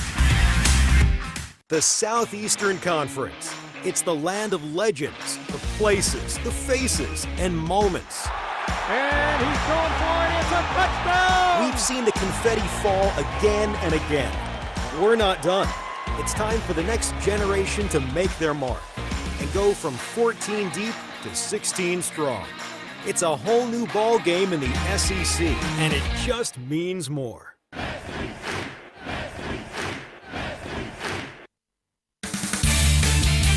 Moments away from second half action for LSU Fighting Tiger football. Here's a quick check of the Republic Finance scoreboard on the ISC Constructors Fighting Tiger halftime report from the LSU Sports Radio Network. Let's get you that scoreboard update presented by Republic Finance. Visit Republic Finance for all your personal loan needs. Get started at republicfinance.com/Tigers. Number 1, Oregon broke Illinois' will with a 34-3 first half on their way to a 38-9 final score. They'll hold on to that number 1 spot. Third-ranked Penn State is currently trailing at the half. They're behind at Wisconsin 10-7. Nebraska took number 4 Ohio State down to the wire. The Buckeyes do survive, though, 21-17. Vanderbilt came so close to giving number 5 Texas a 1-2 SEC punch, but the Longhorns do survive, 27-24, your final score there. Right now at number 6 Miami, the Hurricanes hold a 23-7 lead over the Florida State Seminoles. The fourth quarter of that game just got started. It was number 11 BYU, 37-24 over UCF. 12th ranked Notre Dame handled Navy 51-14. Indiana 31, Washington 17. And number 15, Alabama blanked Missouri 34-0. Going back to another game that is in action right now. That would be Kansas at Kansas State.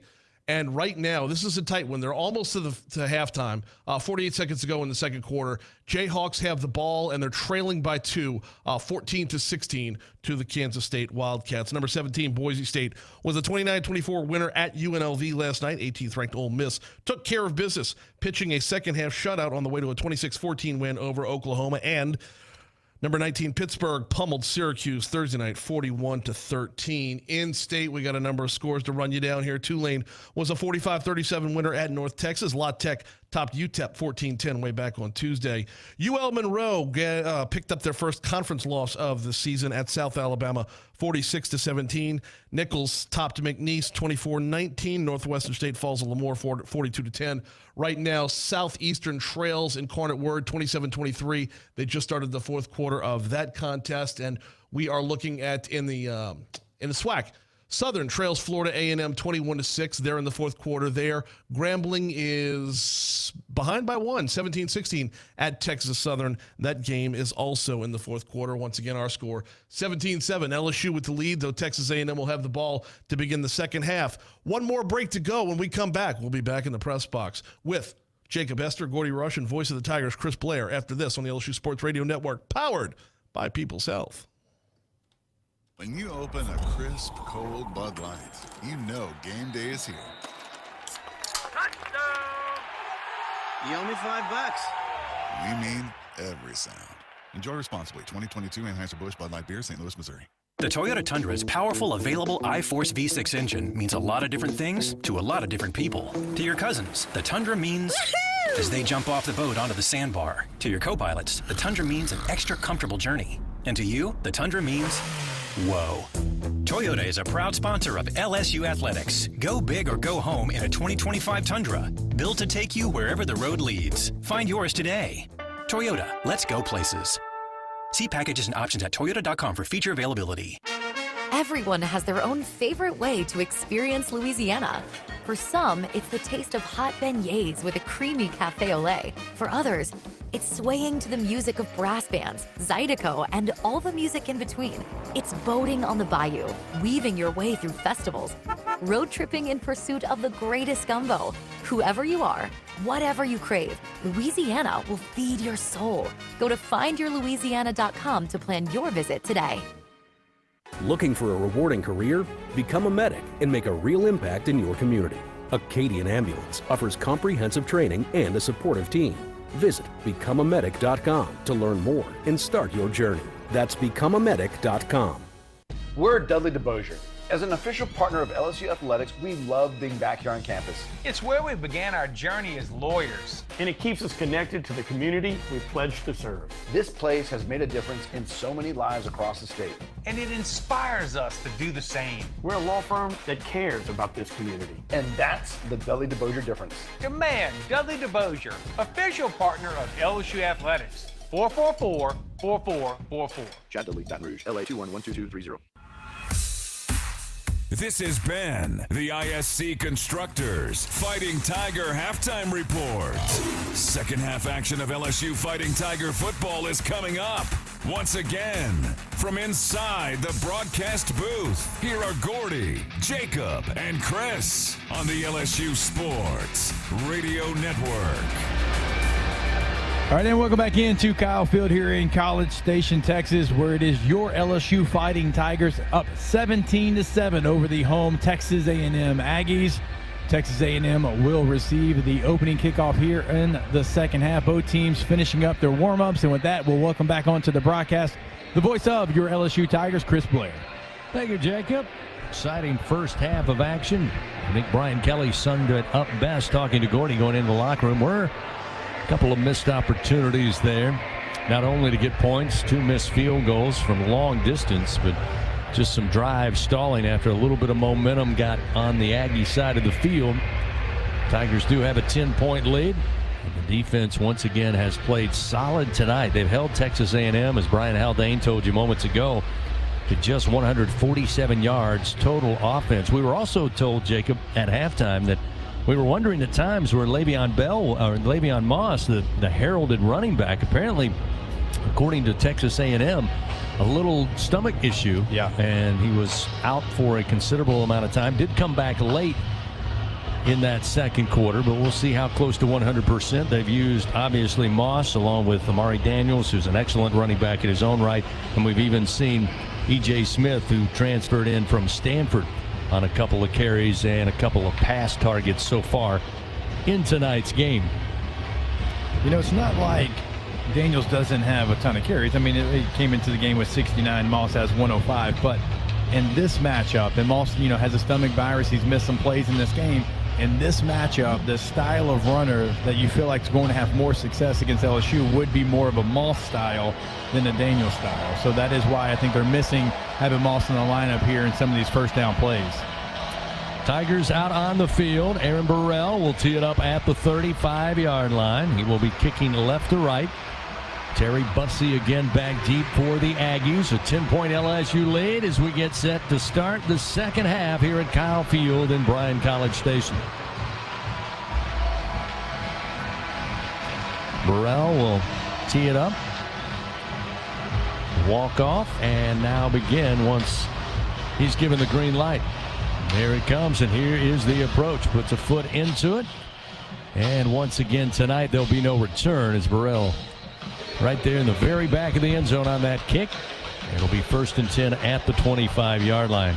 Also, we're talking at halftime, Jacob, a little surprise. Gordy, you can chime in as well, that in that first half, a lot of first down throws by Texas A&M, a team that obviously, again, whether or not Moss is 100%, they've got Daniels, but they normally are a team that loves to run the football, but they've gotten themselves off schedule with first down throws that just have not been completed. Yeah, it's certainly been surprising. Something that we'll see if they make the adjustment here early, because that is not their MO so far this year offensively. Moss is out there to start this drive to the left, or rather right side of Wigman. Looking to throw, late pressure comes, he unloads down the field, and incomplete at the 45-yard line. Almost a miraculous catch down the center of the field at the Texas A&M logo by Ja'Day Walker, who went way up high. Gilbert was on coverage, but he couldn't hold on. It's incomplete. And boy, Wegman stayed in the pocket a long time and just about got sacked. He's able to lift or release the football in time, but he took a shot. 2nd down and 10 from the 25. Wegman again working with Moss, takes the snap, again looking to throw, gets it to Moss across the middle at the 30, straight up the field he goes to the 35, to the 40-yard line. Whit Weeks eventually there to make the stop for LSU, but a 15-yard pickup by Moss on the pass play will set up a 1st down and 10 for Texas A&M now at their own 40-yard line. Yeah, you got Whit Weeks a little bit out of position. He went towards the flat there. It's a little Waco route, a little cross. Some nice job by Moss crossing face there. Whit Weeks got to recognize that one a little bit sooner. 1st down and 10 at their own 40. Wegman again looking to throw in the pocket, dumps it off across the middle in the hands, but incomplete at the 45-yard line to Ja'Day Walker, who also took a shot after the fact. You heard the crowd thinking maybe there should be a flag on that, but that was a clean football hit. He touched the football, couldn't hold on, and then got rocked. Yeah, by Major Burns. That was a nice job by Burns. If you'll watch like the very end of the hit, he does a nice job of making sure he turns his head sideways, and so there's no targeting issue. 2nd and 10 at the 40. Opening drive of the 3rd quarter. LSU leading 17-7. Texas A&M with the football. Motion a receiver from left to right. Handoff going to go to Moss. Hit at the line. Lunges forward and gets to the 41. Only a yard pickup. Savion Jones was there at the line of scrimmage defensively. Got a hold of Moss and eventually got him down. It'll be 3rd and 9 now at the 41. I mean, that's an all-conference left tackle that Savion Jones just kind of threw out of the way right there on that last play. I mean, he's so physical at the point, and there's just no rushing lanes on that edge right now. 3rd down and 9 from their own 41-yard line, scrimmaging from the near side hash. Texas A&M attacking right to left on your dials. Wegman in the pocket. Here comes pressure. Wegman goes down. Nothing but white LSU jerseys back there in the pocket. Wegman had no chance. Braden Swinson, Zy Alexander coming on a corner blitz. They get home. Another sack for the Tigers, brought to you by Train. Hard to stop the Tigers, hard to stop a train. And that will set up 4th and 16 on the sack from the 34-yard line, and Texas A&M has to punt it away. I think that's the definition of swarmed right there. I mean, it was multiple players, and it was in a hurry. Tyler White to punt it away. Puts it high in the air. Spinning kick. Thomas going back now will get out of the way. Hits at the 14 and then falls forward to about the 10. Just shy of the 11-yard line. Down by Texas A&M. 52-yard punt. They've had some great punts tonight. LSU has started deep in their own territory. They'll do it again here. Their first possession of the second half. They lead 17-7 over Texas A&M. It'll be 1st and 10 at the 14 for the Tigers when we return on the LSU Sports Radio Network, powered by People's Health. I learned patience from my adoptive dad. All he had to say was, "Hey, you got this. Just breathe." Hey, we're pretty good. Yeah. Might have to start a band. I got it. Learn about adopting a teen from foster care. You can't imagine the reward. Visit adoptuskids.org to find out more. This message is brought to you by Adopt US Kids, the U.S. Department of Health and Human Services, and the Ad Council. And here's Heather with the weather. Well, it's beautiful out there, sunny and 75, almost a little chilly in the shade. Now, let's get a read on the inside of your car. It is hot. You've only been parked a short time and it's already 99 degrees in there. Let's not leave children in the back seat while running errands. It only takes a few minutes for their body temperatures to rise, and that could be fatal. Cars get hot, fast, and can be deadly. Never leave a child in a car. A message from NHTSA and the Ad Council. The Southeastern Conference. It's the land of legends, the places, the faces, and moments. And he's going for it. It's a touchdown! We've seen the confetti fall again and again. But we're not done. It's time for the next generation to make their mark and go from 14 deep to 16 strong. It's a whole new ball game in the SEC, and it just means more. There's danger out there. It lurks on highways and quiet neighborhood streets. It's more likely to kill you than a shark, and more terrifying than the biggest snake. Distracted driving claims lives every day. Every notification, swipe, social post, video, or selfie while driving risks your life. So while you might think public speaking or the zombie apocalypse is scary, what's really terrifying and even deadly is distracted driving. Eyes forward, don't drive distracted. Brought to you by NHTSA and the Ad Council. Live coverage of LSU Fighting Tiger football on the LSU Sports Radio Network, powered by People's Health. 17-7 our score. LSU leading Texas A&M.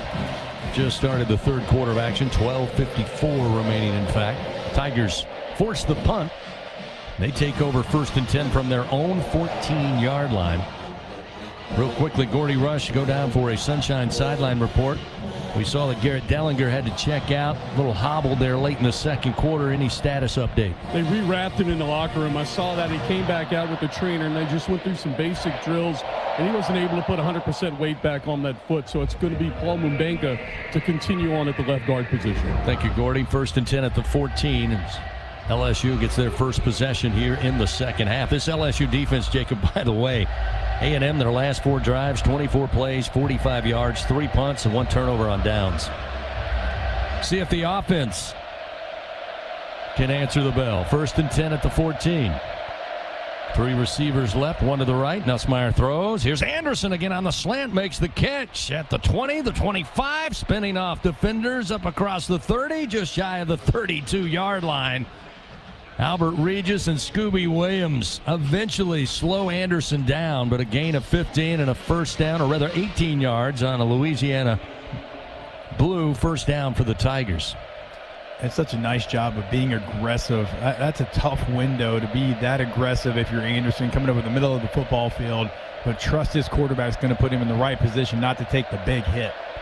2 wide to the right, 2 to the left side. Nussmeier working with Durham. He gets the football on 1st and 10. Pump fake. Now goes deep down the near sideline looking for Hilton. Tried to make a one-handed grab down around the 35, but out of his reach and incomplete. Really good coverage, though, by Des Ricks there, step for step with the speedy Chris Hilton. And it's 2nd and 10 for the Tigers at their own 31-yard line. Fans Toyota, proud sponsor of LSU Athletics. Go big or go home. And a new 2025 Tundra. Visit your local Toyota dealer today.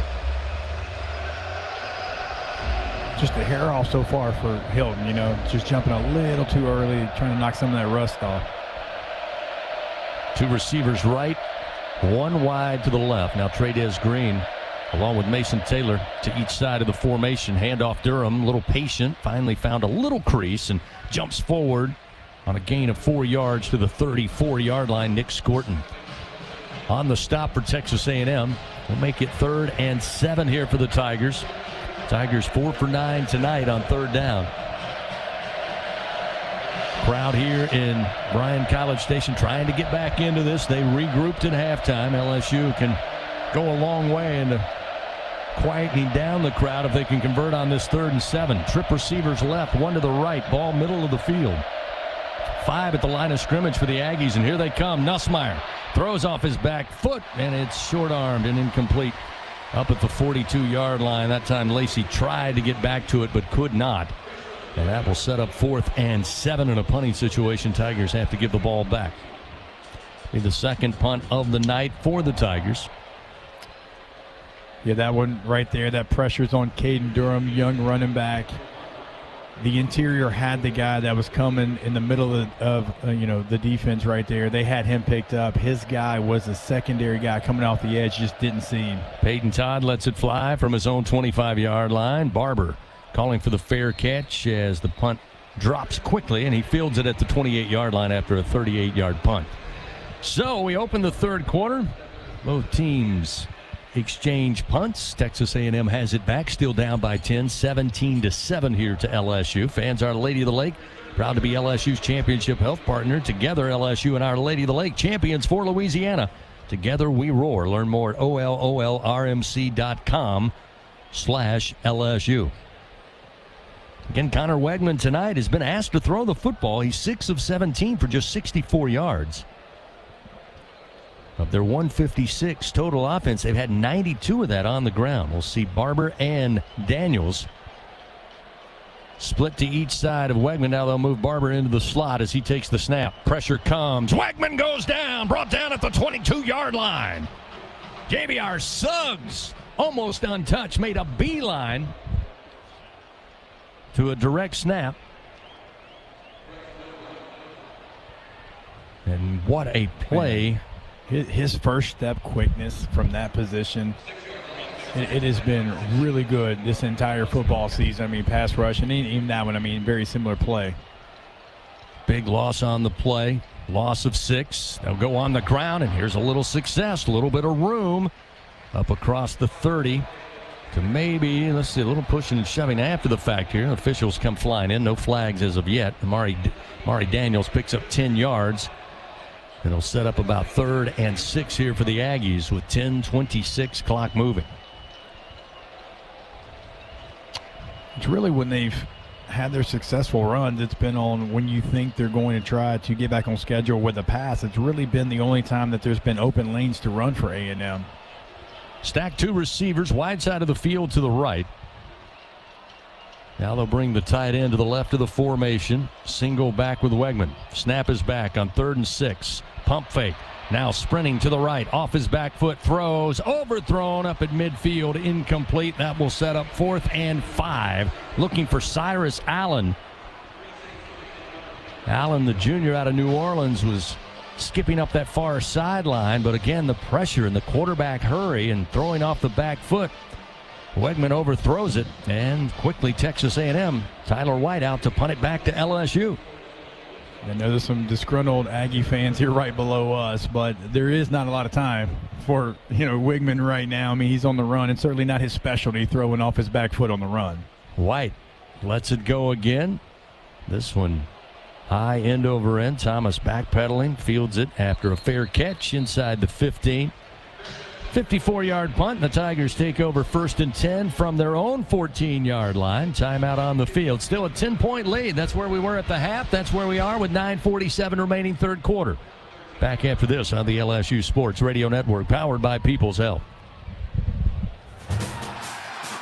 It takes hard work to be the best in the game.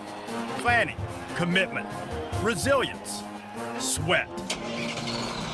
That's why Old Dominion Freight Line, the #1 national LTL carrier for quality, works hard to be the best in the game and is proud to support those striving to be the best in theirs.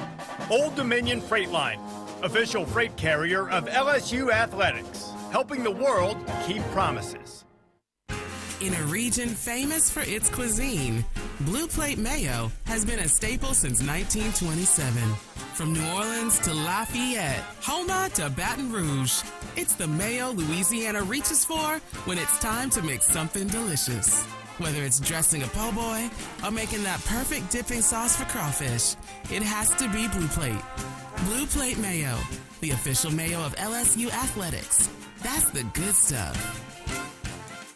Hey Tiger fans, it's time to savor the celebration with Noel Tequila from Noel Spirits. This year marks 100 incredible years of LSU football in legendary Tiger Stadium. What better way to savor the celebration than with Noel Tequila, the official tequila of LSU Athletics. Noel Spirits is the only Louisiana distillery offering authentic tequila. Enjoy Noel Tequila in Tiger Stadium with a delicious Tiger Rita or one of their new ready-to-drink tequila cocktails. Learn the unique Noel Spirit story at noeldistillery.com.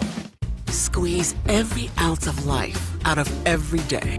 Memorize every sunset, every face you love, and climb every obstacle until you can't go higher. With Louisiana Blue, you're free to soar because you've got the compassion of the cross, the security of the shield, and the comfort of blue behind you. Live Louisiana. We've got you. Louisiana Blue. Louisiana True.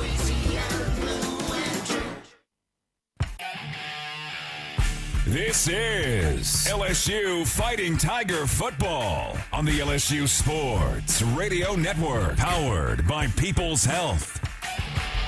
17-7, LSU leading Texas A&M, 9:47 remaining in the third stanza. Tigers take over again, second possession here in the third quarter for LSU. They'll start 1st and 10 from their own 13. Time now to take a look at the performance report presented by BASF. We create chemistry. It's really the defense that has played so solid so far tonight. They've held Texas A&M on their home field to just 161 yards total offense thus far. Still a lot of football left to be played, but again, a lot of Tigers flying around the football. No surprise, Whit Weeks, the SEC tackle leader, so far leading the Tigers with 6 tackles, 2 solos. Greg Penn right behind him with 5. And a great job, really, by Gilbert at that safety position. He's got 4 tackles, 2 solos as well. The Tigers so far have 4 sacks against Connor Wegman, and he certainly has affected his throws even when they don't get home. He's feeling that pressure. 1st down and 10 at the 13. Nussmeier empties the backfield.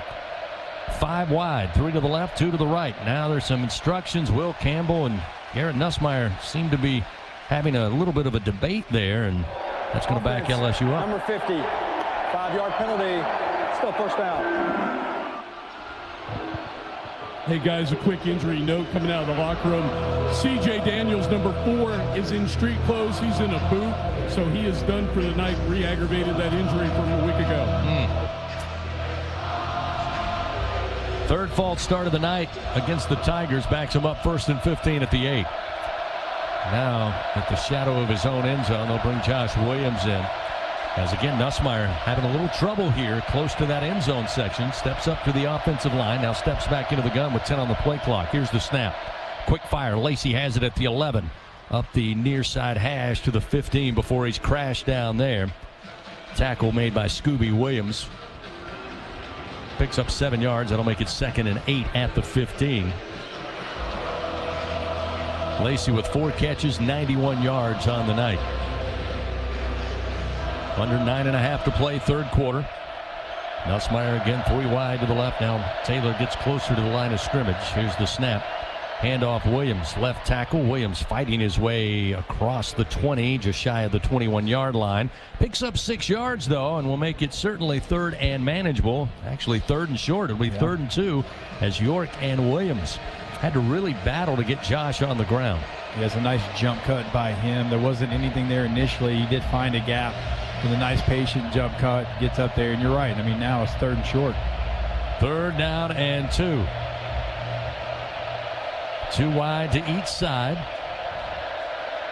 It will be Williams on the left hip of Garrett Nussmeier, who now using hand instructions as Texas A&M rushes 4. Nussmeier, they give chase, spins out of it, still going to his left, tosses middle of the field, and it is intercepted at the 35-yard line. Far side, inside the 20, still on his feet at the 10, and eventually out of bounds at the LSU 8-yard line. B.J. Mays saw the football first. Nussmeier trying to make a play, stretching the play, but tossed it up. Seemed to last forever in the air, and Mays takes it out of the air, picks it off, and Texas A&M in business.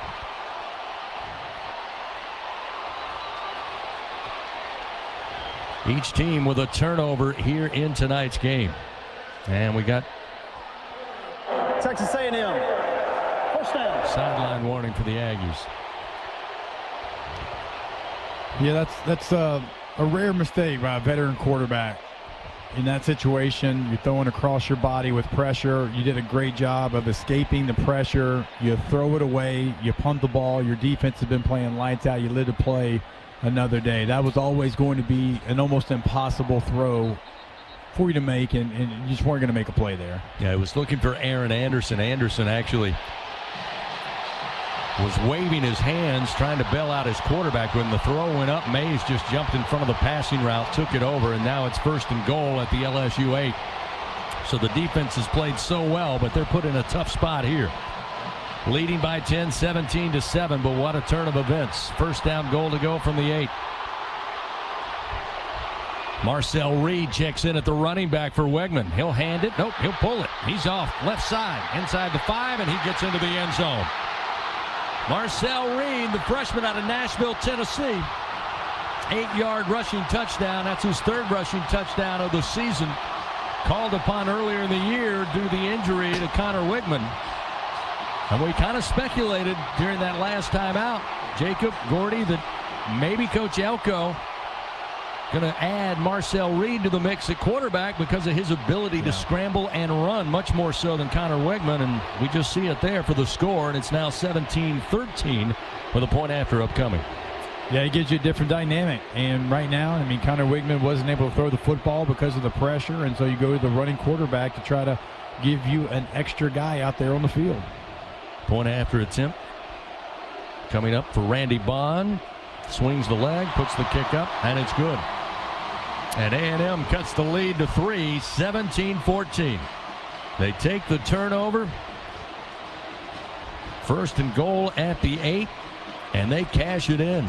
Texas A&M, one of the more efficient teams in the red zone. You hate to give it to them that close to the goal line. 7th in the country coming in, 2nd in the SEC with a 96.3 conversion rate. They've scored 26 of 27 trips this year, including 19 touchdowns. Now make it 20. And what that does now, it brings this crowd back to life. They were quiet for a long portion here in this early portion of the second half, and now you get the backup quarterback in there. The guy's always the most popular guy in town, and you get a score off a turnover. The offense has to come and try to answer that. You saw Garrett Nussmeier, the quarterback, go out and almost apologize to every defensive guy coming off the field. And that's a veteran player that you want to see locked back in and go lead his team to a scoring drive. Jared Zirkle tees it up at the 35. Back deep will be Thomas and Williams. Still a lifetime left in this game. 8 minutes and 10 seconds before the end of the 3rd quarter. A lot to happen before this matchup is decided. Circle high, end over end kick. Takes a bounce and out of the end zone it goes. Tigers will try to regroup on offense after giving up the interception, eventually leading to the score to cut the lead to 3. It'll be 1st down and 10 at the 25 for Nuss and company. Fans, Cintas proudly helps local Louisiana businesses stay clean, safe, and ready for the workday for over 35 years. And this is where you rely on the veteran players. And this is where you rely on your veteran quarterback. After throwing the interception, resulting in the score, it's one of the things Coach Kelly said he admires most about Garrett Nussmeier, his ability to put the last play behind him, good or bad, and be ready to compete. Caden Durham will be on a wing to the left side of Nussmeier. 1st and 10 from the 25-yard line, and Kyle Field has come alive again. Mason Taylor, the tight end, to the right. Anderson and Lacey wide to the right. Snap is back. Nussmeier on the sprint, throws on the run, and throws it into the LSU sideline. Now 16 of 32 passing for even 50% as Nussmeier started this game red hot. Started the game 6 of 8, but finished a little slow and a little wobbly in that second quarter. Again, had a little bit of a lower leg injury late. 2nd down and 10 at the 25. 2 wide to the left, 2 to the right side. Here's the snap to Nussmeier. Handoff Durham, and Texas A&M will meet him at the line of scrimmage. No gain. Stopped at the 25-yard line. It'll be 3rd down and 10 for the Tigers. It was Ryland Kennedy, sophomore out of Mansfield, Texas, wrapping up Cade Durham immediately. And now a 3rd and 10. Important 3rd down for the Tigers, who so far are 4 of 11. Yeah, you're trying to run behind backup coming in. Mubinga right there just never got any kind of momentum going the opposite way for the defense. 6 at the line of scrimmage. Here they come. The snap. Nussmeier backpedaling, throws, and nearly intercepted again at the 35. But there's a flag down. Lacey, the intended receiver, looked like he was grabbed by Will Lee, who tried to jump the route. Although there are a couple of flags down. There's one down at the 4 behind the line of scrimmage, and there's one at the 37 downfield. Well, we know that one back here is going to be unnecessary roughness on Texas A&M. Stewart hit Nussmeier way after the play was over, so that's 15 for LSU. And now they have a conference at the 25-yard line with our crew chief Kyle Olson here. And again, 2 flags, looks like 2 separate penalties. And you can see by Texas A&M, a couple of their players listening into the conference, and suddenly hands on the side of the head. Usually not a good reaction. And they're still talking it over. We'll get the final decision from Olson here in moments. There are 2 fouls on the play, both by the defense. Pass interference, defense, number 26. The ball will be placed at the spot of the foul. After the play, personal foul, unnecessary roughness, defense, number 5. 15 yards will be added to the play. First down. Wow. Shamar Turner, as Gordy said, clearly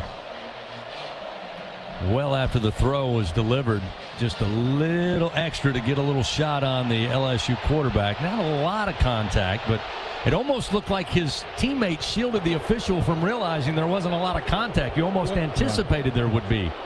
Actually, Chris, I saw it. This was beyond what we just saw. It doesn't show here. Let's see if we see. Here it is right here. It was afterwards. Yeah.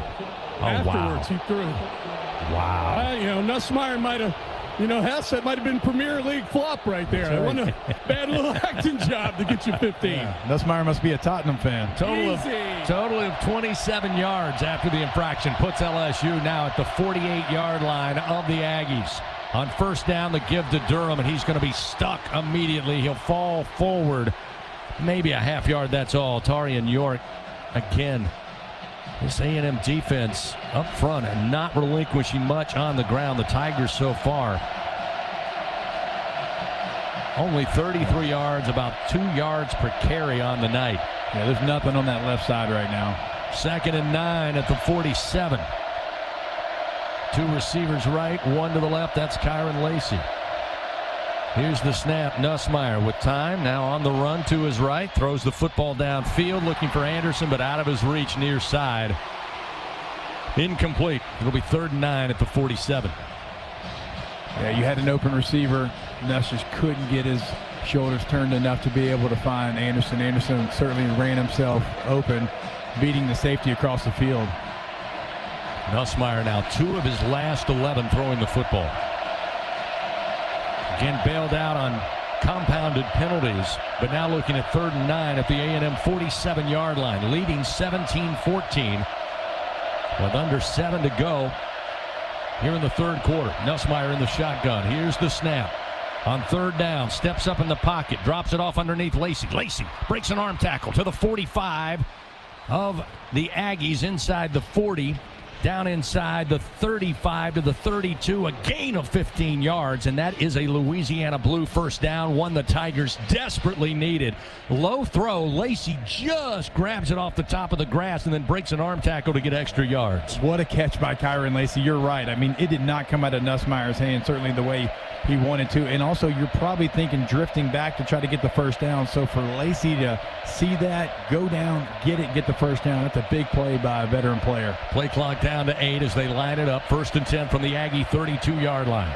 Play clock down to 3. Here's the snap. Nussmeier again sprinting to his right to avoid pressure. Throws on the run, but out of room and into the boundary. The throw goes incomplete. He was looking for Taylor, who again was his favorite target early, Jacob, because he had some mismatches out there with the Aggie linebackers, but haven't been able to get connected with Mason here of late. A little surprised right now Nussmeier's not been on target on the run. He's been so good all year long. There's open receivers. The guys are getting open. Nuss just hasn't been able to, on the run, put it where he needs to. 298 yards passing here, but they need some more. 2nd and 10 at the 32. 2 receivers left. That's the wide side of the field as they scrimmage from the near side hash. Handoff Williams. Williams straight ahead. Reaches the 29 before his progress is stopped there. Gain of 3. Looks like, again, Ratcliffe, the safety, along with Torian York, combined to make the stop.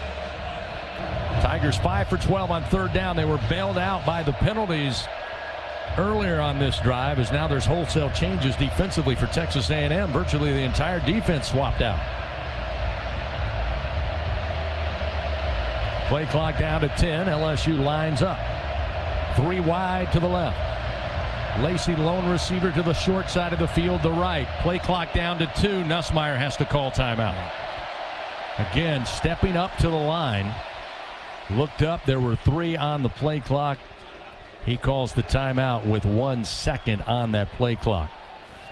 So with 5:03 remaining third quarter, a 3-point ball game. LSU 17-14 over Texas A&M. A monstrous 3rd and 7 upcoming for the Tigers from the Aggie 29-yard line when we continue on the LSU Sports Radio Network, powered by People's Health. It's 4 in the morning when the roaches are on. You need the Bingo Roach Spray. Get ready for a bug-free Louisiana summer with Bingo Pest Control products. Our best-in-class indoor and outdoor solutions are powerful enough to eliminate those never-ending bugs, guaranteed. Visit bingo.com or call 833-GO-BINGO. Bingo keeps pests gone. If you're tired of trying, you should be buying the famous Bingo Roach Spray. It's almost time for kickoff, and the only thing missing in your game day plans is a refreshing drink. With 15% alcohol by volume and a colorful collection of fun flavors, BuzzBalls are the perfect ready-to-drink cocktail for every moment of the game. Try the rich choco chiller, zesty lime Rita, spicy chili mango, or discover your new favorite flavor. Cheer for your team with a cocktail you can count on to taste like a winner every time. In just a matter of seconds, find your go-to play and buy BuzzBalls today. BuzzBalls is a proud partner of LSU Athletics. Please enjoy BuzzBalls responsibly. BuzzBalls, Carrollton, Texas. Hey, LSU fans, you're invited to Louisiana's largest casino resort, Coshada. Coshada Casino Resort has the largest and most spacious gaming floor in the Lake Charles area, with thousands of the newest slots, over 55 table games, live bingo and off-track betting, plus 3 beautiful hotels, delicious Cajun cuisine, and the #1 rated golf course in Louisiana. Coshada Casino Resort is proud to support LSU. Go Tigers! ISC Constructors is a national award-winning electrical and instrumentation construction company. In addition, ISC provides full-service, multidiscipline engineering services to global customers. For 35 years, ISC has brought the Baton Rouge culture to its job sites and offices across the nation. And like our Tigers, ISC believes being the best begins with recruiting and developing the best talent. ISC, powered by people. Go behind the scenes. Check out our booth cam on Facebook and YouTube from the LSU Sports Radio Network. LSU Athletics would like to thank its Team LSU corporate partners, Cox, McDonald's, Our Lady of the Lake, Albertsons, Louisiana Blue, Coca-Cola, and Hancock Whitney. Pivotal play coming up here. 3rd and 7 for the Tigers at the Aggie 29-yard line with 5:03 remaining. Here in the third quarter, a 3-point lead, 17-14. Tigers with a costly interception early in this third quarter resulted in a first down goal to go from the 8. Texas A&M called upon Marcel Reed, the backup quarterback, a dual threat quarterback. He comes in first play of scrimmage, sprints out to the left side, gets in the end zone, point after good, and we got a 3-point game. Tigers need to convert on this third down. If the ball stays where it is right now, we're looking at about a 46-yard field goal try. Yeah. And, of course, 2 have been missed so far tonight. 1 from 47, 1 from 48, and 1 from 49. Wonder if you get Garrett Nussmeier back on the move. I know he's missed his last 2 throws on the move, but like we were talking about during the break, he's been so good this year doing that, and you've had open receivers. Can you count on him to come back and make the throw? 3rd and 7. Nussmeier with Williams back there to pass protect. Picks up the block. Throws. Caught and dropped. Incomplete at the 15-yard line. Scooby Williams separates the football from Xavion Thomas. Boy, that looked like the play they wanted across the middle. Looked like it hit Thomas right in the 0 on the jersey. And credit Scooby Williams, a middle linebacker. He just gave him a clean football shot, and he couldn't hold on. It'll be 4th and 7 at the 29, and indeed it will be Damian Ramos trying from 46 yards out towards the same end zone where he's missed on 2 earlier tonight. Need a good snap, need a good hold, and it is not. The snap got away from Peyton Todd. Ramos has to fall on it at the 40, and Texas A&M gets the football back on a special teams miscue with 4:52 remaining in the third quarter. And that operation has been so smooth all season long, and it has been, to say the least, a disaster tonight. It has. There hasn't been a clean one. It has been a mess all night long. It's holds, it snaps. I mean, here, just another. I mean, Todd wasn't ready for the snap. He's looking at the kicker. The ball snapped. This is not a good time on the road, College Station, to have those type of issues pop up. So Texas A&M not only takes over, they get relatively good field position. 1st and 10 at their own 40. And Marcel Reed will stay out there as the quarterback. They'll line up in a pistol formation. He along with Amari Daniels. Or check that, Le'Veon Moss. Reed going to try to go right, cuts back left, and then just Superman leaps up to the 44-yard line. Ahmad Bro credited with the tackle. LSU doing a good job on that far side, Jacob. They set the edge. He had to cut back and then just leap for some yards. It'll be 2nd and 6 at the 44. Yeah, we'll see how much this changes the LSU defensive game plan. I mean, completely different quarterback, really different offense. 3 receivers left. Single back with Reed. Shotgun snap. Handoff up the middle. Huge hole. Into LSU territory down to the 40-yard line. Gilbert and Ryan again have to come up and make the stop on Le'Veon Moss.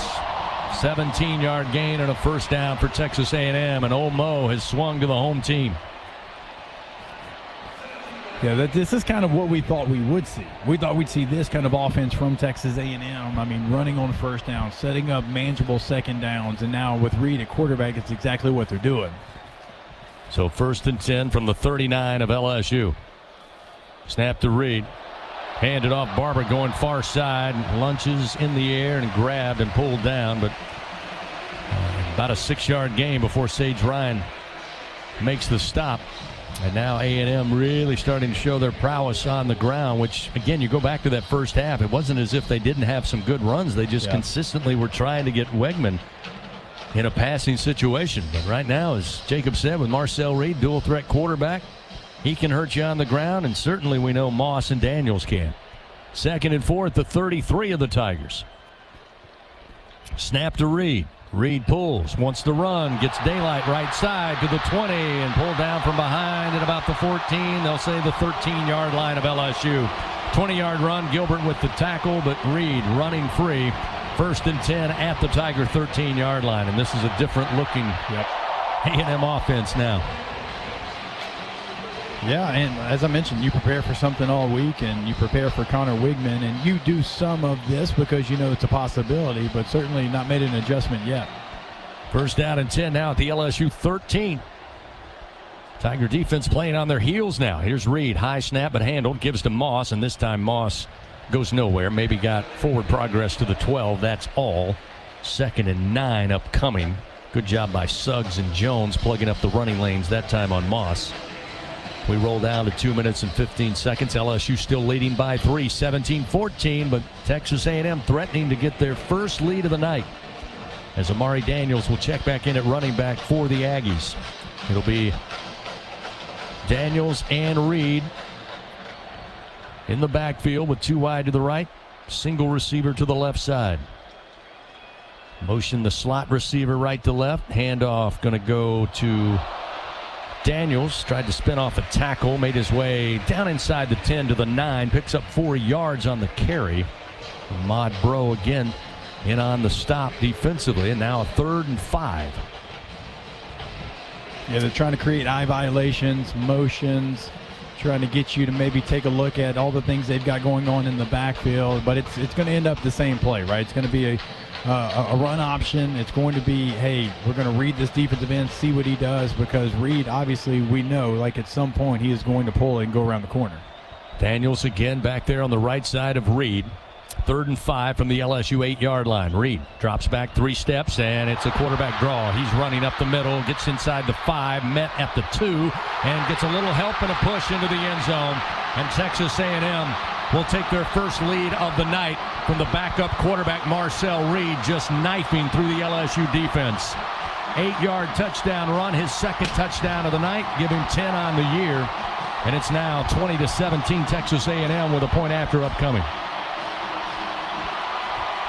Yeah, as soon as you saw that ball snapped, he's flat on his feet. You knew quarterback draw was coming. That's what I'm talking about. Like all week long, if you're playing Marcel Reed, that's something you're ready for on that third down situation. When you prepare for Connor Wigman, you haven't spent as much time on that. So LSU getting to the sidelines is going to have to make those adjustments. Point after try from Randy Bond. Back comes the snap, placement down, kick is up, kick is good. And it's a 21-17 Texas A&M lead. Tigers with some uncharacteristic miscues. One from Garrett Nussmeier on an interception that set up the second score of the game for the Aggies. And now a botched field goal operation gives it back to him, and Marcel Reed leads the Aggies down the field to take a 21-17 lead, and the Tigers playing from behind for the first time tonight. And guess what? It's going to remain loud here. That it is. I mean, you almost had the crowd out of it. And then, you know, they've made this comeback here in the third quarter. Now, look, you're going through adversity. You knew you were at some point going to go through some of that on the road in the SEC. And you have a veteran football team, certainly a veteran offensive side of the football. What can you do to answer Texas A&M's answer? Darren Zirkle back to kick this off. Again, Thomas and Williams set deep for LSU. An even minute remaining third quarter.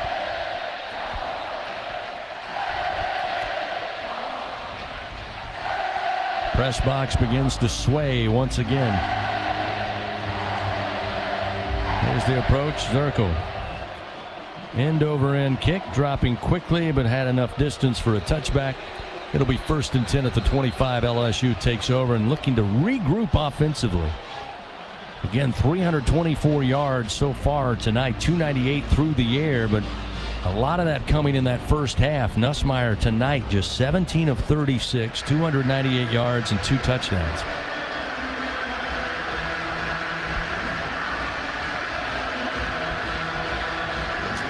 So as Jacob said, the Tigers face their first adversity here tonight. They get the football back with a minute to play, third quarter.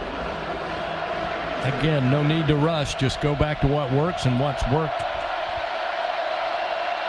all season long. Offensively. Again, had to step up to the line. 5 on the play clock. Nussmeier back in the gun. Will take the snap. Looking left. Now looks back to his right. On the run, throws, and Kyron Lacey makes the catch, but he's wide into the boundary. Incomplete at the 34. And again, that's maybe the third or fourth time we've seen that patented sprint out to the right where Nussmeier has been so great this season, and the throws have either been short or they've been wide. Yeah, and that time Kyron Lacey tried everything he could to try to stay on his feet, but, I mean, the throw took a while to get there and just fell out of bounds. 2nd down, 10 at the 25. And again, Nussmeier shouting instructions. Still plenty of time on the play clock as he steps into the gun. 2 receivers left, 2 to the right. He'll move Durham out of the backfield at the snap of the football. 4-man rush. Nussmeier fires, and it's intercepted at the 28-yard line. Second interception of the game for B.J. Mays.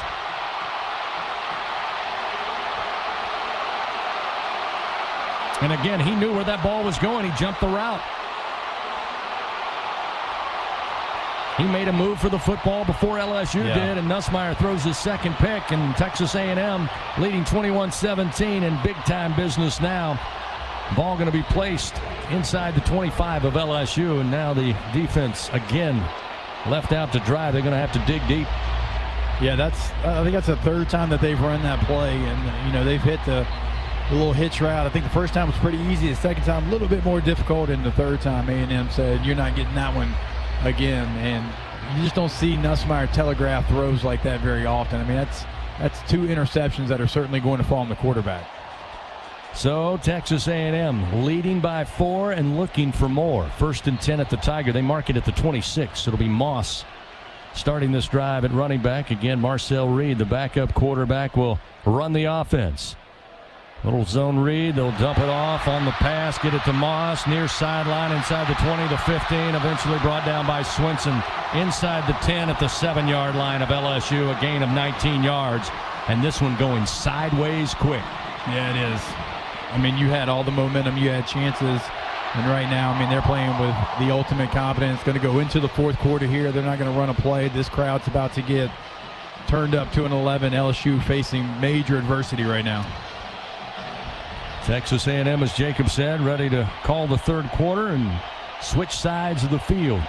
They lead 21-17 after 3 here in Bryan College Station in a battle of number 14 and number 7. 2 remaining unbeatens in SEC play, but one of these teams will lose that distinction tonight. Your fourth and final quarter coming up. Texas A&M 21, LSU 17 on the LSU Sports Radio Network, powered by People's Health. Albertsons is making shopping and saving easier than ever. Check out Albertsons For You in our mobile app, where you can shop for groceries and save weekly with digital coupons all in one place. With Albertsons For You, you can earn rewards points every time you shop and redeem them for free groceries. Brand new Albertsons For You members receive $5 off their next $25 purchase just for signing up. Download the Albertsons app or go to albertsons.com to sign up. Albertsons, fresh food, local flavors. With no fees or minimums and no overdraft fees, banking with Capital One is the easiest decision in the history of decisions. Even easier than choosing Slash to be in your band. Next up for lead guitar. You're in. Cool. Yep, even easier than that. With no fees or minimums and no overdraft fees, is it even a decision? That's banking reimagined. What's in your wallet? Terms apply. See CapitalOne.com/bank for details. Capital One N.A. member FDIC. Do you have both Medicare and Medicaid? With the People's Health Medicare Advantage Plan, you could get up to $280 per month to spend on utilities, healthy groceries, and over-the-counter items. $280 per month. Don't miss out on these extra benefits. Call 1-844-663-2133. Plans are insured through United Healthcare Insurance Company or one of its affiliated companies, a Medicare Advantage organization with a Medicare contract and a contract with the state Medicaid program. Enrollment in the plan depends on the plan's contract renewal with Medicare. Get ready, Tiger fans! Venture Global is proud to partner with LSU Athletics, powering Louisiana and the world with clean, low-cost, reliable energy and fueling the future of our great state. As we cheer on the Tigers this season, we're also driving innovation, creating jobs, and supporting our local communities. Together, we're building a brighter, more sustainable tomorrow. Venture Global, proud partner of LSU Athletics, powering champions on and off the field. Go Tigers! Fourth quarter action of LSU Fighting Tiger football, presented by J&J Exterminating, continues from the LSU Sports Radio Network.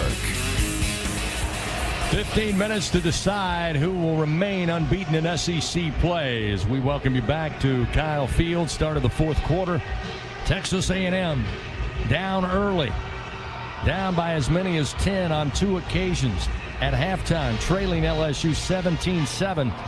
But there's no two ways about it, gentlemen. LSU got their backsides whipped in that third quarter. Taking a look at the third quarter stats, brought to you by Hancock Whitney, official bank of LSU Athletics. Tigers 3 first downs, 2 yards rushing, 39 yards through the air for a total of 41 yards of offense in the third quarter. Texas A&M, aided by the boost from Marcel Reed, the backup quarterback, 5 first downs, 67 yards rushing, 34 yards passing, 101 yards total offense to 41 for the Tigers. Garrett Nussmeier in that third quarter went 3 of 12 passing with 2 interceptions. Yeah, that is obviously that's not the Garrett Nussmeier we've seen all season long. It wasn't the Garrett Nussmeier we saw here already in Kyle Field, College Station. I mean, first half and highly efficient, and you know the first one just trying to do too much, and then you telegraph the second one there, and I mean you had a chance to really steal, you know, every emotion out of this stadium, and then when you don't do that, you give them life, you give them hope, and certainly A&M has taken that hope. And now they've been the aggressor, and they're sitting here in great scoring position again. Again, after the second turnover, LSU's defense put in a very tough spot. Now it's first down goal to go with a ball marked at the LSU 10. Texas A&M with a chance to build on what already is a 4-point lead. 15 minutes up on the board. Now the Aggies attacking left to right. Reed along with Daniels and Moss. On the field at the same time. Reed in the shotgun. Rises for a moment. Now gets back in his stance. Motions the tight end. Going to hand it off. Running downhill is Moss, and Moss gets bounced and then untouched into the end zone. Le'Veon Moss. There is a flag down. Hold the phone. It's down inside the end zone. We'll see what it's all about. But again, just right up the middle against LSU. And they're talking it over. Conference at about the 7-yard line. We'll get the call from Kyle Olson, our crew chief, here in just seconds. Personal foul, illegal blindside block, offense, number 9. 15-yard penalty, still first down. Ja'Day Walker with the blindside block. I'd have to watch that replay again, Jacob, to see if that had any impact on the play. Again, Walker out wide for the Aggies. So no score, and Texas A&M will get backed up. He was definitely pleading his case there. It was down the field. Oh, yeah, I see it now. Middle of the field. Came across, laid it on Major Burns. Major was starting to shift and go to his left for the ball carrier. And now they'll probably check it for targeting, I would assume. Yeah. Now we're going to go down for a replay. I didn't hear that initially from Kyle Olson, but Mike Elko has a look of concern on the sideline here, but we'll see.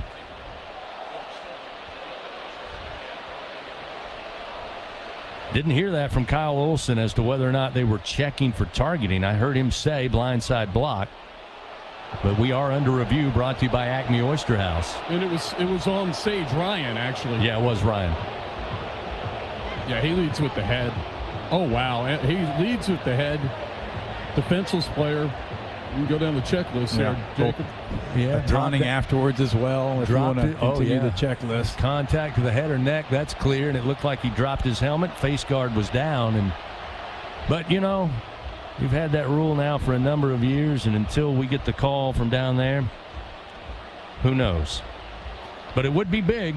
They got into the end zone. That obviously is negated by the blindside block. Now, whether or not Ja'Day Walker will be able to continue to play tonight, and the targeting added to that. So they're still talking it over, looking into the video.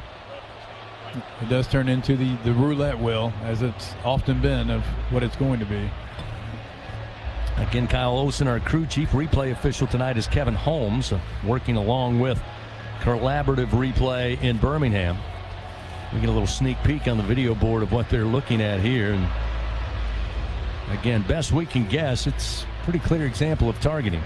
And again, that's on an offensive wide receiver who's probably not used to. Right. I mean, he's used to blocking, but he's probably not used to. Yeah, I mean, putting himself in that position. Yeah, and as an offensive player, that's not something you think about very often. And, there might have been a carry or two in my career that targeting could have been called against me. So offensive players certainly don't even think about the crown of the helmet as much. All right, they're out from under the hood of the video and talking it over and writing some notes. And now it appears in moments Kyle Olson will tell us what they have determined. After video review, replay has confirmed targeting. Number 9, offense. Number 9 is disqualified from the game.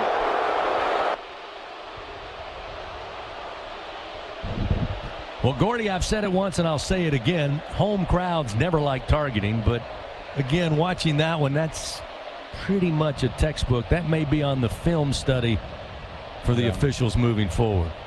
No question. And Jacob, just sitting down here in the field, LSU's defense is built on speed, hustle, and all the above. They need to slow it down a notch. They're overrunning so much of this. Yeah. And like you said, the thing about what makes it this tough, you haven't prepared for this. Yes, you played South Carolina, you played South Alabama. We can go through a couple teams that ran this offense, but it's been a while. You came here and prepared for Connor Wegman, and now you're dealing with Marcel Reed. So, no score. They wave that off, and they move them back to the 18-yard line after the penalty. So 1st and goal from the 18 now for Texas A&M, again leading 21-17.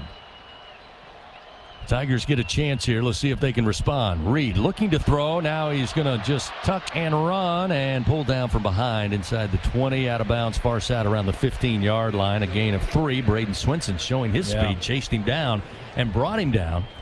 I mean, Swinson making that play is huge because, I mean, he had a lot of space, and Reed doesn't get caught from that angle very often. And we got a player down for LSU in the end zone. Yeah, that's Gilbert, and I'm not sure. He was holding his left arm, his shoulder, and just took a knee right there. And I tell you, so this is a big situation for him to go out of the game. It's been Ryan and Gilbert, the veterans at safety, that really secured the run support. And this is a tough spot to put. I assume we'll get one of the young freshmen in here. Yeah, Gilbert on a knee in the end zone there. He was engaged in covering the receiver in the end zone. They didn't finish the play long enough for us to see where the injury might have occurred, but again, he was favoring the arm as he now will jog off on his own power, come to the near side. 2nd and 14 2nd and goal at the 14, I should say, for Texas A&M. Deshaun Spears goes in, and you saw Blake Baker giving him heavy instruction as he went onto the field there. These safeties have been so good on all the double moves, fake screens tonight. Let's see if A&M maybe tries to go to that play, try to steal one here on a young safety. 2 wide receivers sent out to the right, 1 lone receiver to the left. Amari Daniels, the single back, along with Marcel Reed. 2nd goal from the LSU 14. A&M leading 21-17, 14:35 remaining 4th quarter. Handoff going to go to Daniels, right side. Got free for a moment, pulled down from behind around the 5, maybe lunged forward to the 4. Greg Penn made the tackle, but it will set up 3rd down, goal to goal. They do mark it at the LSU 4-yard line. And that was a little too easy. Just too much room right there. Got the edge immediately right now. Here's the snap to Reed. And going down and trying to get to the goal line. And it will be a touchdown for Texas A&M for Marcel Reed. Again, LSU collapsing. They knew the ball was going to the right, but Marcel Reed slips his way into the end zone, and a huge score for Texas A&M. Gives them a 10-point lead with a chance to make it 11 with a point after try. Yeah, the entire defense thought the running back had the ball. I mean, you had 3 of them tackle the running back. He pulls it. It doesn't get much easier than that for Reed. Again, over pursuit may have cost the Tigers as Randy Bond will come out trying to make an 11-point lead over LSU, who is yet to score here in the second half. And the kick is up and the kick is good. And Texas A&M right now feeling it at home. 28-17. 14:07 remains in this contest among the 2 unbeaten in conference play. You say it all the time. How many times have you said, boy, if your offense is not clicking, just go to the backup quarterback. It's always the thing. It's the go-to. And as it turned out tonight, that has been the spark for Texas A&M, aided by a couple of miscues. Obviously, the 2 costly interceptions deep in your own territory. But Marcel Reed certainly is making a case for him to be QB1. Yeah. He brings a different dynamic. And right now, you don't have game changers at receiver for Texas A&M, and so you want to keep it on the ground. You got a quarterback, and you got a couple of running backs that you feel like can do it at a very high level. And again, we'll go back to it. Like LSU has probably practiced for packages. Now it's going to be his game. How much do they have in? Can they make an adjustment to Texas A&M making their adjustment and bringing in the backup quarterback? Because so far, they haven't stopped him yet. Jared Zirkle puts a foot into this one, spinning end over end, and will be fielded about the 3-yard line at the far side hash. It's going to be Thomas. Runs towards the far sideline, steps across the 20 and out of bounds at the 22-yard line. Well, it goes without saying, the defense certainly going to have to find some adjustments, but right now it starts with this offense. They got to find a way to find the end zone, down 11 with 14:22, or rather 14:02 to go in this game. Yeah, certainly got to find their rhythm back. I mean, they were in a rhythm early in the game. Got stalled out a little bit there. You've had some special teams issues, but just not been able to get going here at all in the second half. No semblance of a running game, just 26 yards so far tonight for the Tigers on the ground. But that right side of that defensive front for Texas A&M really has worn out the offensive line, especially here in the second half. Nussmeier can't get the snap off, and we got movement up front. Coach start. Offense, number 50. 5-yard penalty. Still first down. Fourth procedure penalty tonight against this LSU offense. Yeah, I believe that's 12 in the last 2 games. I mean, it has certainly been an issue. And you can't start 1st and 15, not when you're trying to mount a comeback, a 2-score comeback here in the fourth quarter. And Gordy, we should mention there is 14:02 remaining. It's not like you got to get it back right now, but they are going to have to pick up the pace a little bit. 1st and 15 back at the 17-yard line. Nussmeier gets the snap. Looking to throw. Near side and overthrown, looking for Sampson up the near sideline, and that one not even close. Threw in the vicinity of B.J. Mays, by the way, who has 2 interceptions tonight, but that throw off the mark, nobody could get to it. And it's 2nd and 15 at the 17-yard line. Yeah, it looks like he locked in on Mason Taylor. Once Mason Taylor wasn't there, didn't really have an idea where to go with the football. 2 wide to the right. 2 to the left side. Single back, Caden Durham. 4 at the line of scrimmage for Texas A&M. Nussmeier, quick fire, gets it out to Durham. Broken tackle at the 20, far sideline. Another broken tackle across the 25 and falls forward up to the 28-yard line. Great play by the freshman running back on the swing pass. Picks up 11 yards, but still some work to do. It'll be 3rd and about 4 upcoming for the Tigers. 13:40, clock moving, fourth quarter, down 11 to Texas A&M, 28-17 after leading the entire first half. Eventually going into the locker room leading 17-7, but it's been all A&M thus far in the second half. 3rd and 4. Play clock to 9 as Nussmeier steps up to the line of scrimmage, steps back into the gun with 4, 3, 2, gets the snap with 1. Nussmeier, tight pocket, hit as he throws, catch made at the 40 and falling forward to the 42-yard line. Great job by Xavion Thomas going down, getting that football, securing it, and then getting a couple of extra yards, giving 14. It's a Louisiana Blue first down for the Fighting Tigers, and those have been few and far between here in the second half. Just, I believe, their 3rd first down not given by penalty. This time a handoff to Durham, and again falls, and that's about it. Maybe a yard or 2, maybe half a yard. Maybe I'm being too kind. You know, you never want to get into this situation, but at some point it is what it is. You cannot run the football tonight. You've got 27 yards rushing. You have been able to throw the football well over 300 yards. You never want to get into it. You got to say, hey, offensive line, we need you to keep the quarterback clean because we got to throw it. Trip receivers to the right.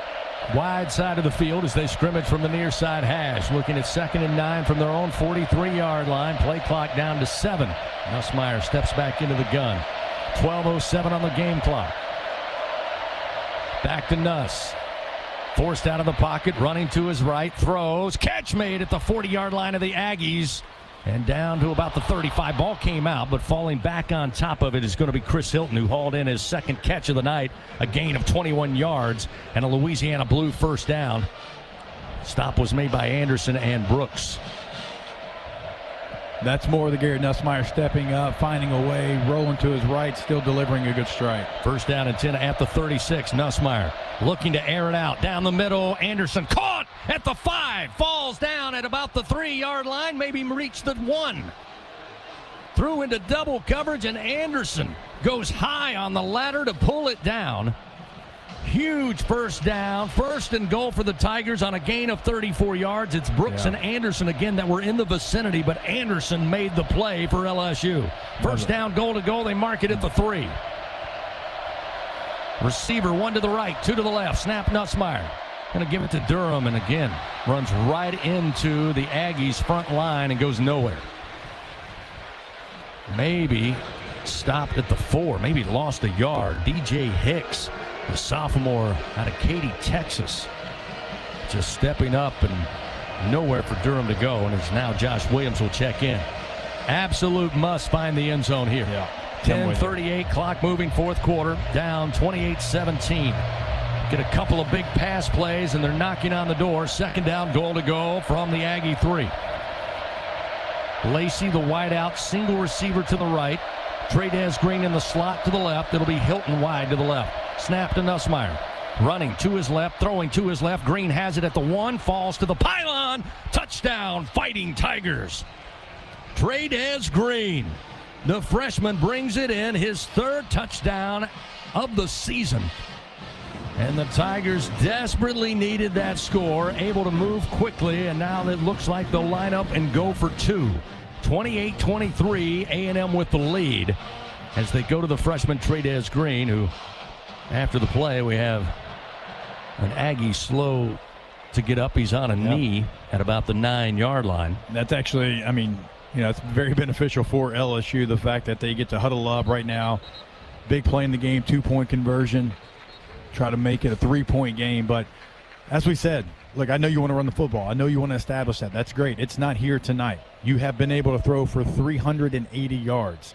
You keep doing what has gotten you to this point. Well, I just saw a replay. We're probably going to get a look at this. It looked like Green's knee might have been down just before he got in the end zone. They showed it here on the replay. Yep. We're going to have a 4th and 1 on the – they'll stop it in Birmingham. Mike Elko. It'll be a 3rd, right? 3rd and 1? 3rd and 1. I'm sorry. You're right. 3rd and 1. It'll be on the 1. But he was definitely down. Yeah, all scoring plays are always reviewed. And, again, after the injury to Texas A&M, it certainly gave them time to look at it. They radioed down to our officials, and it was clear after watching the replay up here that Trey'Dez was – that left knee came down at the 1-yard line as he was lunging. Yeah, it's close, though. Where's the ball, though? Yeah, that's right. Yeah, now they're looking at it again. Look, the ball right now, it's not as far away as I thought it initially was from the goal line. It's bare. Oh, it's so close. They really need the straight line camera, and we're looking at 2 slight angles, which it's hard to tell if the football crossed the plane, but it was close, closer than I thought originally, after I first thought he was in for the score. But we go under review, again brought to you by Acme Oyster House.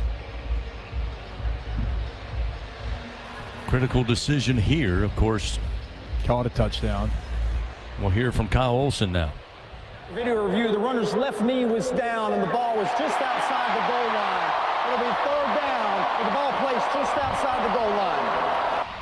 So unable to get it in, they roll Trey'Dez Green down at the 1. The problem now, Jacob, is you're looking at 3rd and goal from the 1. You haven't been able to run the football effectively at all, and you probably got to go back to the air here. We'll see what the Tigers dial up. Thought they were in, they were not. Back to a 28-17 Texas A&M lead. Remember, you got a backup left guard in as well. It's always something to pay attention to. Going to be a new situation for him. Going to be interesting to see how LSU handles this. 10-14 remaining in the game. Certainly 2-down territory. I don't know if field goal helps. Certainly it gets you a little closer, but this quarterback sneak all the way right here. Nussmeier under center. Heavy set, everybody at the line of scrimmage and trying the tush push, and a flag is out far side, right at the snap. I don't know that Garrett even crossed the plane, but immediately a flag came out from that far sideline right on the goal. So let's hold the phone. We'll see what this is all about. They tried the quarterback sneak. Not a lot of surge. Texas A&M able to really stiffen up at the goal line, but we'll hear what the call is all about. Offside, defense, number 0 in the neutral zone at the snap. Half the distance of the goal. So they'll move the football half the distance of the goal line, which will be a very little smidge closer for LSU. Try it again, Jacob. It looks like they're lining up and doing it. LSU can't get in shotgun right now and run the football. They just can't do it. Formation. A battle at the goal line. Again, extra push, trying to get Nussmeier in. Looks like he's across the goal. Still waiting for a sign. Give me a sign. Touchdown, Fighting Tigers. Took a while, but eventually they ruled Nussmeier across the plane. So the Tigers do end up finding pay dirt Took a little longer than they wanted, but it is now 28-23 as they unpile a mass of humanity down there in the end zone. It was actually a good initial surge there by Gary Nussmeier, that offensive line. Obviously, though, I mean, your quarterback who is not used to doing that, now he's got to go right back in there. He was going to the sideline. No, we got to go for 2. And so, obviously, going to be maybe late in this play clock trying to get him back on the field. Coach Kelly out there near the numbers at the 15-yard line. Yeah, he wants the ball on the left side. He gets a chance to place it not on the hash, but halfway between the extra point mark in the middle on the 2.5 and B hash. Well, they'll try to go for 2 here, trying to get it back to a 3-point game with just under 10 to play, 9:57 to be exact. We've seen this to Trades Green a couple of times this season, including last week at Arkansas. A 2-point conversion try. Nussmeier out of the shotgun. Looking left, forced to go right. Throws back in the end zone. Nobody's there. Incomplete. 2-point try goes awry. So the score remains 28-23. Going to take a touchdown. Going to need a stop and a touchdown for LSU to get back on top. Timeout on the field. Tigers score, but still trail Texas A&M here in the fourth quarter. We'll return after this on the LSU Sports Radio Network, powered by People's Health. Fans, this is Eddie Kennison, former LSU football wide receiver. If you know me, you know I'm all about making big plays. Tigers win! Tigers win! That's why I joined the team at LSU Sports Properties. Our goal here is to help businesses make big plays both on and off the field. If you want to give your brand that competitive edge and be a part of the biggest stage in college sports, give the corporate sponsorship team at LSU Athletics a call. Your brand, our fans. Utilize the power of LSU Athletics to promote your business and sponsor LSU Athletics today. Call 225-578-2788. Go Tigers. U.S. wildfires cause up to $893 billion in damages, health impacts, and pollution each year. More and more wildfires are ravaging our communities. Recovery can often take decades. At LSU, we're preventing wildfires worldwide, merging data from past fires, weather conditions, and more with AI to protect our homes, businesses, and ecosystems and give people back their peace of mind. The Southeastern Conference. It's the land of legends, the places, the faces, and moments.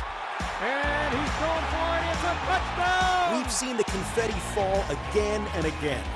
We're not done. It's time for the next generation to make their mark and go from 14 deep to 16 strong. It's a whole new ball game in the SEC, and it just means more.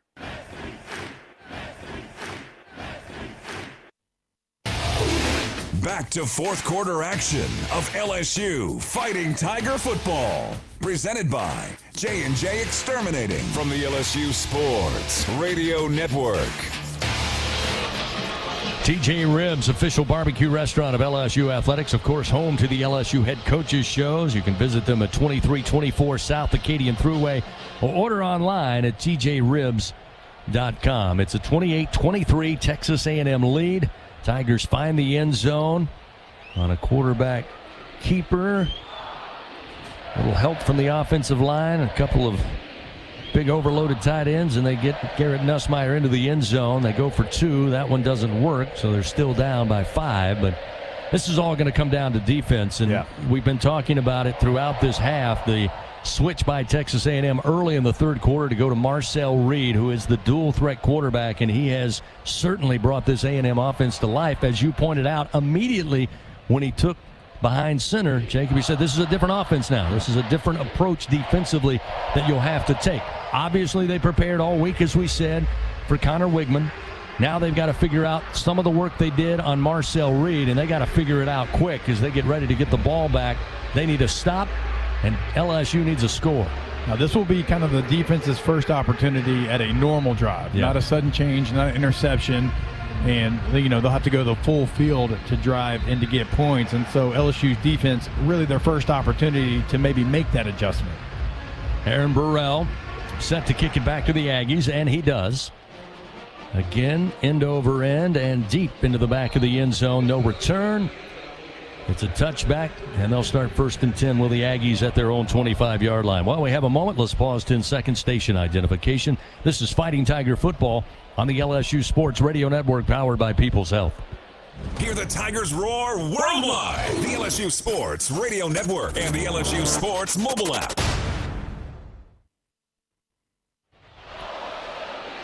Another battle here in Bryan College Station, along with Jacob Hester, Gordy Rush. I'm Chris Blair. Your Tigers of LSU trailing Texas A&M 28-23. The Aggies start 1st and 10 at their own 25. Again, with 9:57 remaining in this game. Marcel Reed takes the shotgun snap. He's going to unload down the field and into double coverage. Catch made. Big time catch inside the 30 down to the LSU 20 is Noah Thomas. One of the top receivers for this Aggie squad. They haven't had a lot of home run plays, but they get one there, a 55-yard strike. And once again, Jordan Gilbert a little slow to get up. He's on a knee down at the 12-yard line, and just like that, Texas A&M in business. Go from their 25 to the Tiger 20. So what have they done? I mean, they've run their quarterback. They've run any kind of read option that they want. And so, hey, on 1st down, let's go take a shot. Let's go see what we can do to maybe change the momentum back in our favor was their mindset. And, you know, LSU was a step late. They were a step behind because the safeties, they start to creep. They start to get, you know, instead of 12 yards, maybe your toes are at 9. And you get caught out of position there, and they're able to hit the 55-yarder. Yeah, that was smart. They went right at Gilbert. So Gilbert has a shoulder harness on. So during that, after that last series, they went and put one on his left arm. And like you said, they knew that he went out injured. He got caught cheating and just couldn't get an open turn and get to that football. They were playing 3 deep, and he just couldn't get there in time. Each team coughing up the football. Tigers have given up 2 interceptions. There was an early fumble by Texas A&M. The Tiger defense would love to get a takeaway here. It's 1st and 10, just outside the red zone. And again, it's going to be Reed running downhill to his right. Steps out of bounds inside the 10 at the LSU 9-yard line. A pickup of 12. And it will be 1st and goal from the 9, just like that. Yeah, just no contained player. They brought a run pressure. You've got a young player. It looked like Spears was supposed to be the contained player. He comes in for Gilbert. He goes too far inside. Reed pulls it. There's no edge. And obviously he's an athletic guy. He's going to find that every time. 1st down goal to go from the Tiger 9. Reed out of the shotgun. He's got Moss on a wing to his left. Snap. Reed keeps up the middle, cuts to the right inside the 5 and put down at about the 3-yard line, but another solid gain of 6 yards gets them closer to the end zone. It'll be 2nd down goal to go from the LSU 3. Sage Ryan having to come up and save that touchdown for the Tiger defense. It's been Reed cutting up the Tigers, running the football, but a huge 1st down play, 55 yards, sets them up quickly, now knocking on the door once again. 2nd down goal to go from the 3. Reed again working with Moss.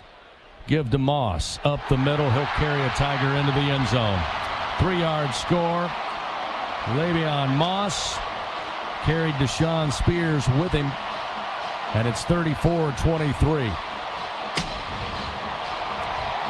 And now a chance with a point after for Texas A&M to have their largest lead of the night. If they connect, it'll be a 12-point lead.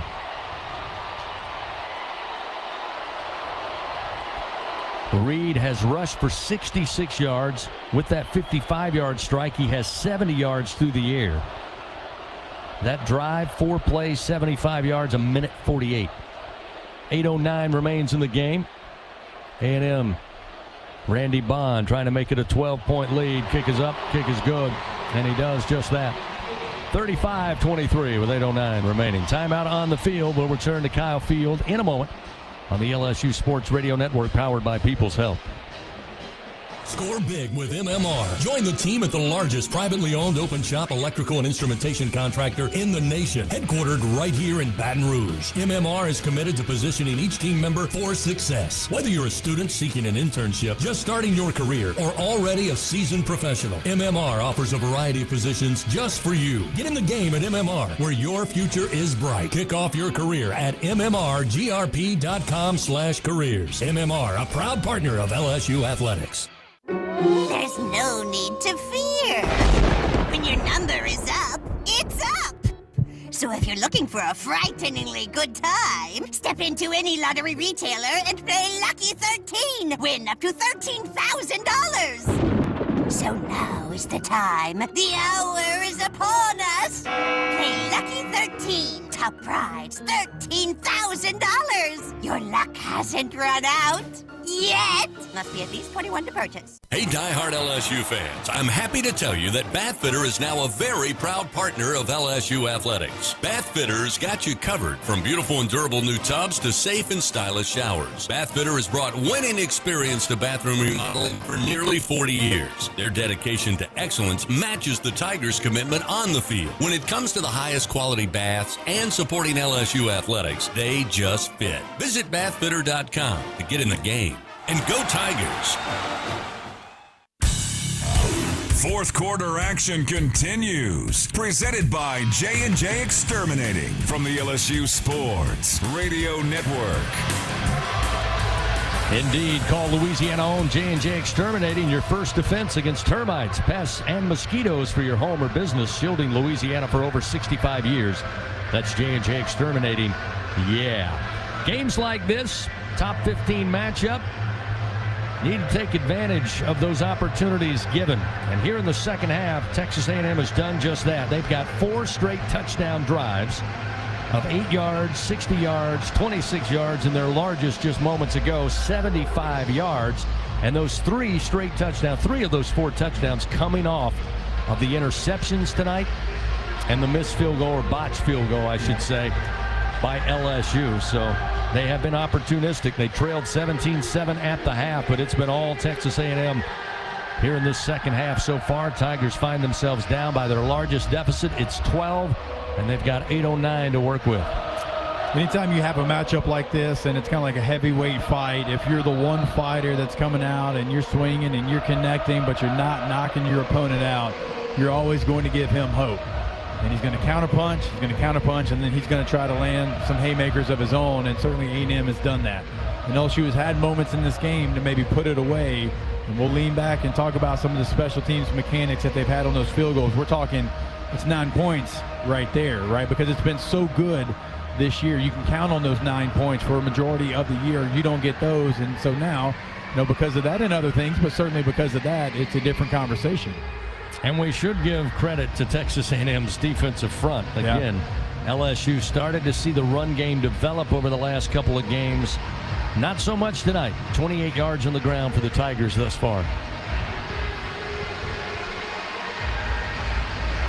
We'll see Jared Zirkle kick it back to the Tigers. Here's the approach and the kick. And again, out of the back of the end zone, we got 2 big legs tonight in kickoffs.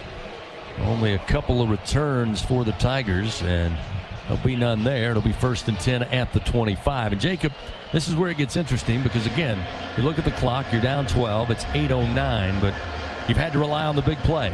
Yeah. You've had to rely on the passing game, as we just pointed out, with just under 30 yards rushing, and now it's almost like you need a couple of home runs real quick. Again, 8:09 is plenty of time, but you're down 12 points. You got to score quick, and then you got to hope LSU's defense can figure out the riddle of Marcel Reed. Yeah, that's the other part of it. Yes, you can score. You want to do it quickly, but you have not figured out what they're doing offensively now to be able to get you the ball back. 1st and 10 at the 25. Trip receivers to the right. Play action to Williams, and Texas A&M gets home, gets their first sack of the night. Nussmeier gobbled up by Nick Scorton.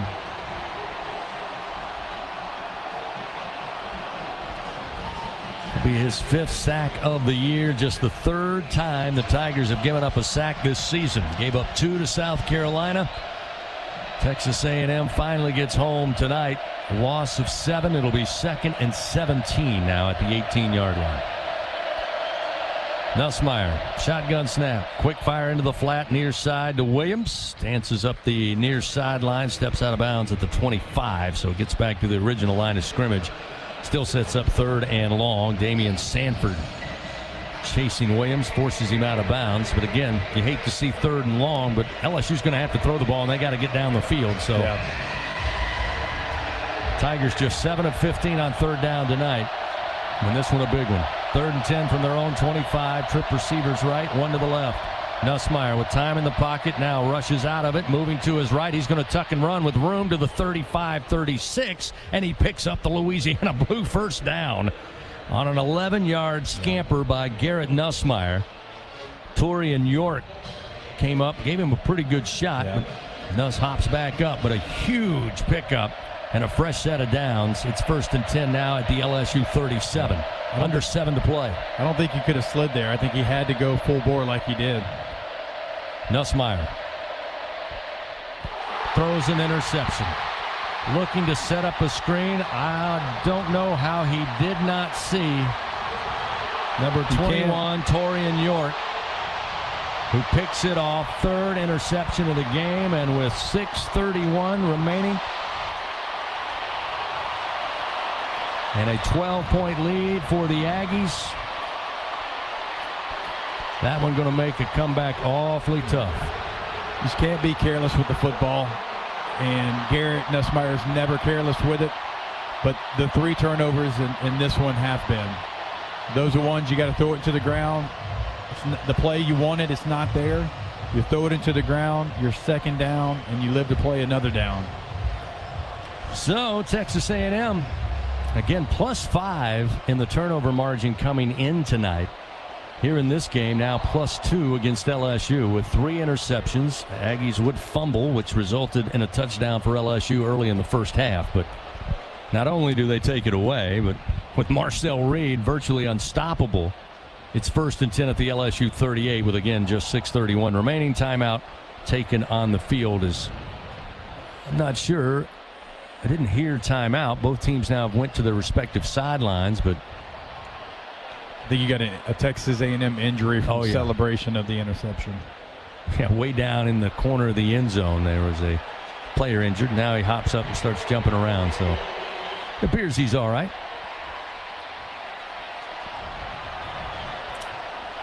Tiger fans, multiply your winnings. Play 50X from the lottery. You could win up to 20 times and win up to $200,000. Stop in at any lottery retailer. Ask for 50X today, where the top prize is an exciting $200,000. What's your X factor? Must be at least 21 to purchase. So Texas A&M takes over. 1st and 10 at the Tiger 38. Bussey and Daniels to each side of Marcel Reed. Now they'll send Bussey into the slot as Reed waits on the snap. Now he'll motion a receiver and he'll hand it off. Coming near side and turning it downfield inside the 30 before being stopped at the 29-yard line. A gain of 9. Whit Weeks on the tackle. It was Terry Bussey who got the little handoff. 2nd and 1 at the 29. It's just sheer domination by this Aggie offense here in the second half. There's no other way around it. No, they're getting the movement. They're getting north and south. They're getting it east and west. They're creating eye violations for this LSU defense. They're taking the bait, and you're right. I mean, dominance is the right way to say it. 2nd down and a yard from the Tiger 29. Reed obviously in no hurry. Ken will motion the tight end way out from the left side. Little cross-buck handoff, and it's Daniels. He's free. 15, far side 10, outside the numbers, inside the 5, and bumped out of bounds at the LSU 1-yard line by Deshaun Spears. 28-yard run. 1st and goal for the Aggies, looking for more. Already leading by 12, trying to make this blowout style on a Saturday night.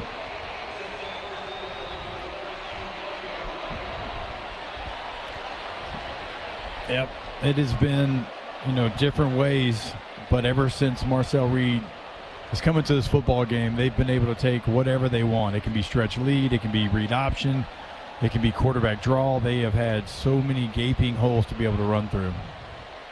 So 1st down goal to go from the Tiger 1. Reed, shotgun snap. Gives it to Daniels, and he'll be cut down quickly. May have lost a yard. He went down around the 2-yard line. Like Spears and Burns able to get in there quickly. And getting back to the line of scrimmage, they'll say second down goal to go from the 1. Fans, you can help shape the future of medicine with Velocity Clinical Research. Participants can receive compensation, access new potential medicines, and get free study-related exams. Find a study near you at velocitytrials.com. 35-23, A&M leads by 12. Looking to add more. They look at second down goal to go from the Tiger 1. Reed going to work up under center now. Long snap count. He'll get it. Put the football, I think, on the ground. There's a flag out. It looked like A&M able to fall on it, but Reed came from out of under center without the football. And we'll see what the flag is. May have been false start. False start. Offense, the left guard. 5-yard penalty. Oh, wow. Still second down. They went without the number. They just said left guard. Fortunately for LSU, that play occurred in the penalty and the snap because LSU only had 10 men on the field. And they went to a specialty package, and Bo Davis looked at Blake Baker. I think he wanted to call a timeout. They were going to burn a timeout right here, and thankfully the snap was botched. 4:19 remaining in the game. And again, LSU just trying their best to keep them out of the end zone here. Backs them up. Second down goal to go from the 6. Reed back into the shotgun. Moss to the sidecar left of the quarterback. Ball on the far side hash. Long snap count again. Reed now motions the tight end. He's going to keep, and he'll go nowhere. Braden Swinson will swing him down at about the 10. Loss of 5 yards on the play as Swinson, not fooled that time, stayed at home after the pull by Reed. Reed thought maybe he was a little too aggressive talking to the official there. The crowd thought it was as well, but didn't see much there except threw him down hard on the ground. LSU going to burn a timeout. They'll stop the clock with 3 minutes and 42 seconds. And there'll be a timeout on the field. Again, the replay there. Swinson kind of manhandling Marcel Reed, and that doesn't please the Aggie fans. So with a timeout and just 3:53 remaining, Texas A&M leads by 12, 35-23. Back after this on the LSU Sports Radio Network, powered by People's Health. Elevate your game day spirit with Sugarfield Spirits, the official vodka of LSU Athletics. When crafting the perfect mixed drink, our vodka is the winning choice that'll have your taste buds cheering for more. Sugarfield Spirits, where the spirit of the Tigers meets exceptional locally made vodka. See our winning lineup at sugarfieldspirits.com or visit us at our tasting room in Gonzales.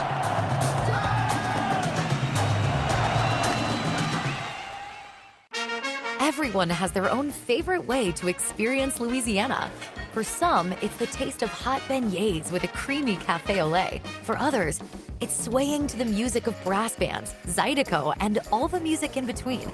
It's boating on the bayou, weaving your way through festivals, road tripping in pursuit of the greatest gumbo. Whoever you are, whatever you crave, Louisiana will feed your soul. Go to findyourlouisiana.com to plan your visit today. Hey, Tiger fans. Need funds to help with your financial situation? Republic Finance is a proud partner of LSU Athletics and has served the SEC area since 1952. Check out our loan options to see how we may help you. Visit a local branch or get pre-qualified online at republicfinance.com/tigers. Not all consumers are eligible to apply online. Secured loans are available exclusively in branch and have collateral and insurance requirements. Standard loan terms, rates, and fees apply based on your state. All loans are subject to approval pursuant to standard underwriting criteria. Not all consumers will qualify. For more information, call 833-907-1737.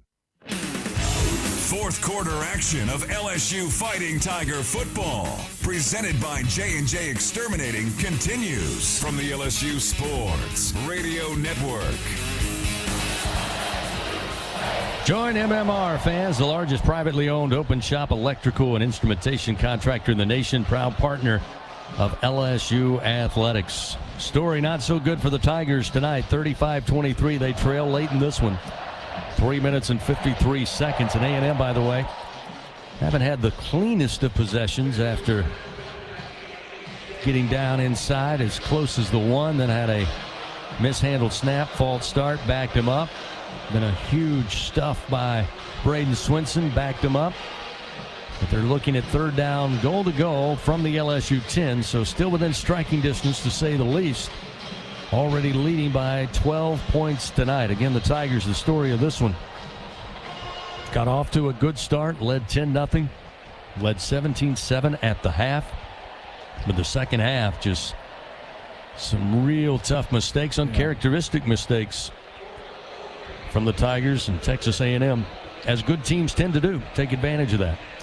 Third down, goal to go from the 10. Reed working with Amari Daniels to his right in the offensive backfield. The receiver to each side. Reed now calls. Nope, looks over to the far sideline. Now will motion a receiver. Handoff coming near side on the stretch play, and LSU pretty well defended. They'll stop him at the 9 and throw him back to the 11-yard line. LSU's Brian Kelly down there calling a timeout immediately with 3:45 remaining here in the fourth quarter. It was Terry Bussey again. Deshaun Spears, though, this time able to get to him and wrap him up quickly. The Tigers now without any timeouts remaining. It will be fourth down, goal to go from the 9. Again, a 12-point lead. Coach Elko certainly could decide to bring out Randy Bond and make it a 15-point lead. And we'll see what they decide after this timeout. Again, the Tigers trying to avoid their first loss in SEC play, but the score and the time not in their favor at the moment. You know, a difficult task to be able to change kind of what they were expecting to what they got. And, you know, they really only had one true series of, you know, Reed at quarterback and driving the field. And credit to him, he throws a 55-yard bomb on the first play of the series there. But you could tell LSU just kind of a step behind ever since Reed came into the game, being able to figure out who had the ball, where kind of to close those running gaps. They will bring on the field goal unit, try a 27-yarder. The placement is down, kick is on its way, and the kick is good. 38-23. There's a flag down right at the line of scrimmage, so nobody celebrating just yet for Texas A&M. We'll wait and see what the call is from Kyle Olsen, our crew chief. Yeah, well, thought he was going to tell us. Now it looks like he's coming over to explain it to Coach Mike Elko, who's out there at the 20-yard line. He doesn't seem like he's happy with whatever the indication is. I think it might have been Deshaun Womack actually jumping over illegally the line. Running into the kicker, defense, number 15. That penalty's declined, and the kick is good. So they'll take the points, and it's 38-23. LSU Athletics would like to thank its Team LSU corporate partners, Cox, McDonald's, Our Lady of the Lake, Albertsons, Louisiana Blue, Coca-Cola, and Hancock Whitney. So with 3:44 remaining, Tigers down 15 points. Again, LSU's defense really got after Connor Wigman and company early in this game. But it all changed when Marcel Reed, freshman out of Nashville, Tennessee, who I'm sure they're all excited about the future he will have here for Texas A&M, a 6'2", 180-pound freshman. Since he entered the game, A&M's racked up 200 yards, 4 touchdowns, and a field goal. It's pretty efficient. It's pretty efficient from him. And, you know, a lot of people were surprised after he became the starter because of injury that he gave the job back up. But that's going to be a Wally Pipp situation. And, you know, Wigman comes in and you win a couple of games. But Marcel Reed, with the talent you have right now, certainly feels like the best guy to run the Aggie offense. Again, of that 200 yards they've been able to amass, Reed has been predominantly the factor in those 200 yards, with 132 accounted for from the backup quarterback, who may not be the backup quarterback for long. That kickoff out of the back of the end zone again. It'll be 1st and 10 at the 25, and the Tigers now must make haste, down 15 with just 3:44 remaining in tonight's game. Tigers again go into their second bye week of the season. be back in action at home after this 2-game road swing. He'll take on Alabama. Tiger Stadium. Time to be announced. Texas A&M will get back to it on the road at South Carolina next week. That also will be determined. Time of kickoff early next week. 1st and 10 at the 25 for the Tigers. Nussmeier in an empty backfield. Long throw to the far side. Taylor has it at the 28. They tried to jump the route and left him some open running room. He's up across the 35, the 40. Out of bounds, far side, picks up 15 yards, gets out of bounds, stops the clock with 3:35, and picks up the Louisiana Blue first down. Well, yeah, it's still another dangerous throw. That's a long throw. A&M almost gets their hands on it again. Taylor will motion out of the slot to the left side and leaves Lacey, the lone receiver, left. 3 wide outs, or rather to the right. There's 3 wide to the left. Nussmeier again taking time, steps up to the offensive line. Back into the shotgun, gets the snap. Backpedaling, going to his right and looking to throw this one away. Does so into the far sideline. 2nd down and 10 from the 40 with 3:05. Now the clock is stopped on the incompletion. Coming up, the Fighting Tiger post-game report.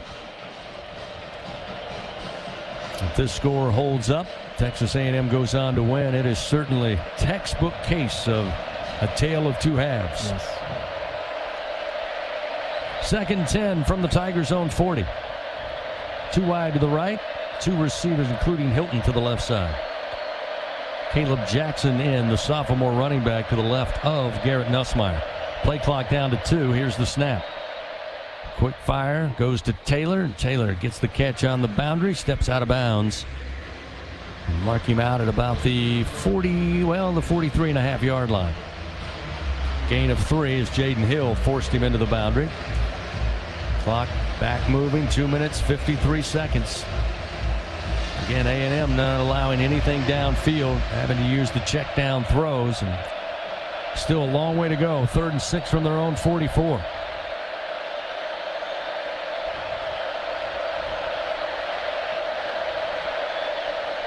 Took a lot of time to get that snap off, and now spinning out of the pocket. He'll be dropped, will be Nussmeier for the 2nd time tonight, and Garrett a little slow to get up. Ryland Kennedy with a backside pressure. Nuss was trying to spin away from one defender, had no idea that Kennedy was breathing right down his neck, and took a tough shot.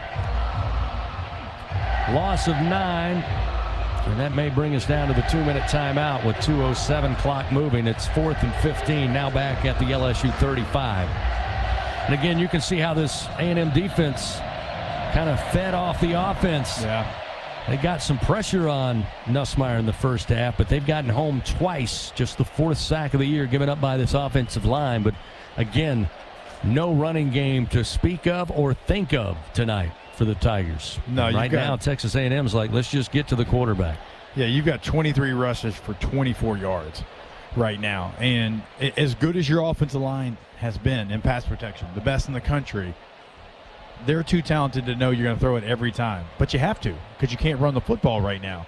And so they're pinning their ears back, and right now they know you need to push the ball down the field. They're not giving you that in coverage, and you are really struggling right now to protect the quarterback because everybody in the stadium knows what you have to do, and you've had to do it really the entire game. 2-minute timeout. 38-23, Texas A&M with the upper hand. Will return on the LSU Sports Radio Network, powered by People's Health.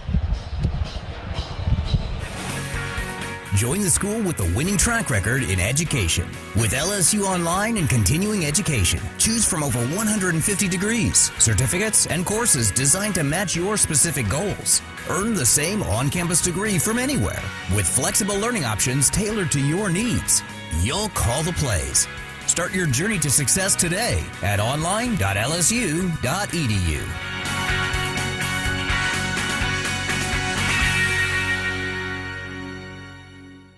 The Toyota Tundra's powerful, available iForce V6 engine means a lot of different things to a lot of different people. To your cousins, the Tundra means as they jump off the boat onto the sandbar. To your co-pilots, the Tundra means an extra comfortable journey. And to you, the Tundra means whoa. Toyota is a proud sponsor of LSU Athletics. Go big or go home in a 2025 Tundra. Built to take you wherever the road leads. Find yours today. Toyota, let's go places. See packages and options at toyota.com for feature availability. NIL is dominating the college sports scene, and LSU has positioned itself at the front of the pack. But to remain competitive and stay ahead of the rest, we need your support. Bayou Traditions is the official NIL collective of LSU Athletics. Join the tradition and become a member by signing up online at BayouTraditionsCollective.com. Members receive exclusive access to LSU student athletes that you can't get anywhere else. Help ensure LSU remains a leader in the NIL arena. Sign up today at BayouTraditionsCollective.com. Back to fourth quarter action of LSU Fighting Tiger football. Presented by J&J Exterminating from the LSU Sports Radio Network. Tough one tonight. Tigers trailing Texas A&M late here in the fourth quarter. The Aggies looking to remain unbeaten, get that inside track to Atlanta in the SEC title game, which certainly gives you a leg up in the 12-team playoff. Again, several games remaining for both of these teams, but nobody in the SEC, once this game is final, is in better shape for both of those opportunities than the Aggies of Texas A&M under first-year head coach Mike Elko. Yep. Just like the Tigers dropped the opener here, kind of stunned when Notre Dame came in and smacked them around in week one, but since then they've gotten better, and they found something with Marcel Reed tonight, to be sure. So Tigers here with the football, looking at 4th down and 15, back at their own 35-yard line with an even 2 minutes to play.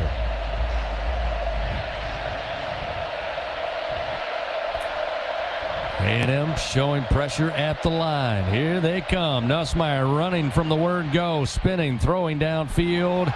Nobody close. He had Thomas in the vicinity, but that throw was about 6 yards shy, and it's incomplete. Turnover on downs. Texas A&M takes back the football and looks at a minute 54 before they can celebrate another victory over LSU here at Kyle Field. Again, LSU won 7 straight going back to 2011 to 2017. Then the 7 overtime game that changed the NCAA overtime rules, maybe long time overdue, but nonetheless, since then, both teams have exchanged wins, protecting their home fields, and that trend, it appears, will continue here tonight. Yeah, just a weird game flow of how this one played out. I mean, you controlled every narrative of the first half of this game, and even not taking advantage of all the opportunities you had, you still felt like you were in good shape, and just completely flipped on its head in the second half. LSU, of course, no timeouts remaining, so Marcel Reed will just take the snap and take a knee to get that clock moving. Do it a couple of times, and this one will be in the books with a minute 39 and the clock rolling. Coming up, of course, the Fighting Tiger postgame report. We'll have thoughts here from Bryan College Station. Run down the game stats, talk about that weird flow of the start for LSU. Struggles of Texas A&M offensively that all switched on a dime early in the third quarter. Reed again under center with a minute 15. Play clock to 1. He'll take the snap, take a knee, and with a minute 10, Aggie fans start to celebrate here. A lot of the Tiger faithful have already hit the exits. Texas A&M just took this game away and ran away. Down 17-7 at the half, but it didn't take them long in the third quarter to make some defensive adjustments. 3 interceptions off Garrett Nussmeier, 2 of which set up easy touchdown scores, and they were off and running after that. Yeah, you had a couple injuries for LSU offensively. Dellinger goes out, receiver goes out. A couple things just couldn't get back into momentum. Reed takes a final knee, and with 22 seconds, Coach Kelly congratulating his former defensive coordinator for 1 season in 2017 at Notre Dame, Mike Elko, with the win here tonight. With the final seconds rolling off the clock, Texas A&M moves to 6-1, or make that 7-1 now. Move to 4-0, moving to 5-0 in SEC play as the horn sounds, and this one's in the books. Tigers suffer their second loss on the season. They move to 6-2 and fall to 3-1 in SEC play. Texas A&M remains unbeaten with the win tonight over the Tigers. Final again, Texas A&M 38, LSU 23 on the LSU Sports Radio Network, powered by People's Health. Some days you hit snooze, but not today. Today you have to go on a run to get burgers.